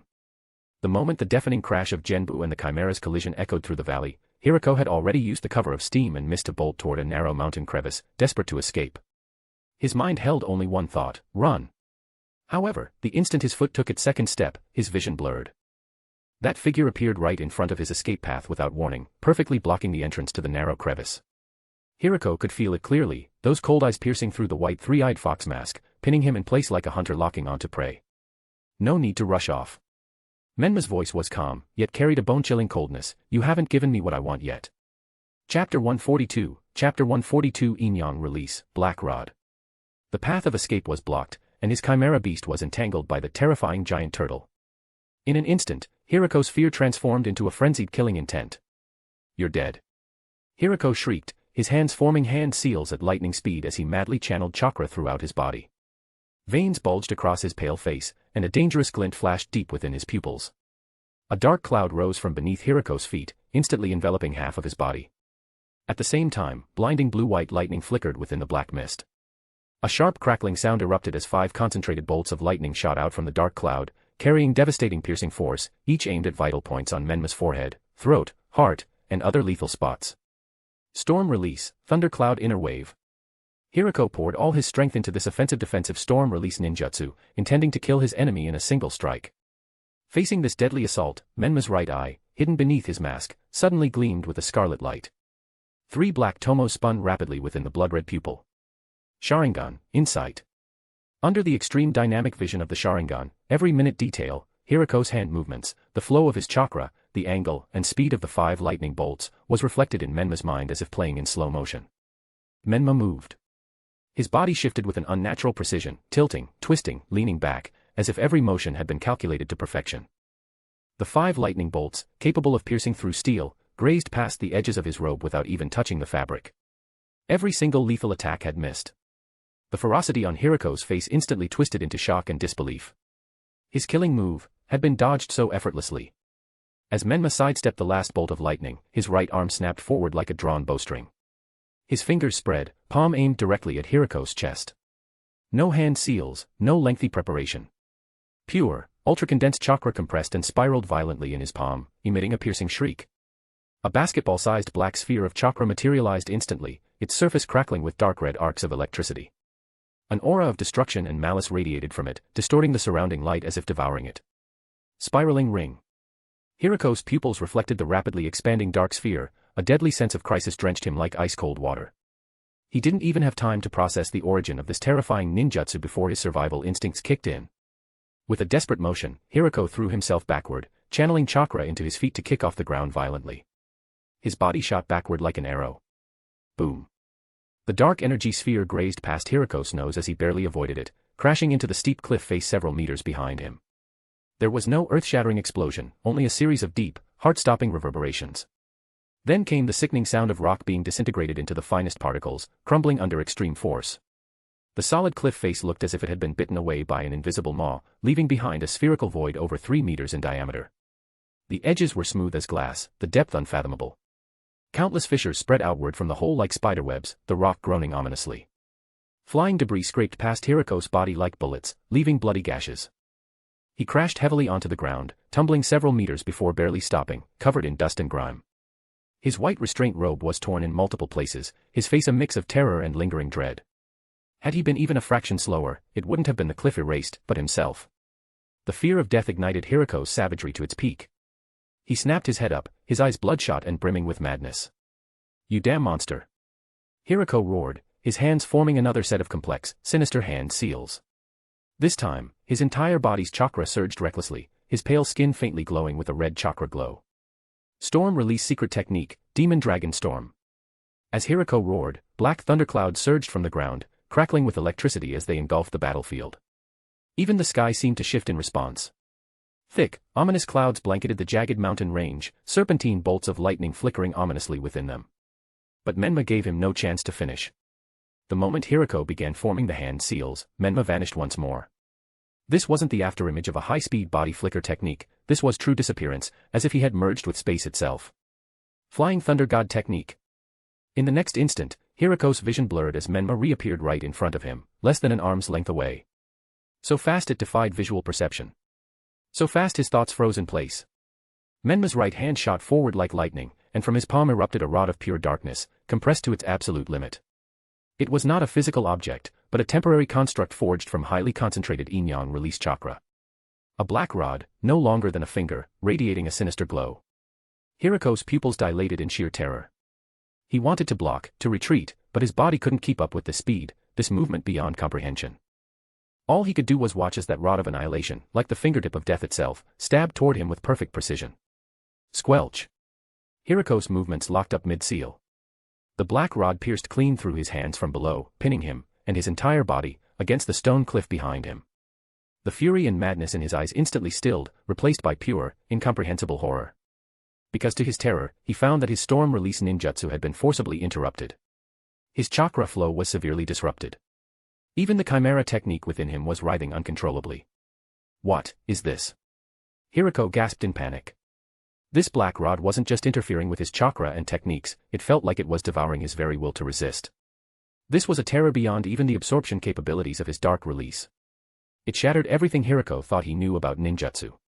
How could there exist a ninjutsu that even dark release couldn't absorb? Menma tilted his head slightly. The voice from behind the white three-eyed fox mask was very soft, but it struck Hiriko's heart like a heavy hammer. I told you. I'm interested in your chimera technique. Now, it's mine. Hiriko stood frozen, cold sweat soaking through his bandages and restraint suit. He could clearly feel the terrifying power contained in the black rod, which was eroding his chimera technique and even annihilating his very soul. The cold touch of death pierced through Hiriko's hands, freezing all his desperation, all his last-ditch plans. Staring into the face of the demon before him, Hiriko could only let out a choked, wordless gasp. Pinned to the cliff by the black rod, he had lost all means to fight back. Chapter 143, Chapter 143 Chimera Technique obtained, Hiriko's submission. A cold black rod pierced through Hiriko's hands, nailing him firmly to the stone wall. He could clearly feel the ominous aura emanating from that pure yin-yang release chakra's construct, cold and piercing, as if it could freeze all of his chakra. A drop of cold sweat slid down his pale temple, falling onto the dust-covered rock with a nearly imperceptible sound. All his madness, all his trump cards, had turned into powerless bubbles in the face of this absolute threat of death. Menma's gaze penetrated the mask, staring at Hiriko's face, which was twisted with fear. He was like a fish pinned to a chopping board, his eyes filled with resentment and despair. Lead the way. Menma's voice was flat and emotionless, yet it carried an undeniable tone of command, to your hideout. Hiriko's Adam's apple moved with difficulty as he let out a hoarse syllable, yes dash. The instinct to survive overwhelmed everything else. Menma retracted the black rod and it dissipated in his palm. Hiriko looked at the blood oozing from the holes in his hands, not daring to hesitate in the slightest. Stiffly, he turned around and staggered toward a hidden path covered by the shadows of a massive crevice. Each step was heavy, as if he were treading on the edge of a blade. Behind him, the white three-eyed fox mask of Shura followed silently, each step pressing down on his strained nerves. In the distance, the battle between the Chimera and Genbu had also ended. The Chimera, pinned to the ground by Genbu and unable to move, was unsummoned by Hiriko, while Menma likewise dismissed Genbu. Watching Genbu's towering form ripple like water before vanishing, Hiriko was shocked by this unconventional summoning technique. Following the winding crevice downward, they descended deeper and deeper until the light was completely swallowed, leaving only the cold touch of the rocks and the damp, musty air. Hiriko stopped before a seemingly seamless rock wall, his trembling fingers pressing on several concealed protrusions. With a dull mechanical sound, the thick rock wall slid open silently, revealing a large door. Inside was a vast and eerie underground space. The air was filled with a pungent mix of disinfectant, preservatives, and a faint trace of blood. Massive glass incubation tanks, like the eggs of giant beasts, lined the walls on either side. Inside floated grotesque biological tissues, some vaguely resembling human or animal forms, their bodies slowly writhing with black matter. Hiriko's cultivated chimeras. The metal operating table at the center gleamed with a pale light, stained with dark brown marks. Against the wall, metal racks held an array of cold, glinting surgical instruments, test tubes, and flasks, neatly arranged alongside numerous scrolls covered in complex formulas and diagrams.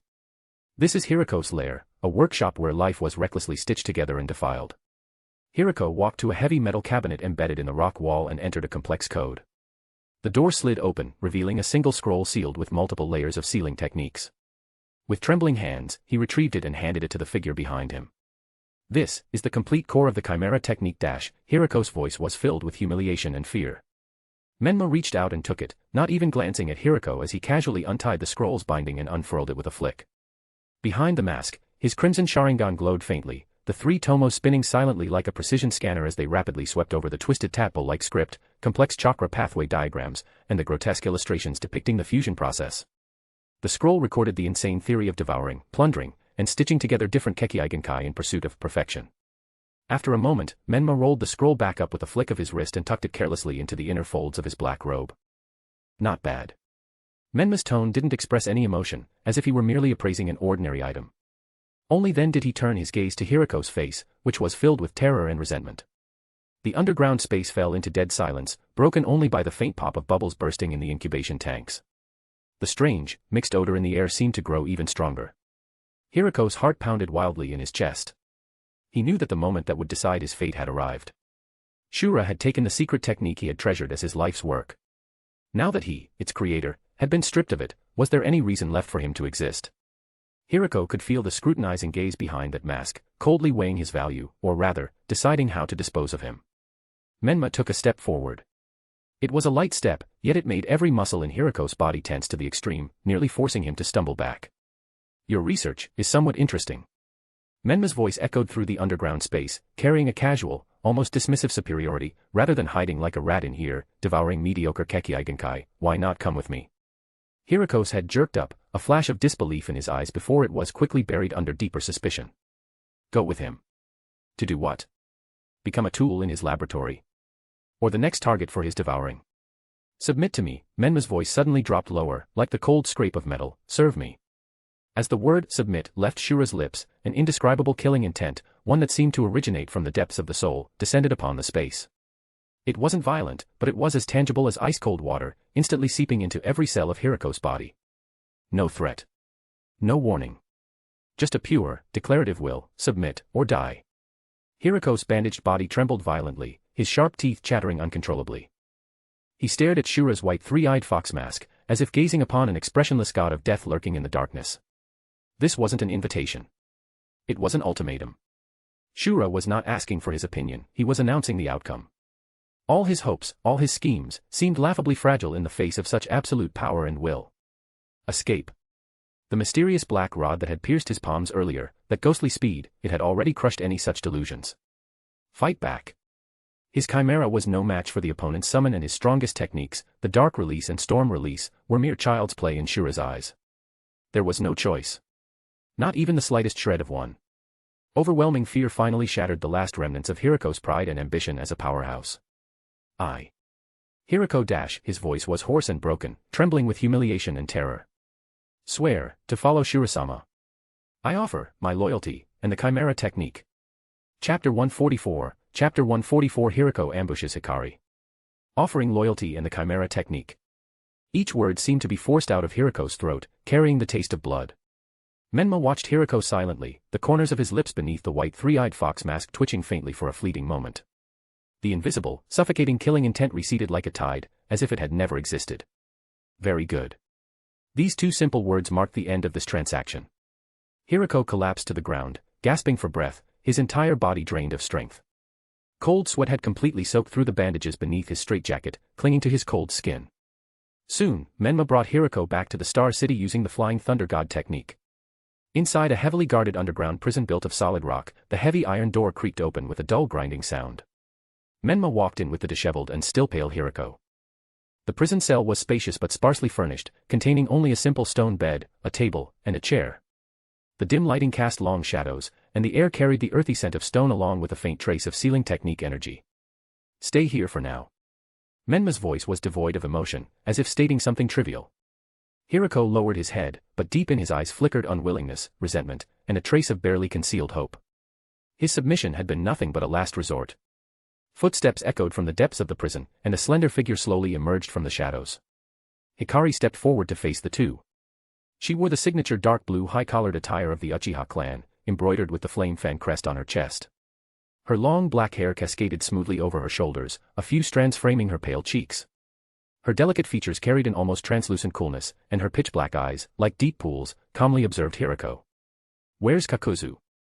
Menma glanced around but didn't see the gloomy figure of Kakuzu, the captain of the Umbu usually responsible for prison oversight. Hikari explained, Gato is heading to the land of water, there seems to be some trouble with the company there. I sent Kakuzu to accompany him.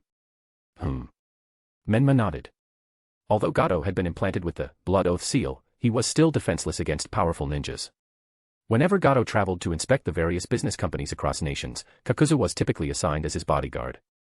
The two also had private dealings, as Gato would hire Kakuzu to eliminate troublesome individuals or business rivals, and Kakuzu was happy to earn some extra money. As the two conversed, Hiriko raised his head and looked at Hikari. At first, he was slightly stunned, but the glimmer of hope in his eyes quickly turned into overwhelming absurdity and a barely suppressed disdain. A little girl. From the Uchiha clan. Even if he recognized her as a member of the Uchiha clan, he was surprised to see a Konoha's Uchiha clan's member appearing in the Land of Stars, serving under Shura. But Hiriko still felt a little contemptuous. After all, the girl before him looked no older than 14 or 15, looking slender, even somewhat frail. Was this child really meant to guard me? Is Shura overly confident, or did he simply look down on me? As a contemporary of the Sannin, Hiriko had never witnessed the might of Madara or the Uchiha clan's golden age. His understanding of the Uchiha clan was limited to them being the foremost ninja clan possessing the elite Kekkei-genkai, the Sharingan. He quickly scanned the prison interior and found the guards at the entrance didn't seem particularly tight. As for the girl in front of him, he couldn't sense any overwhelming pressure from her. Perhaps this was just the typical arrogance of the Uchiha. Maybe this is my chance dash. If I could subdue this girl, I could use her status to my advantage. This thought spread through his mind like a venomous vine. The humiliation of being crushed by Shura and the anger of forced submission now fueled his reckless desperation. He needed an opportunity, a way to reclaim control over his fate. Hiriko forced a humble smile onto his face, slightly bowing as he inched imperceptibly closer to Hikari. His eyes slithered over her like a venomous snake, searching for an opening, a moment to strike. Menma, as if oblivious to his scheming, walked straight up to Hikari and handed her the ancient scroll containing the core secrets of the Chimera technique. Keep this safe and hand it over to the medical division later. Menma's voice remained indifferent, the matter over there isn't resolved yet. I need to head out again. Understood. Hikari extended her pale hand and silently took the scroll. Her movements were light, as if afraid of disturbing something, yet her gaze never left Hiriko. It was at this very moment, when Menma handed over the scroll, his attention seemingly divided, that Hiriko struck. A vicious glint flashed in his eyes. Now. His hidden hand shot out from his sleeves, bandages whipping through the air as his body lunged forward like an arrow loosed from a bow, straight toward the seemingly defenseless Hikari. As fast as a ghost, his attack aimed directly at her neck. He wanted to subdue her in one move and take her hostage. However, just as Hiriko made his move, Hikari's black eyes, which had always been calm and as deep as a pool, underwent a terrifying transformation. Like black night torn asunder by blood-red lightning. The three tomo in her scarlet pupils spun wildly, stretching and warping into an intricate, sinister pattern, the Mangekyo Sharingan. Those eyes seemed to gaze straight from the abyss, instantly dominating Hiriko's entire field of vision and slamming into the depths of his soul. All his forward momentum, every ounce of gathered chakra, every murderous thought, in the split second they met those eyes, they were frozen solid by an indescribable, star-spanning ocular power. Time itself seemed to stand still. His mind plunged into absolute blankness, his body locked mid-lunge in midair, his face frozen in a comical expression of shock. No earth-shattering explosion, no dazzling ninjutsu light, just silent, absolute domination. Hikari stood motionless, the patterns in her Mangekyo Sharingan slowly spinning. She didn't even make a single unnecessary movement, and simply looked at Hiriko. While Hiriko's stiff body still maintained the action of attacking, his eyes rolled back, drool trickling from his mouth as his limbs twitched involuntarily, his consciousness utterly lost in the Tsukuyomi world constructed by those eyes. All his ambitions, all his schemes. Before the power of the Mangekyo Sharingan, they shattered like glass. Only then did Menma turn away, as if having just dealt with some trivial matter, and walked toward the prison exit without a backward glance. His footsteps never faltered, as if everything that had transpired was only to be expected. He tossed back just one casual remark. Don't kill him. The heavy iron door groaned shut, sealing away all sound from within the cell. Chapter 145, Chapter 145 I found you, Yakushi no. The heavy iron door closed completely behind Menma, cutting off the sight of the collapsed and disheveled Hiriko and the calm, unreadable Mangekyo Sharingan of Hikari. The lingering cold killing intent and remnants of genjutsu in the air had yet to fully dissipate when Menma's figure vanished into the dimly lit corridor. Flying Thunder God technique. A distance of over 1,000 kilometers was crossed in an instant. One moment, he was in the cold underground prison of the Land of Stars, and the next, a dry, dust-laden wind brushed against his face. The border between the Land of Earth and the Land of Rain was desolate, as if forgotten by the world. Phosphorescent rocks cast long, twisted shadows under the fading light of dusk. A crude outpost, built against a natural cliff face, clung to the terrain like a beetle on a beast's back. A few thin trails of smoke rose, the only signs of life in this dead land. Outside the outpost, several Iwagakure's ninjas patrolled vigilantly, their earth-yellow flak jackets dulled by the wind and sand. Inside, a roughly constructed stone hut barely shielded its occupants from the elements. The scent of medicinal herbs and faint traces of blood hung in the air. Several injured Iwagakure's ninjas lay on makeshift beds, some with blood-soaked bandages, others pale and gasping for breath. A woman dressed in Iwagakure's attire knelt beside a severely wounded ninja. Her hands glowed with gentle green chakra as she pressed them against a vicious gash on the man's abdomen. Under the effects of the medical ninjutsu, the torn muscle tissue visibly writhed and slowly began to mend. Her head was slightly bowed, a few strands of chestnut hair obscuring part of her face, leaving only an expression of quiet focus visible. Here, she went by the name Suzuhara Nanigashi. A wandering ninja who had only recently joined Iwagakure. The wounded ninja's pained groans gradually subsided, his breathing steadying. The woman withdrew her hands, the chakra glow fading. She exhaled softly, beads of sweat forming at her temples. A nearby Iwagakure's ninja handed her a water pouch, and she murmured a quiet thanks, her voice gentle. At this moment, a short, sharp scream tore through the air from the outpost perimeter, followed by the deafening crash of rock being shattered by an immense force. The entire outpost trembled as dust rained down from the ceiling. Enemy attack dash. The shrill sound of the alarm shattered the tranquility of dusk. Inside the outpost, the Iwagakure's ninjas erupted into chaos. Even the wounded scrambled to grab their weapons. The Iwagakure's jonin in charge of security paled and barked, defensive formation. Sensor team, report enemy position and numbers. Nanigashi's body tensed imperceptibly. Beneath her gentle demeanor, the sharp instincts of a top-tier spy flashed in her eyes for a split second. She quickly stood, retreating between the injured and the wall, seemingly seeking shelter, but in truth, she was positioning herself to observe the entire situation. Her fingers subtly tightened around a few poison-laced shuriken hidden in her sleeve. Yet, there was no response from the sensor team, and there was also no further explosions. Only an oppressive, suffocating pressure, as thick as ink, seeping into every corner of the outpost, inside and out. The air itself seemed to freeze. Even the wind stopped moving. A figure materialized without warning in the small, relatively flat clearing at the outpost's center. The black robe billowed soundlessly in the suddenly swirling currents, the mysterious nine-masked beast's pattern on the cloak faintly visible.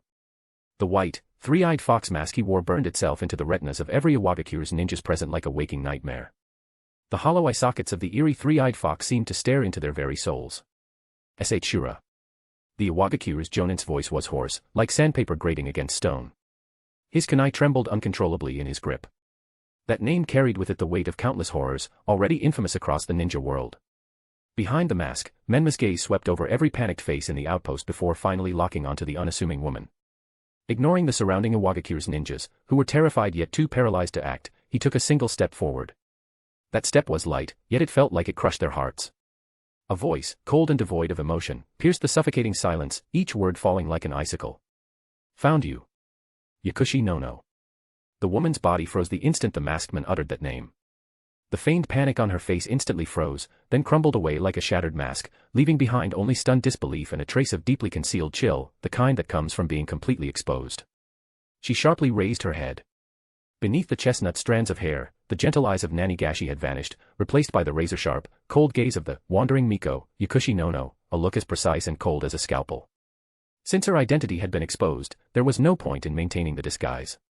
Attack. Protect the medical nin. The Iwagakure's jonin finally managed to wrench a shred of rationality from his overwhelming terror, his voice hoarse with desperation. He didn't understand the significance of the name Shura had just spoken. But as the highest-ranking leader of this outpost, he couldn't just wait for death. With the order given, every Iwagakure's ninjas inside and outside the stronghold, whether patrolling, on guard, or wounded, exploded into action at once. Earth release, rock pillar spears. Earth release, earth spears. Fire release, great fireball technique. Amid the furious roars, the ground violently trembled. Jagged stone spears erupted from the earth, stabbing toward the crimson figure at the center like a forest of thorns. A scorching, massive fireball roared through the air, crashing down with a wave of blistering heat. Several chunin, fearless to the point of recklessness, lunged in from all angles, kunai and swords flashing as they threw themselves at the enemy. They sought to overwhelm their foe with sheer numbers in an all-out assault. Faced with this combined attack that was enough to tear an ordinary jonin into pieces, Menma didn't even bother to turn his head. He casually raised his left hand, which was hanging loosely at his side, casually rose, palm upturned as if cradling empty air. Nine masks Svaha dash. A deep voice emanated from beneath the white three-eyed fox mask. An array spread outward from his feet, expanding into 9 interconnected formations, each marked with a character. Azure, white, vermilion, black, sky, south, north, 3, jewel. Hokuto Senin. The character 4, north, flared to life. There was no earth-shaking spectacle, only the crushing, immovable weight of a force akin to the Earth's core descending in an instant. Buzz. The air groaned under the pressure. A colossal, translucent prismatic barrier, like an inverted giant bowl, erupted outward with Shura at its center. The walls of the barrier radiated an indestructible, unshakable heaviness, effortlessly deflecting every incoming attack. Boom. Boom. Boom. Boom. The jagged stone spears stabbed viciously into the faint yellow barrier, producing a grating screech of impact. Rocks shattered, fragments flying, yet all they left behind were faint ripples on the barrier's surface. The roaring fireball collided with the barrier like a wave smashing against a reef, exploding violently as flames scattered harmlessly along the smooth surface, failing to make even the slightest dent. What? The Iwagakure's ninjas gasped in shock. Chapter 146, Chapter 146 XX Paradise. Boom. Boom. Boom. The massive fireball roared toward them, crashing against the barrier like a wave smashing into a reef. It exploded violently, the scorching flames sliding down the smooth surface of the barrier wall, failing to leave even a scratch. The Iwagakure's ninjas who charged forward slashed at the barrier with their kunai and swords, producing ear-piercing metallic screeches. The tremendous recoil sent their weapons flying, their hands splitting open from the impact.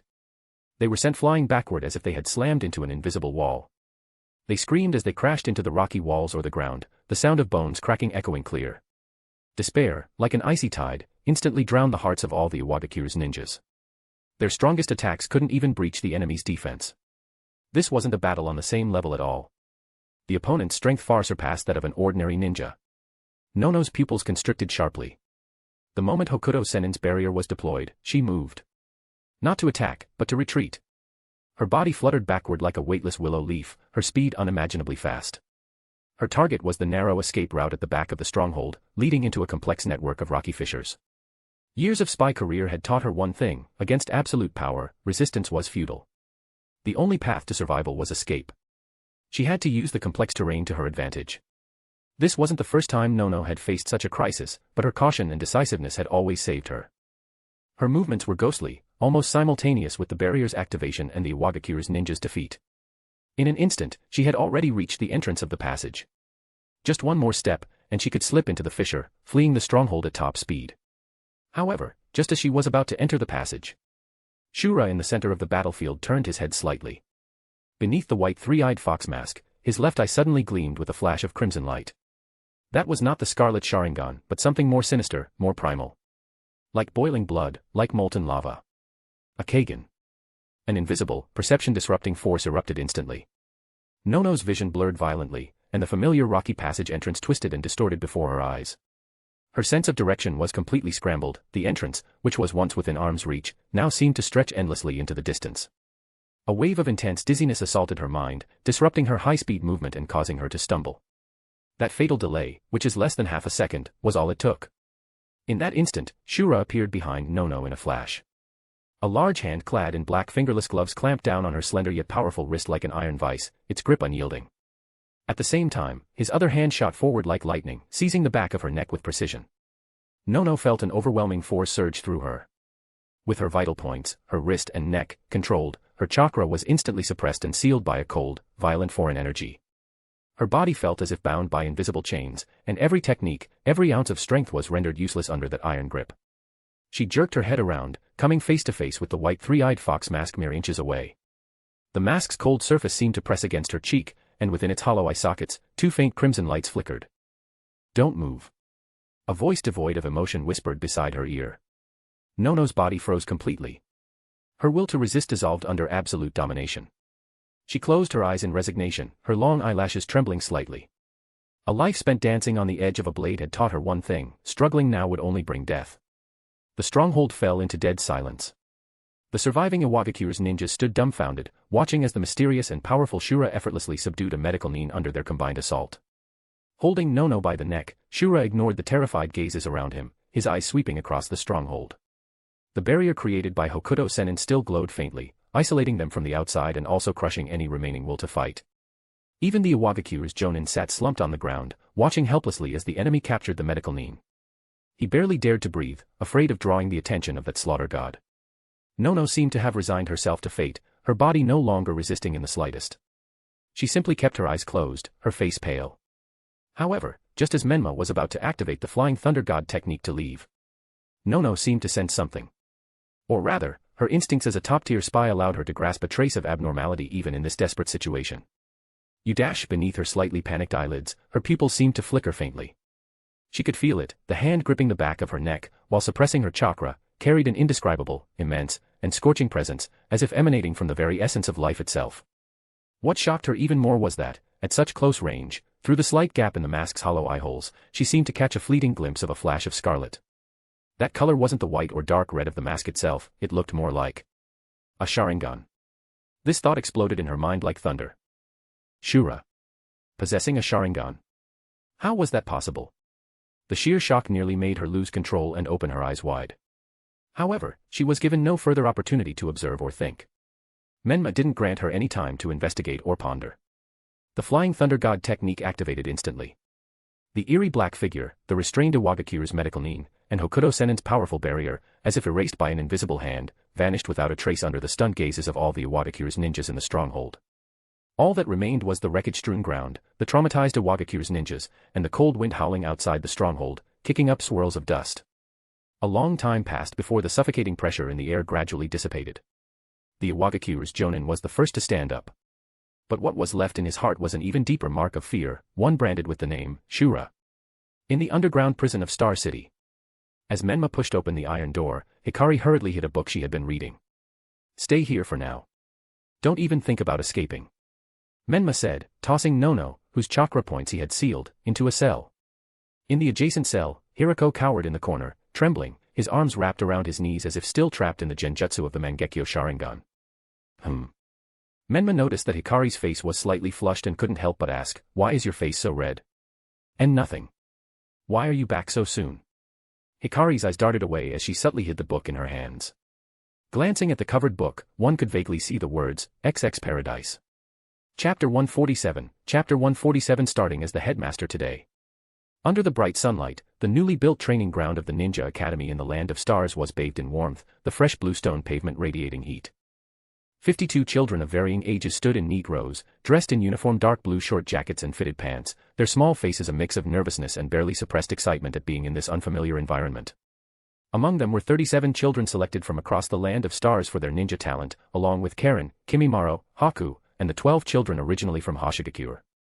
It had to be said that although Hoshigakure was small, it was still a ninja village. Its inhabitants all had the talent to refine chakra, and their children naturally possessed greater potential to become ninjas compared to ordinary civilians. The air carried the scent of fresh wood and paint, mingled with the vibrant, slightly sweaty energy unique to children. Behind them stood the ninjas of the Land of Stars who had come to witness the ceremony. Further out were officials from the Land of Stars government and some local civilians who had been permitted to attend the opening ceremony. All eyes were fixed on the modest yet symbolic podium at the front of the training ground, marking the dawn of a new era. To the side of the podium stood Hikari, Kanon, and other high-ranking ninjas of the Land of Stars, waiting in silence. Suddenly, a figure appeared without a sound. The hem of the black robe specially chosen by Hikari for Menma fluttered slightly in the breeze. The high-collared black garment with red trim covered half his face, while the intricate nine-masked beast's emblem on his back shimmered faintly under the sunlight. Today, Menma wasn't wearing his usual white three-eyed fox mask. Instead, he stood before the crowd with his youthful face, exuding an intangible, breath-stealing authority. Shura-sama. Hikari, Kanon, and the others bowed slightly. Shura-sama. The other Hoshigakure's ninjas followed suit, their voices filled with reverence. Further out, the officials and civilians also bowed respectfully, like a receding tide. Everything about the Land of Stars reforms had been brought about by this man. Their current prosperous lives had been forged under his leadership. Every single person held a mix of awe and curiosity toward this enigmatic ruler of the Land of Stars. The children on the training ground widened their eyes, gazing up at the legendary Shura, the one who had founded the Land of Stars and ended the rule of daimyos and nobles, with a blend of curiosity and fear. Menma's gaze swept over the young faces below. These children had been brought to the Star City from various regions and had been cared for over half a month. They looked much healthier now compared to their previous malnourished states. Yet deep in their eyes lingered a wariness and admiration that didn't match their age. War. Hunger. These things took your homes and parents from you, turning you into orphans. Menma's voice wasn't loud, yet it cut through all the noise on the training ground with a peculiar clarity, striking directly at the heartstrings of every listener. His tone was calm, as if stating a fact unrelated to himself, yet it made many of the children below instinctively clutch their clothes, their eyes reddening slightly. That pain was the darkest moment each of them had experienced. Your parents, your loved ones, perhaps they died in some meaningless conflict, under the oppressive taxes of a noble lord, or in a fight over a scrap of food. The crowd fell into complete silence, as if even the wind had stilled. Only Menma's composed yet weighty voice echoed. Why did this happen? His face turned slowly, as if scrutinizing every single listener. This youthful face, these eyes that seemed to see through the world's truths, posed a challenge to the ninja world. His voice suddenly sharpened, carrying an unshakable resolve, because of division. Because countless daimyos, countless nobles, countless ninja villages, for the sake of their own territories, their own interests, tear at each other endlessly. They sit high above, using our blood, our tears, our lives, as stepping stones for their own indulgence. Only by ending this division. Only by uniting the entire ninja world as one. Only with a single voice, a single will, can we truly break this cycle that has lasted for 1,000 years. Only then can your descendants be spared the suffering you have endured. No longer will they have to fear starvation, or being struck down by a stray kunai, or losing their loved ones in their sleep. His arm swept upward, pointing toward the boundless blue sky. Every gaze followed, lifting toward the sky. The land of stars stands here to shatter this rotten old world. This academy is where the foundation of a new world will be forged. And you are the future. The power you gain here is not meant to perpetuate hatred, not to fight over scraps of resources. It is meant for protection. Protect this land beneath your feet, free from the oppression of daimyos and nobles, free from the flames of war. Protect everything you wish to safeguard in the future. And then, with this power, spread this peace, this order, across the entire ninja world. Only when the ninja world becomes a single, united nation will war truly vanish. Only then will hunger become a thing of the past. Only then will orphans like you cease to exist. Menma's voice thundered like war drums, striking deep into the hearts of every child. Remember this day. Remember why you are standing here. Power is for protection and unity. After a brief, deafening silence, the training ground erupted in earth-shaking cheers. The Hoshigaku's ninjas and officials raised their fists in exhilaration, while civilians wiped away tears. The children's faces flushed red, their eyes alight with something beyond mere survival, a flame of belief. They might not yet fully grasp the grand vision of uniting the ninja world, but the promise of no more war and no more orphans shone like a beacon in their young hearts. This man named Shura had just promised them a brand new world. At the back of the crowd, in a quiet corner, a frail-looking boy with round glasses stared intently at the crimson-cloaked figure on the podium. This was Kumamoto Kabuto, the disguised Yakushi Kabuto.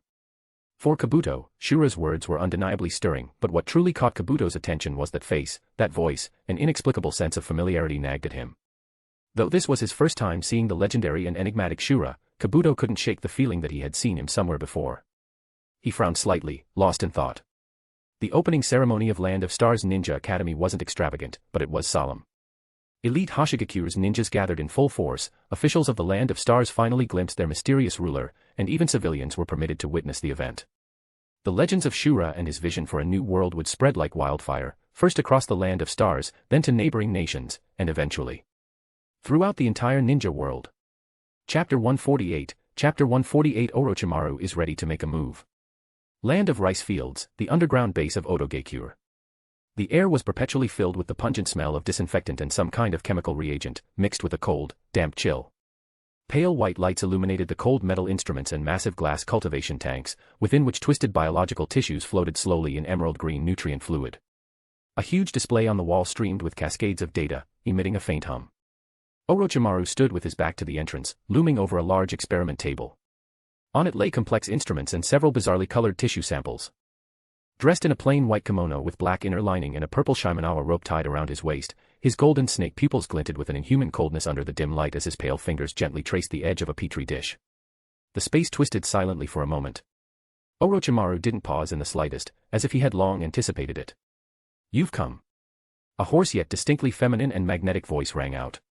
He slowly turned around, his narrow golden vertical pupils locking onto the figure that had abruptly appeared in the center of the room. Orochimaru looked at the black robe with the Uchiha clan's crest and said, "Cuckoo, that robe suits you quite well." Menma didn't respond to the small talk. Behind his white three-eyed fox mask, his gaze swept across the unsettling surroundings before finally settling on Orochimaru. He raised a hand and casually tossed a small, sealed glass container toward Orochimaru. The container traced an arc through the air, containing a few small pieces of cell tissue submerged in a pale blue liquid. The moment the container flew toward him, Orochimaru's golden pupils constricted sharply, like a venomous snake poised to strike. His pale, slender right hand shot out like a snake, catching it steadily. The cold sensation against his fingertips, along with the cold, potent life force emanating from the Uchiha clan's unique cells within the container, sent an uncontrollable tremor through the very depths of the scientist's soul, one who pursued power and immortality. A satisfied, almost moan-like sigh escaped Orochimaru's throat. He cradled the container delicately, lifting it to eye level. His golden vertical pupils nearly pressed against the glass as he greedily examined the precious tissue inside, as though admiring the most exquisite artwork in the world. The corners of Orochimaru's lips curled uncontrollably into a bewitching, fanatical smile. Joy. Pure, unadulterated joy at obtaining something priceless. The power of the Uchiha, the secrets of the Sharingan. He's now one step closer to them. Though he had already succeeded in cloning one Tomo Sharingan, those eyes always felt as if they lacked a soul. Only these natural Uchiha cells contained such pure power. Yet, this ecstasy lasted less than 2 seconds. I need information about Yakushi Kabuto. Danzo's root's infiltration plan in the Land of Stars. Menma's cold voice was like freezing water dousing flames, instantly extinguishing the fervor on Orochimaru's face. The smile on Orochimaru's lips instantly stiffened, then gradually faded. He slowly raised his head, shifting his gaze from the container in his hand to Menma's masked face. His golden pupils narrowed slightly, his expression turning complex. The joy receded like a tide, replaced by a cold, venomous displeasure, like a snake disturbed mid-feast. Yakushi Kabuto, the prodigious child he had spotted back at the Konoha orphanage, the one he had envisioned as his future right-hand man. And now, Shura had gotten to him first. Yet another of Orochimaru's chosen talents had been snatched away from him. A surge of possessiveness, frustration, and indignation quietly stirred within him. The seedlings he had painstakingly selected were like the precious specimens in his lab, not to be touched by others. What sent an even deeper chill down his spine was the fact that Shura had specifically named Kabuto and demanded intel on Danzo's schemes. What did that imply? This means that this ninja from the future undoubtedly knew of Kabuto's future achievements. That seemingly frail boy, just how astonishingly far could he reach in the future? For Shura, who came from the future, to personally come demanding his files. This alone proved that Kabuto's potential far exceeded Orochimaru's initial estimations. This realization only deepened Orochimaru's displeasure, as though a rare treasure he had hoarded had been appraised and purchased before he could act. Coo. Orochimaru let out a low, ambiguous chuckle, the sound echoing through the cold underground laboratory with a snake hiss at its tail end. His fingers tightened slightly around the container with the Uchiha cells, his knuckles whitening. My eye for talent truly is impeccable. The temperature in Orochimaru's voice dropped to freezing. Kabuto-kun is indeed an interesting child. As for Danzo, that old dog lurking in the gutters. He forcibly suppressed the surging emotions in his chest, his golden serpentine pupils glinting with calculation. I will compile a detailed record of his little schemes for you. For the sake of the Uchiha cells in his hands, and for greater benefits yet to come, this bit of frustration and loss was something Orochimaru could endure. For now. He carefully placed the cell container in the safest spot on the experiment table before leisurely continuing. Speaking of experiments. Kimimaro, the boy you took last time. I assume you're already aware of his condition. Orochimaru licked his thin lips, his eyes reigniting with that fanatical gleam for the unknown, his disease rooted in his bloodline, truly fascinating. And truly tragic. I've collected a few Kaguya clan's children since then, but alas, none could withstand even the initial fusion stimuli. All failures. He spread his pale hands in a deliberately exaggerated show of regret, but his gaze remained locked onto the white three-eyed fox mask. The joint laboratory that I asked Kirin to build in the Star City should have quite complete equipment. Orochimaru's golden pupils gleamed with unmistakable anticipation. I'd like to go there. To conduct deeper observations and research on Kimimaro. Perhaps, together, we could find a way to suppress, or even reverse, his pitiable fate. His voice dripped with carefully crafted persuasion. After all, for such a precious Kekkei Genkai and physique to simply vanish, what a waste, don't you agree? Menma listened in silence, his mask revealing nothing. Orochimaru's joy, displeasure, greed, and schemes were as clear as an open book to him. As for Kimimaro, he did need Orochimaru's scientific expertise. Though the transplanted Byakugan had temporarily stabilized the imbalance of yang attribute chakra within Kimimaro's body, with Orochimaru's involvement, they could likely find a better research direction.